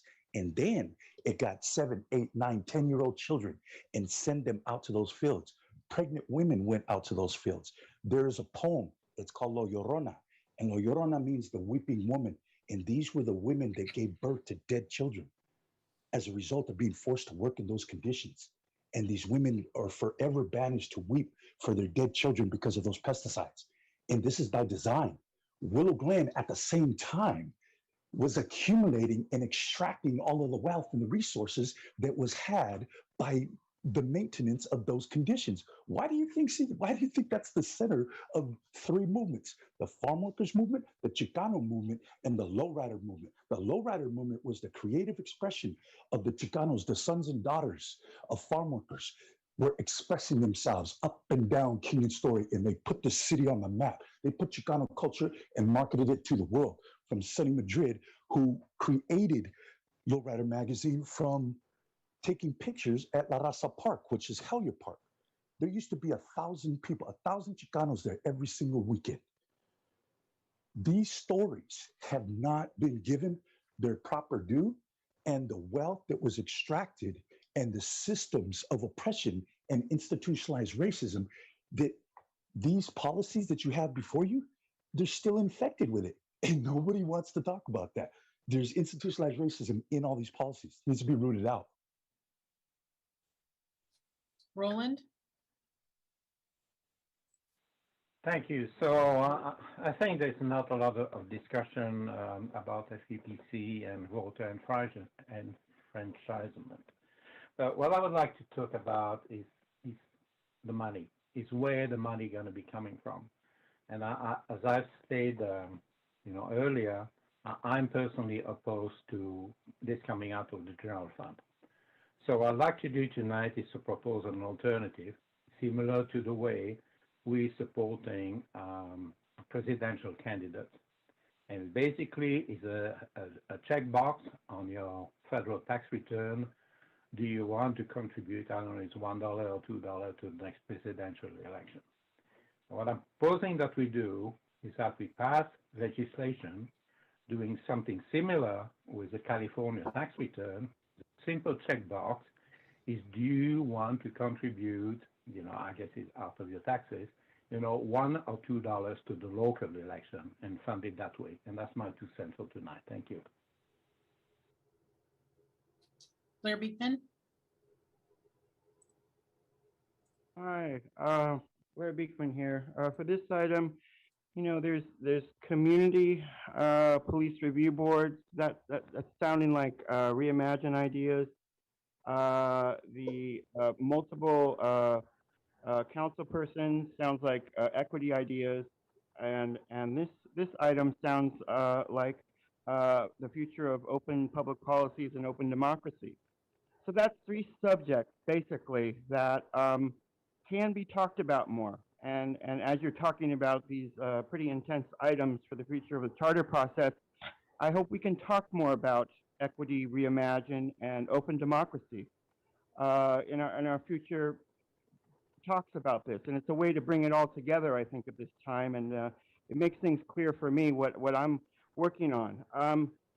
For the future of voting, thank you very much for with the mayor election being possibly switched to 2024, there's going to be a lot of money involved. And I thank yourselves that you're trying to look forward to how can that be a fair practice process, and that there's the possibility, how do we work towards ideas that in the future we can learn to vote for the individual of a community, that the individual of a community, the simple everyman or every woman can run for office. I mean, that's being a bit not talked about at this time, but I hope we're working towards that notion. And that brings up the ideas of the future of open democratic practices and a future of the democracy of an individual, and not just representational democracy. That's the kind of stuff we need to be talking about seriously and working on for our future. There's a lot of issues we can be covering, and I hope we're learning the process with the items we have here before us, how to talk about these broader subject matter. Thank you. Tessa Woodmansee? Oh, thank you very much. You can hear me? Okay, good. Basically, I wanted to comment on this issue of finance reform in terms of how we're voting. And, we definitely need to have exposed. I really like that idea that we would put on the city council, the San Jose city website, where the politicians are getting their money from. I think that's a very good, very good full disclosure. That's very important. I really also liked the idea about that we put money when we vote towards these campaigns. I think that's very important. Like I said, I guess they would do that for our presidential election. And I think that would be very wise to do it for all of our elections, to donate money collectively. And that would be, then there wouldn't be such a demand for businesses to support our politicians, and all the quid pro quo that happens from that. And I guess I wanted to reaffirm the issue when we were talking about more representation. My husband and I both think it is a good idea, as we've had so many troubles with our city, and that we do need more representation. And so that's something just to add to that. But and let's say, in regards to the reform for our voting, I think it's I guess those are the main issues that you presented, was that it would that you'd expose that into the city website. I thought that was good. I'm not sure if there was anything else, but anyway, I give you my time, or whatever the expression is. I yield my time. Aren't you happy? All right. Thank you all. You're all doing a great job. That was the final speaker. Thank you. Are we ready for a motion? Move to bring this to the vote. Members of the subcommittee? Motion to approve the four the items that are in this proposal. So moved. And a second? I'll second. Second by Commissioner Monley. Any discussion, questions? I wonder if the maker and seconder of the motion would accept an amendment to specify that when they, oh, I'm sorry, I totally jumped the line. Commissioner Marshman, did you want to speak? Okay, well, I'll try to quickly finish my thought. Would accept an amendment that if this passes, when the committee brings this back, that they would specifically address the concerns raised by Bob Brownstein and by Roland, since we have heard those and still need further study of those issues. Thank you. Commissioner Marshman and then Commissioner Lazat. Actually, that was going to be my question. So. Okay. So the subcommittee is being given some direction or questions? Well, the question was whether membership on the commission. Right. Yes. Okay. That's still flexible and. Yeah. Okay. Commissioner Lazat, then Commissioner Tran. Yeah, I just want some clarity. Are we just moving these items forward, and at some point we'll decide whether or not they're charter issues or yes, policy or ordinance issues? Yes. Okay, thank you. Yes. Commissioner Tran. Yeah, thank you for specifying. So I think I was, we've heard, Mr. Brownstein mention this before, and I was trying to understand that. So just for reference, I believe it's a reference to the municipal code. There's a section under the Board of Fair Campaign and Political Practices that says special eligibility requirements. And I think specifically here it states that while serving on the commission, no member will be employed by or have any contractual relationship with any candidate for city office. It also mentions that no member will participate as a candidate in any election to public office for a period of 1 year, both before and after tenure on the commission. Aside from this, I'm not sure what other restriction exists that says that folks with political experience cannot serve on the Board for Fair Campaign and Political Practices. My understanding of the rules as is just that you can't do it if you are currently consulting for a candidate or currently running for office or within a year of service. So I think there's room for people who have done political work to participate, just not room for people who are currently engaged in it. And I think the reasons for that are apparent, right? I mean, we don't want somebody on the on this board that has a client or has a candidacy that's pending before the board. So that's the only comment that I have.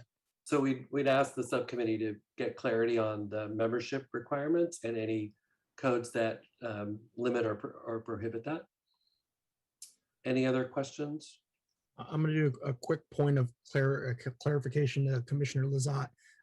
There are two items on the memorandum that are definitely very much, they will remain within the municipal code. So I guess what I'm trying to say is this was kind of like you lumped everything into one because you needed something from the charter.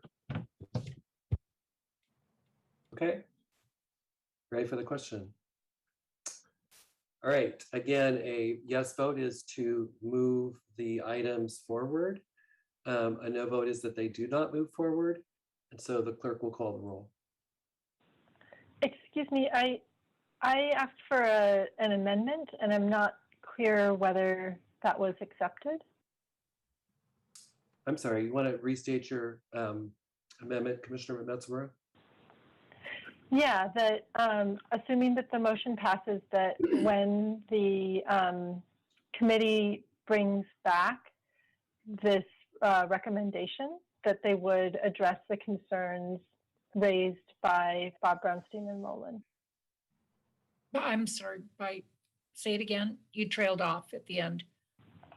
Address the concerns raised by Bob Brownstein and Roland. Thank you. Yeah, I think the maker will accept the friendly amendment. Okay. All right. With that caveat, the understanding of the membership issue especially, to be clear. Any other questions or comments? All right, clerk can take the roll, please. I'm sorry, Commissioner Diep.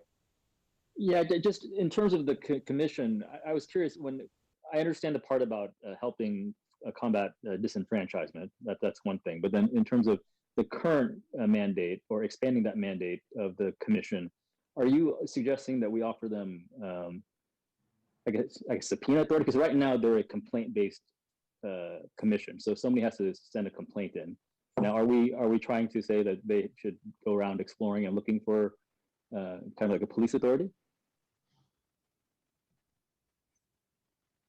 Commissioner Molly, you want to go first, and then I'll I'll go ahead. And what we're really talking about doing is recommending kind of an expansion of their duties. As we see the need with campaign finance reform is a fairly new idea. Also is disenfranchised voters for the various reasons that I said I think we need to, neither of those are charter issues in themselves, but we believe that they are worthy of being overseen by a chartered commission. So we're looking at expanding the role of the fair practices. And to add on to Commissioner Monley's point, Commissioner Diep, the subpoena power wasn't necessarily something that the subcommittee initially thought of. It was more of in the event that the matching fund system was to go through, right? Who was going to implement, who was going to handle logistics, who was going to implement it. And the hope was in some ways, for example, Seattle, their commission is pretty much tasked with handling the logistics. So when looking at it from the San Jose's perspective, we thought it would kind of be appropriate or maybe a possible avenue to look into that our board of fair campaign and political practices ended up kind of shouldering that load. So in Seattle, I understand there's a parcel tax and there's I guess democracy bonds or democracy vouchers rather, and we could do that in San Jose. That's a ballot measure to raise taxes, and I would support, I think, an idea like that. But in the moment right now when we don't have it, what is the equivalent task of what would they manage, I guess? Not sure I follow. So you were comparing San Jose, the What expansion of was the power to what the population commission in San Jose in Seattle. So I'm just curious because we don't have that 2020, democracy voucher that Seattle has. 1. I heard Commissioner Lazat and Commissioner Dipp simultaneously. So Sorry, so you were mentioning Seattle. And I know in Seattle they have a democracy voucher where there's publicly financed campaigns. We don't yet have that in San Jose. So what would they manage? Because I'm just drawing the comparison that you mentioned. well, there's nothing at the moment. There's really nothing to manage because there's no there's no matching fund system at all. So like if this was to go through, right, then we would have to figure out how everything else comes together. But you can't have one without the other. So with this subcommittee, we said, okay, we gotta figure out, we gotta make sure that these both go together at the same time. Otherwise we're gonna be punting one of those matters down the line. I see. All right. Commissioner Marshman.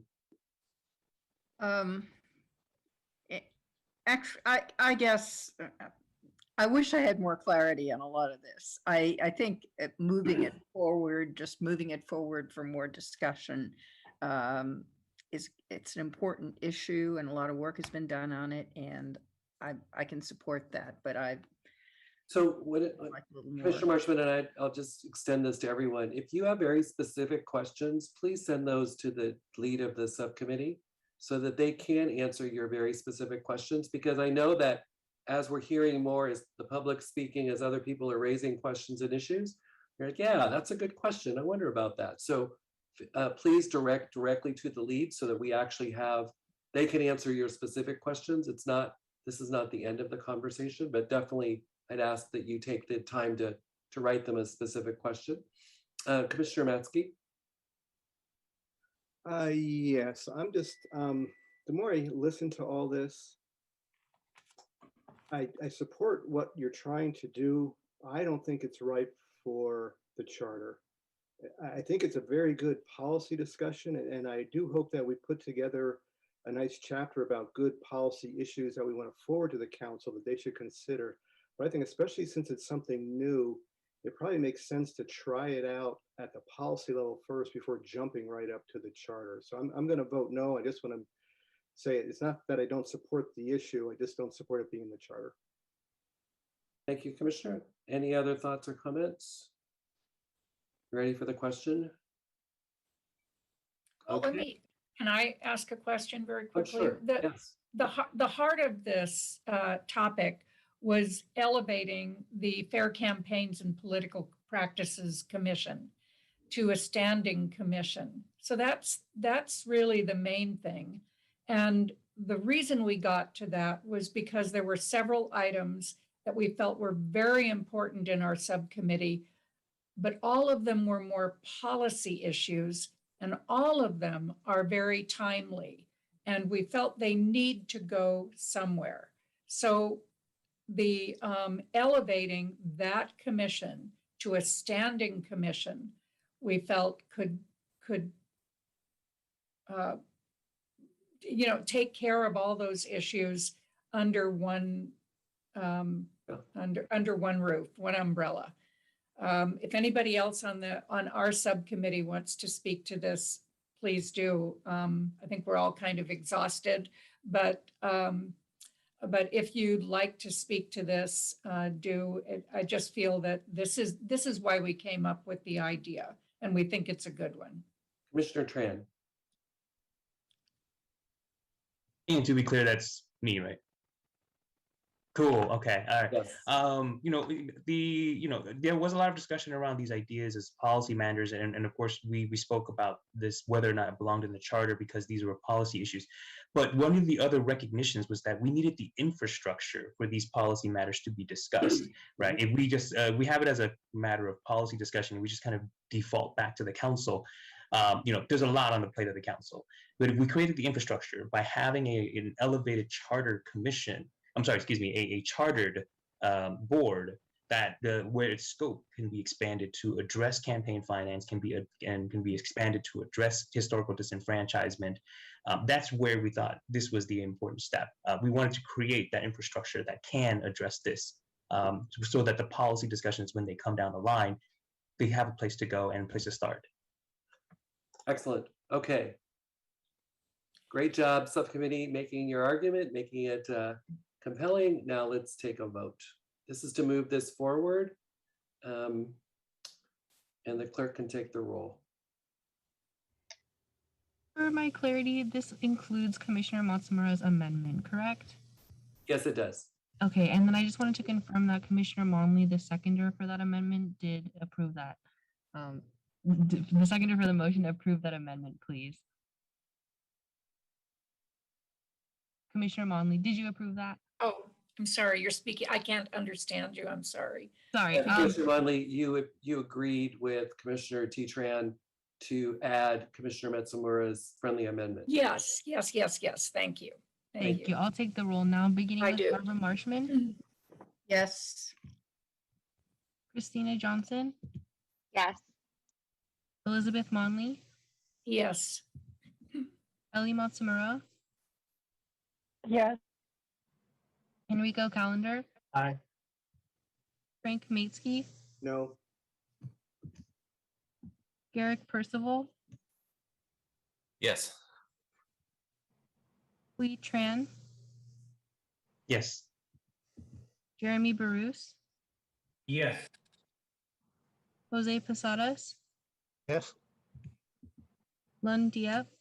Nay. Linda Lizotte. Yes. Luis Barrocio. Yes. Magnolia Siegel. Yes. Maria Fuentes. Yes.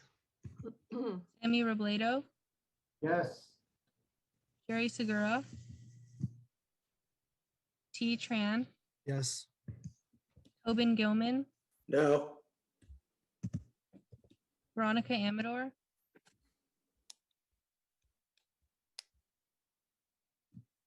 Veronica Amador. Yong Zhao. Yes. That motion passes. Thank you. Thank you. I'm going to ask for, now you know why I was changing the agenda. I'm going to, if I can beg the indulgence of the commission, can we table bylaws and get to the last item in the old business, which is the report on the subcommittees, because I want to respond to the memo that was sent from one of our subcommittees.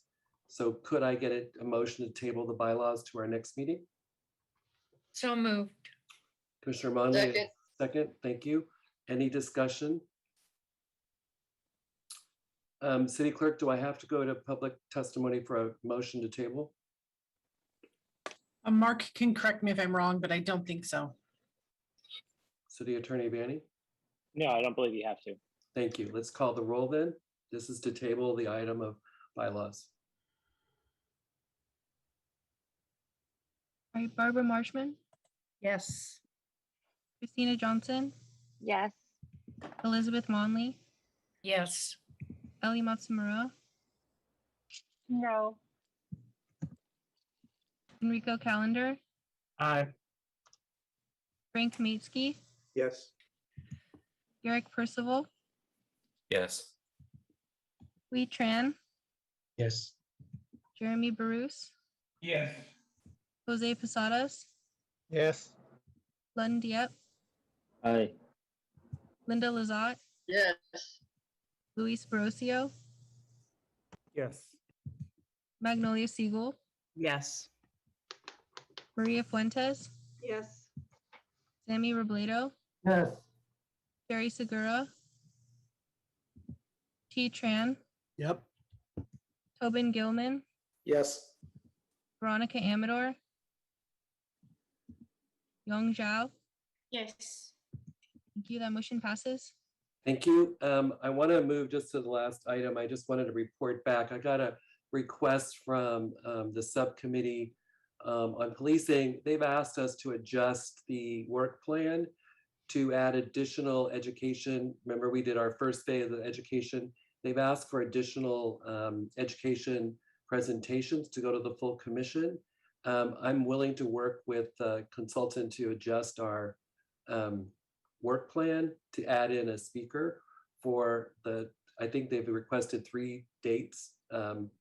But I'll work with the subcommittee lead to be able to get the guests that they're looking for onto our next commission meeting, so that we'll have a speaker for education in the areas of the subcommittee, in addition to continuing the work that we're doing in the other subcommittees. So we'll continue them simultaneously, but we will go back to kind of our learning mode for the items that are going to come before us that we haven't spent as much time on.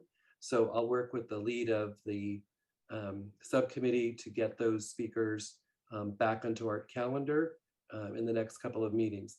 It will necessitate that at the end of our process in the fall, that we really make sure that we are concise in the work we do so that we can still be on time. But I think I've met with the consultants today to walk through how we could adjust things.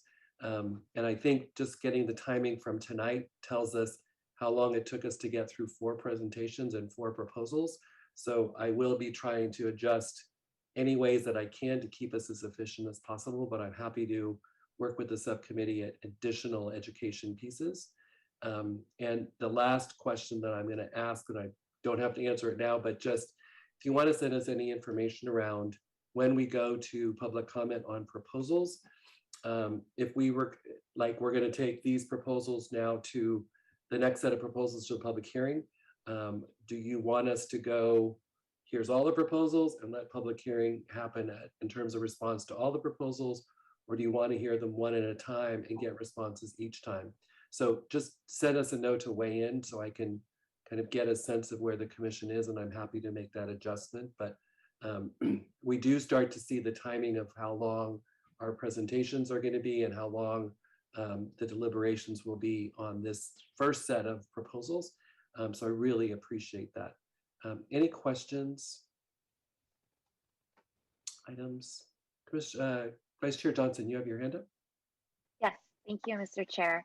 I wanted to support the request for more time from the policing and accountability subcommittee as well. I know that we're scheduled to present our recommendations on August 23rd to the commission, and I was wondering if there's any way for us to delay that so that we can give them our time so that they can get more time in with speakers to learn more about this topic, because we've also been assigned an additional topic today, and I don't want my subcommittee to feel rushed. Yeah, definitely I'll work with the subcommittee leads to kind of figure out how do we want to make these adjustments, because we definitely need to make sure that we're continuing to move forward, but also not rushing some parts and then jamming up others.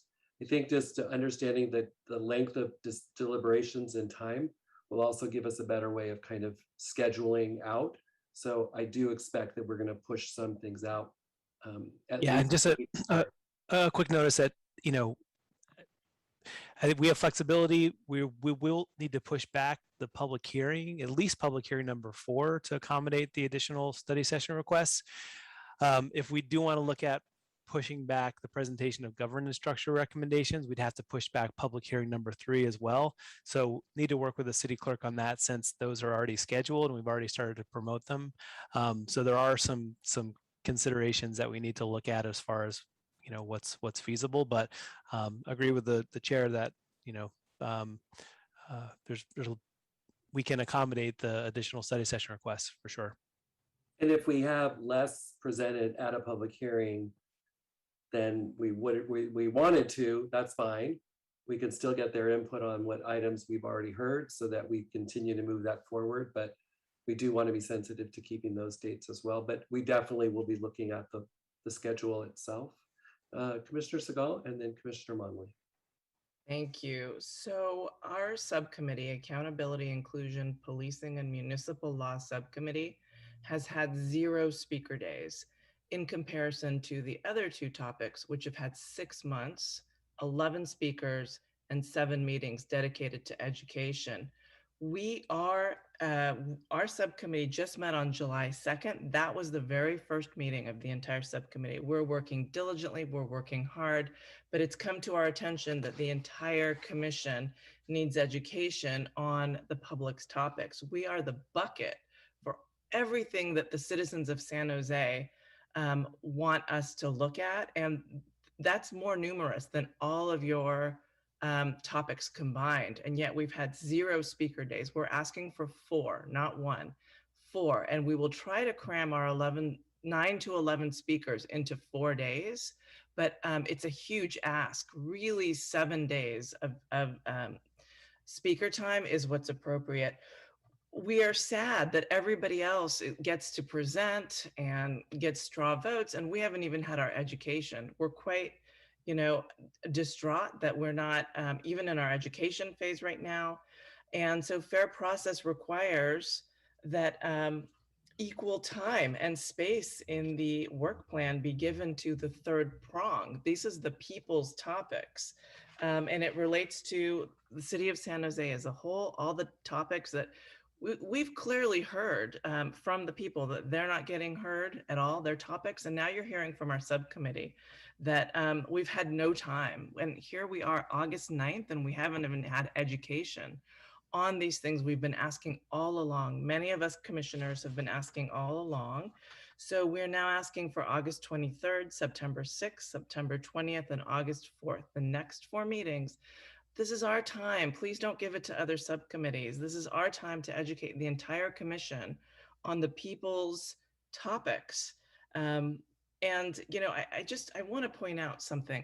There's climate change is huge. The UN just came out with their report on climate change today, and it's grim. The markers are so the tipping point depends on how many markers we've passed. Unfortunately, a lot of them are gone. They're just gone. So if you think we haven't passed the tipping point, a lot of those markers we just passed, according to this report.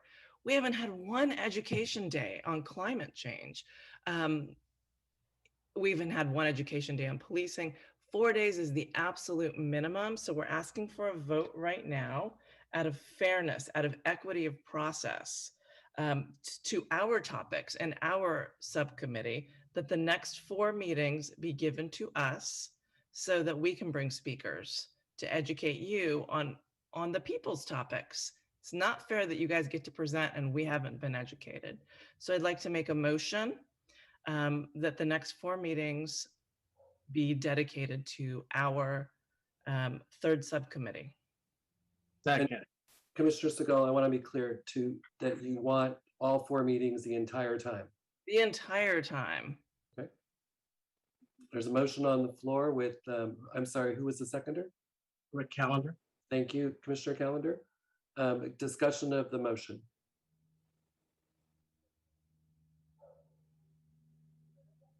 Can I get a point of clarification? Commissioner Percival? Yeah, so when we say 4 meetings, we're talking, I don't have a calendar in front of me. I'm just get a sense of what that means in terms of practical, in terms of our scheduling. It's the next 4 commission meetings. So yeah, I'll share my screen. Next 2 months. Next 2 months.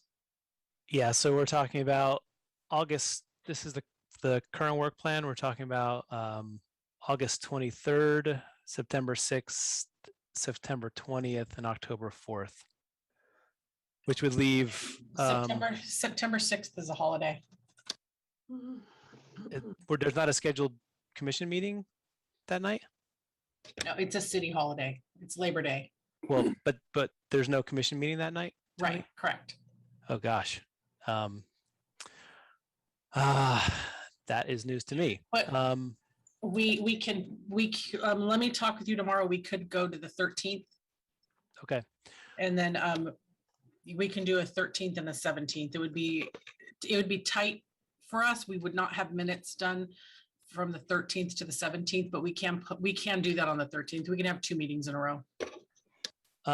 Tony, while I have you, we were discussing the possibility of adding 1 more commission meeting, which, if I'm not mistaken, would be December 13th, which I think is 1 day before commission recommendations are due, if I'm not mistaken.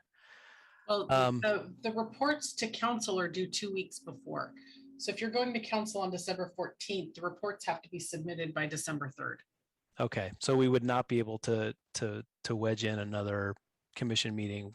November 29th is basically the last meeting for, at least as we currently have bi-weekly meetings scheduled. Okay, thank you.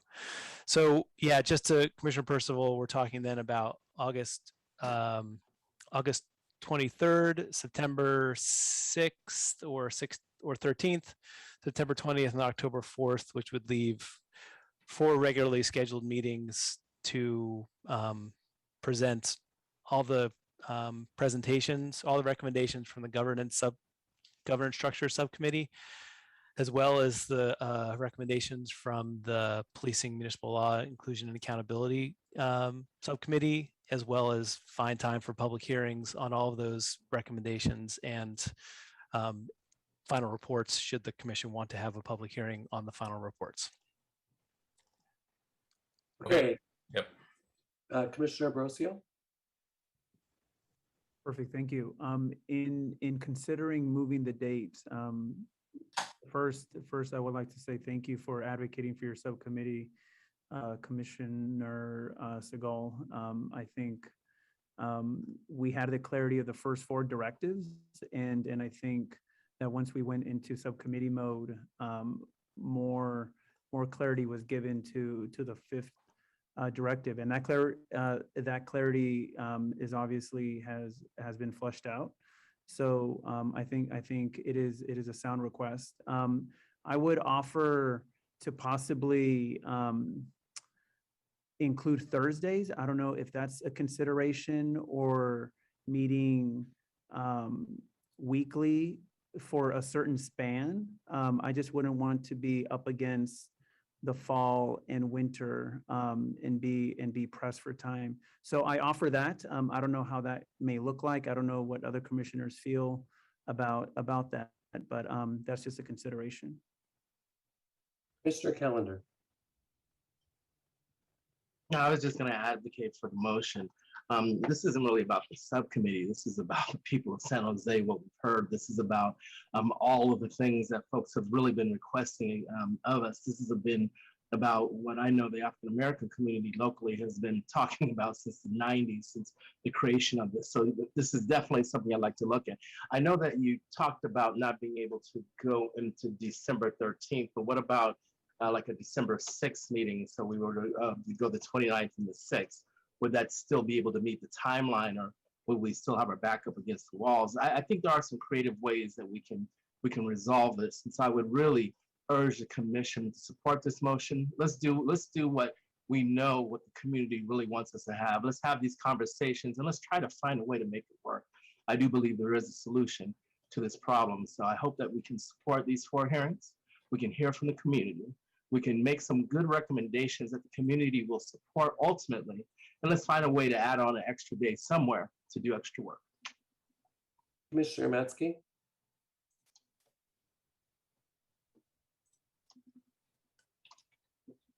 Sorry about that. Yeah, just to add to that though, are we sure all of the items that are on that list are charter issues? Well, when I see something like climate change on there, a global crisis, I'm really having a hard time trying to find the nexus between that and the charter. And I don't want to necessarily spend a whole meeting just on that, just to say, you know, this isn't really a charter issue. And I hope you're looking at those kinds of things.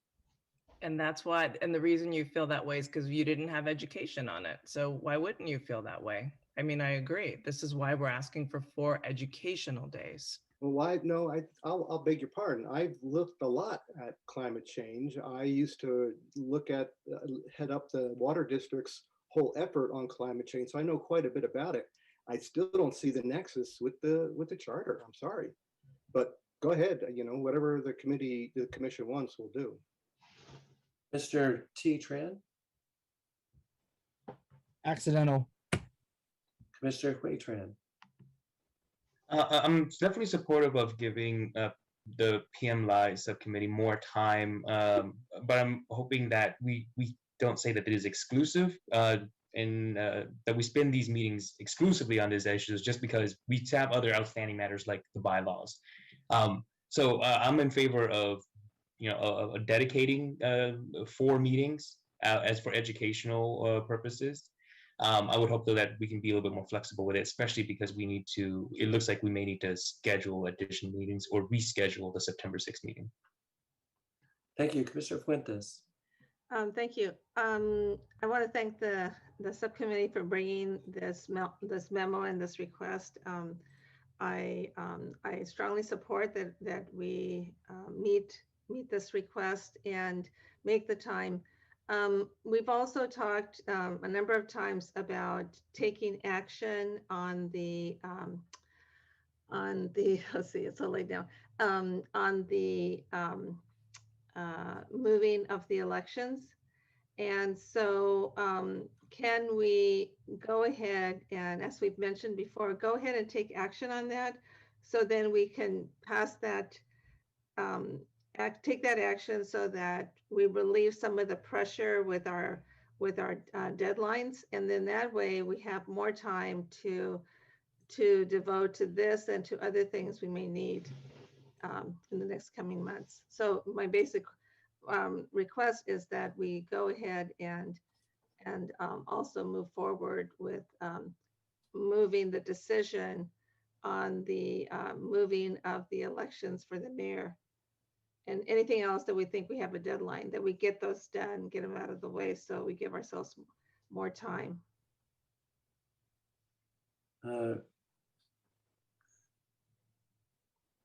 Commissioner Segal.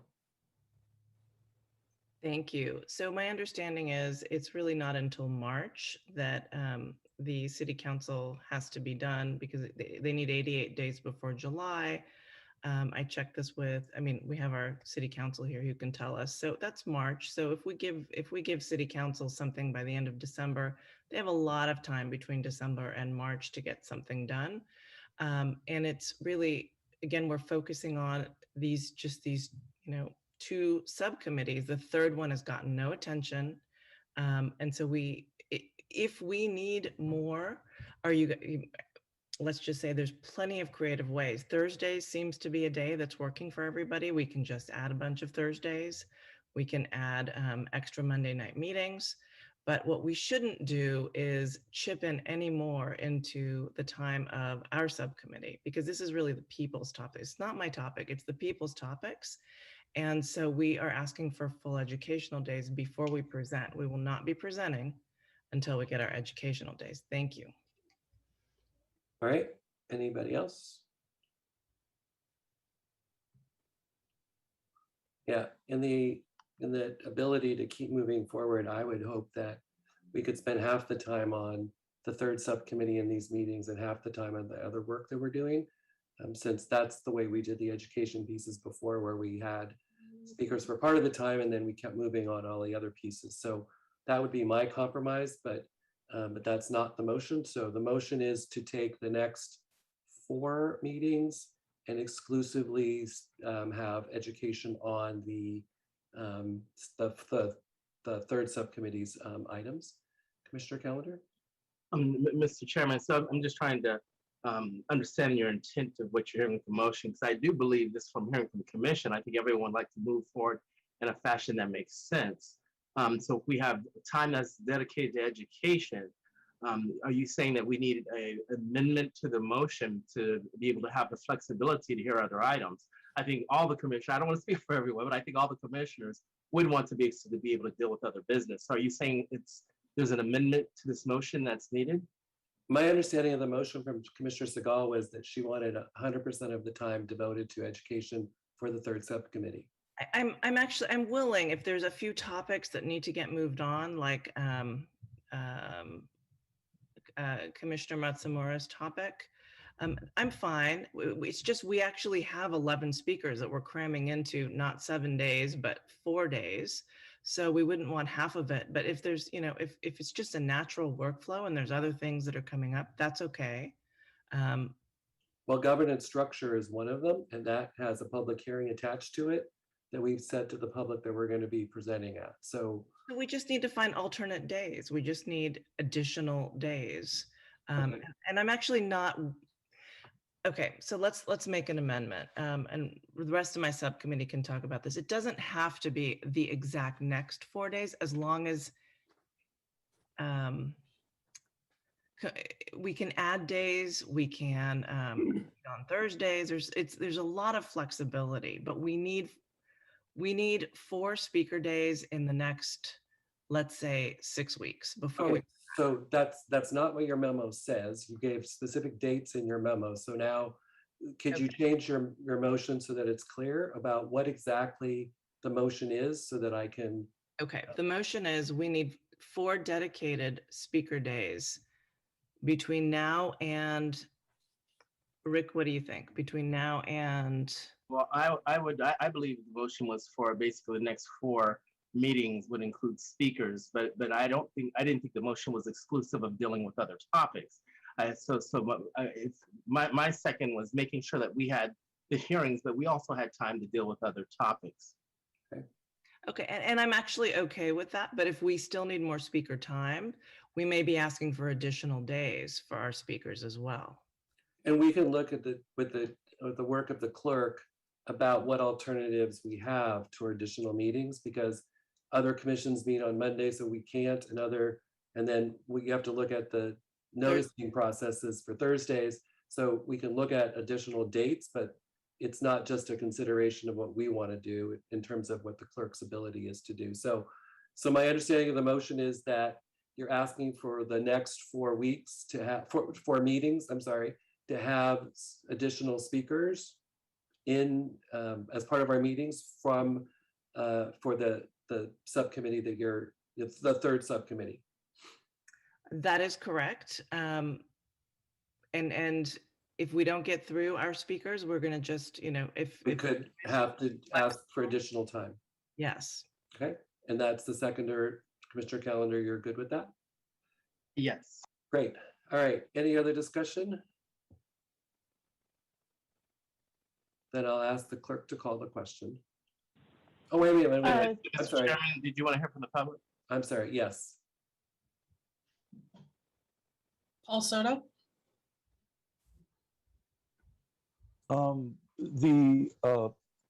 It's very disappointing to hear this conversation. I can sense the subtext and I can sense the tension. And the fact that there is tension on a topic like this, there's executions on the street. I have footage of the apartment complex that showed these officers the entire time. I heard the bullets. They called out, boom, immediately just started firing. Just immediately started. There was no chance. He didn't have a chance. This is an execution. I know it doesn't happen in your area, Mr. Ferrer. I know it doesn't happen in a lot of the other areas. And that is the point where there's a disconnect. You do not understand what it's like to be Chicano in San Jose. You will never understand what it's like to be Chicano in San Jose. I would hope that you would at least have the humility, because I know that you're very intelligent people, but at least have the humility to state that you don't understand and that you need to start listening. And sometimes you just don't talk no more. We've done that. Peter Burnett did a lot of talking. Thomas Fallon did a lot of talking. Leland Stanford did a lot of talking. The Chinese Exclusionary Acts, Hayes of Hayes Mansion, he did a lot of talking with the Anti-Japanese Acts. Fallon, James Fallon, he did a lot of talking. Okay, there comes a time when in this site, and the time is now, where that kind of mindset needs to sit down, be quiet, because it doesn't know as much as it thinks it knows. And what you do is you're stifling democracy using law and using process in order to silence democracy. I'm asking you, don't do that. It's easy to see, it's easy to discern. You're trying to use process and you're trying to use the law and hide behind that so that you don't have any moral responsibility for putting in, for circumventing this process. Claire Beekman? Hi, thank you. Thank you for allowing public comment on this item. a thank you to the commissioner who wants more time for what's considered the third prong and ideas of the public. Boy, I've been going through a lot this meeting just to organize my own thoughts, what you guys are doing. And, you know, I feel personally, it may step on the toes of the commissioner a bit. I really like what she wants to do. I don't want to hurt her feelings at all. But I feel that we are doing a very interesting, good job in trying to address more progressive issues of what can be the city charter process.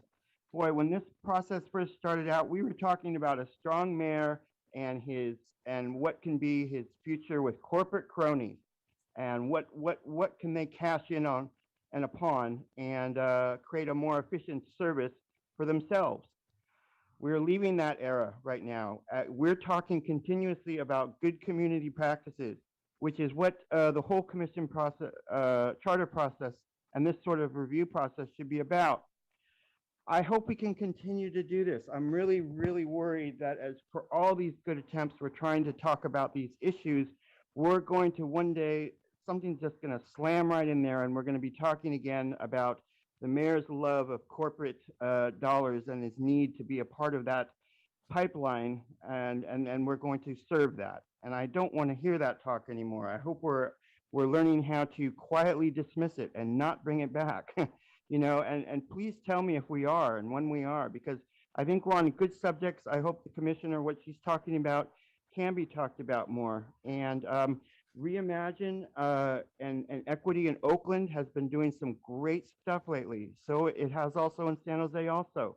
Something's hopeful. Let's make that a whole community project. Robert Brownstein.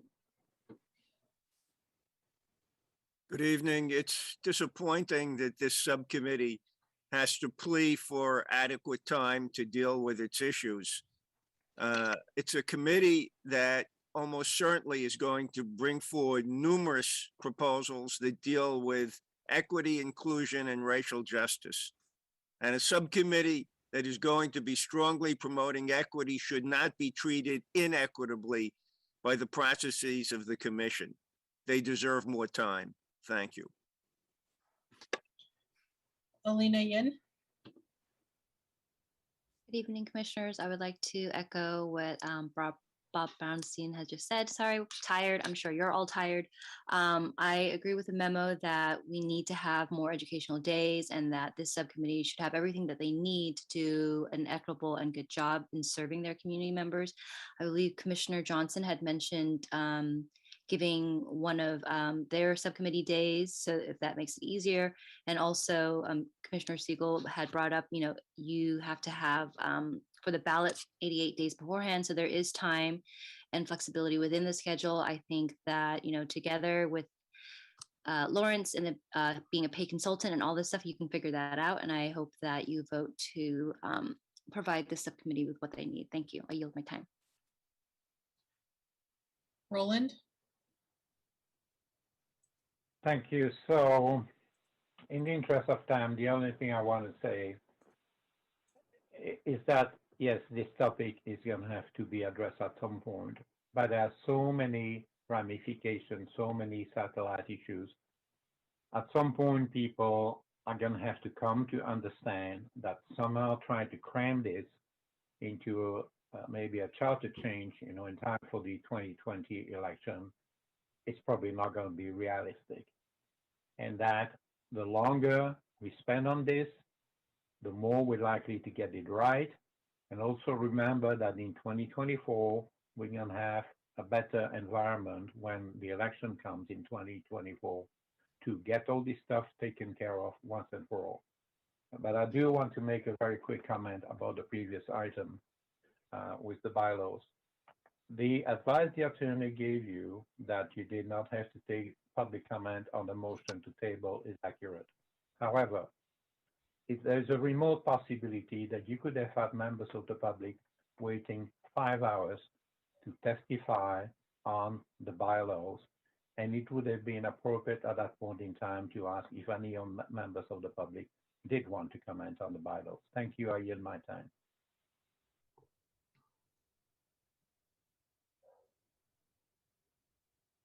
Sorry, I was muted. No more speakers. Thank you, Commissioner. Seeing none. Where are we here? Ready for the question? Clerk can call the roll, please. And with Barbara Marshman, Yes. Christina Johnson,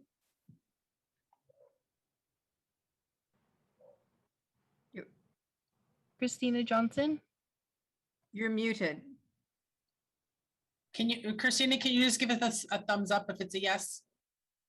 Or a thumbs down if it's a no? Thumbs down? oh, are you I abstaining? think she has a comment. Oh, okay. She had her hand raised before. You can't. Vice Chair, can you log out and then log back in potentially? You want us to proceed with the vote or wait? I'm sorry. Actually, in the meantime, point of privilege, can we clarify the motion exactly? Because I wanted to clarify if this is just the next 4 meetings or 4 meetings. We need actually 4 full meetings, but the next 4 meetings we will share. We will, we want our speaker. We want education time, but we'll share it as topics come up in flow. If there's something that has to go forward, we're happy to share it. But the total overall time before we're done should be equivalent to 4, so that it's fair and equitable. But we're not asking for 100% of the next 4 meetings. Vice Chair Johnson, can you hear us? Yes, yes. Sorry, I just wanted to clarify the motion again. I was having technical issues, so I just wanted to make sure what the motion on the table is. Sure. So the motion on the table is that during the next 4 meetings that we are able to have education time, but if there's topics that also we need to share with the other subcommittees, we're okay with that. Like the topic of Commissioner Matsumura. However, we will, by the end of this before we present, we will need the time equivalent to 4 full speaker days, but it doesn't have to be in the next 4 meetings, just as long as we can get education, some education in the next 4 meetings. That's the motion. Okay, I wanted to make a friendly amendment to that because I do want to donate our time for your subcommittee so that you'll be able to have an education of a speaker for that date. Thank you. Friendly amendment, gratefully accepted. Thank you. Accepted. Thank you. All right, can we continue with the roll call, please? With that friendly amendment, I'll start over with Barbara Marshman. Yes.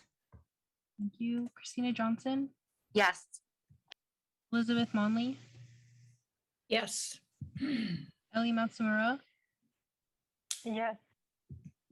Enrico Calendar, Frank Kamitsky, Yes. Garrick Percival, Yes. Hui Tran, Yes. Jeremy Bruce, Yes. Jose Posadas, Yes. Lund Diep, Aye. Linda Lazat, No. Luis Barrocio, Yes. Magnolia Siegel, Yes. Maria Fuentes, Yes. Sammy Robledo, Yes. Sherry Segura, T. Tran, Yep. Tobin Gilman, No. Veronica Amador, Yes. Yong Zhao. Yes. That motion passes. Thank you. Thank you. Just a point of information, Tony just texted me to tell me that Thursdays are not good because the redistricting is holding all their meetings on Thursdays. And they have their stuff due on 11/16 with the recommendations on the map drawing. We might be able to go on Mondays. So we'll look at those dates to see if there's any Mondays available, and then we can we'll let you know that as soon as possible so we can add those dates in. And the reminder just that we are going to be meeting in person in October. So just a quick reminder. So we'll try to get those dates. We'll look at the calendar this week and really see if we can nail down those additional Mondays if we need them. And it would be probably the best if we had an additional Monday that was just education so that we could just have all the speakers, not all of them on that night, but have just speakers on that night might be a way to pick up some of the time that we need. Okay. Be able to come to San Jose. The speakers are on the East Coast. Okay, so remember, we're going to be meeting in person. We will not be able to have speakers coming. Wait, can you just let me speak? You have to be here in person. You have to. The speakers can attend via Zoom. Great. Okay. But just, yeah, so we're meeting in person in October. So we now have public comment from the floor on items that are not on the agenda. Anybody that wants to address the commission on items not on the agenda?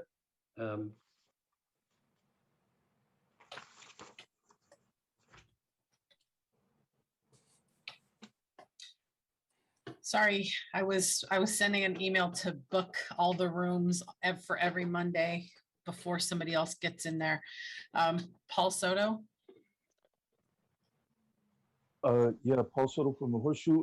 Thank you for a productive meeting. I know that I can be very, very direct and very animated because I still feel this goes back generations. I have it in my blood. I know what the Chicanos have experienced in this city. I have the oral histories in my family.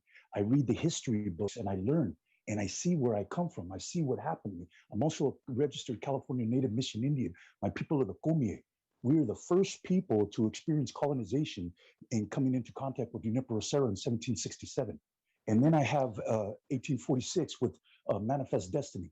And that has never been rectified because it's never been reckoned with. In fact, the California Pioneers, the Native Sons of the Golden West, the Mountain Charlies, these organizations actually celebrate that. They actually, and they're legitimate.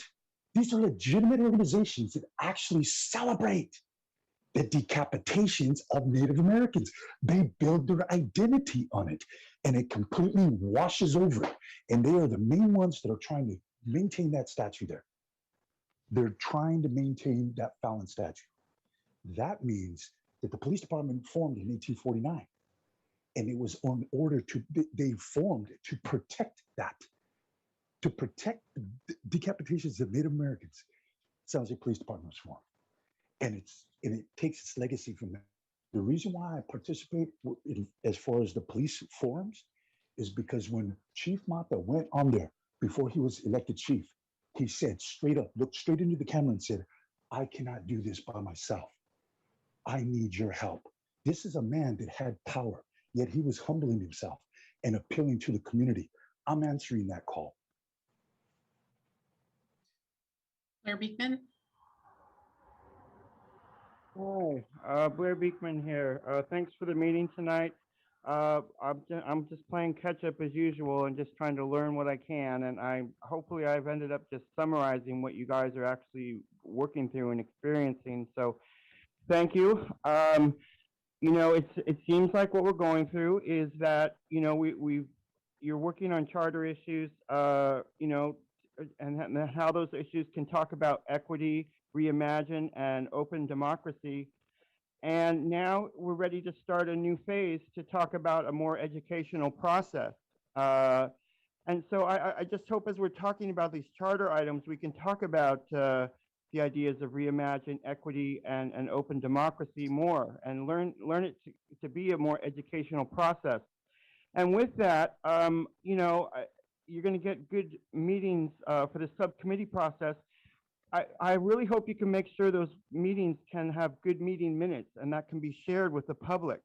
You know, make sure the meeting minutes have 3 or 4 sentences for each item to talk about what was talked about. And just make things really clear. And I hope we can be talking about this issue more. We've made a real commitment again after every 20 years or so about the ideas of community.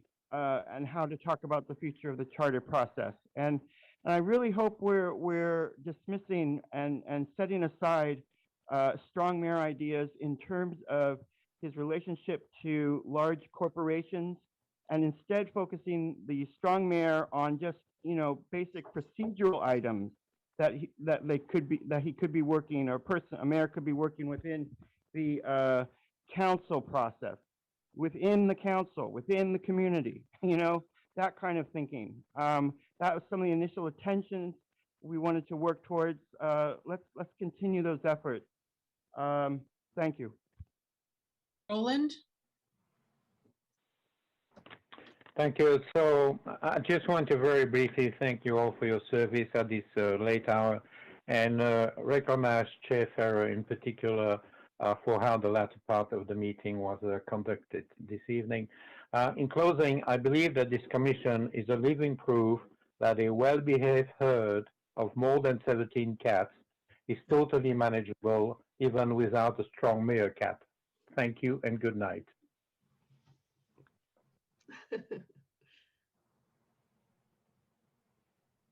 I'll take the privilege of the chair to say thank you, Roland. We are adjourned, ladies and gentlemen, and thank you for your endurance tonight and your patience, your thoughtfulness. We're adjourned to our next August meeting. Thank you all. Have a good night. I also want to say thank you to our interpretation team. Yes, definitely. We worked overtime tonight. Thank you. Good work, everyone. Thank Good you. night. Good night, good Thank meeting. you. Thank you.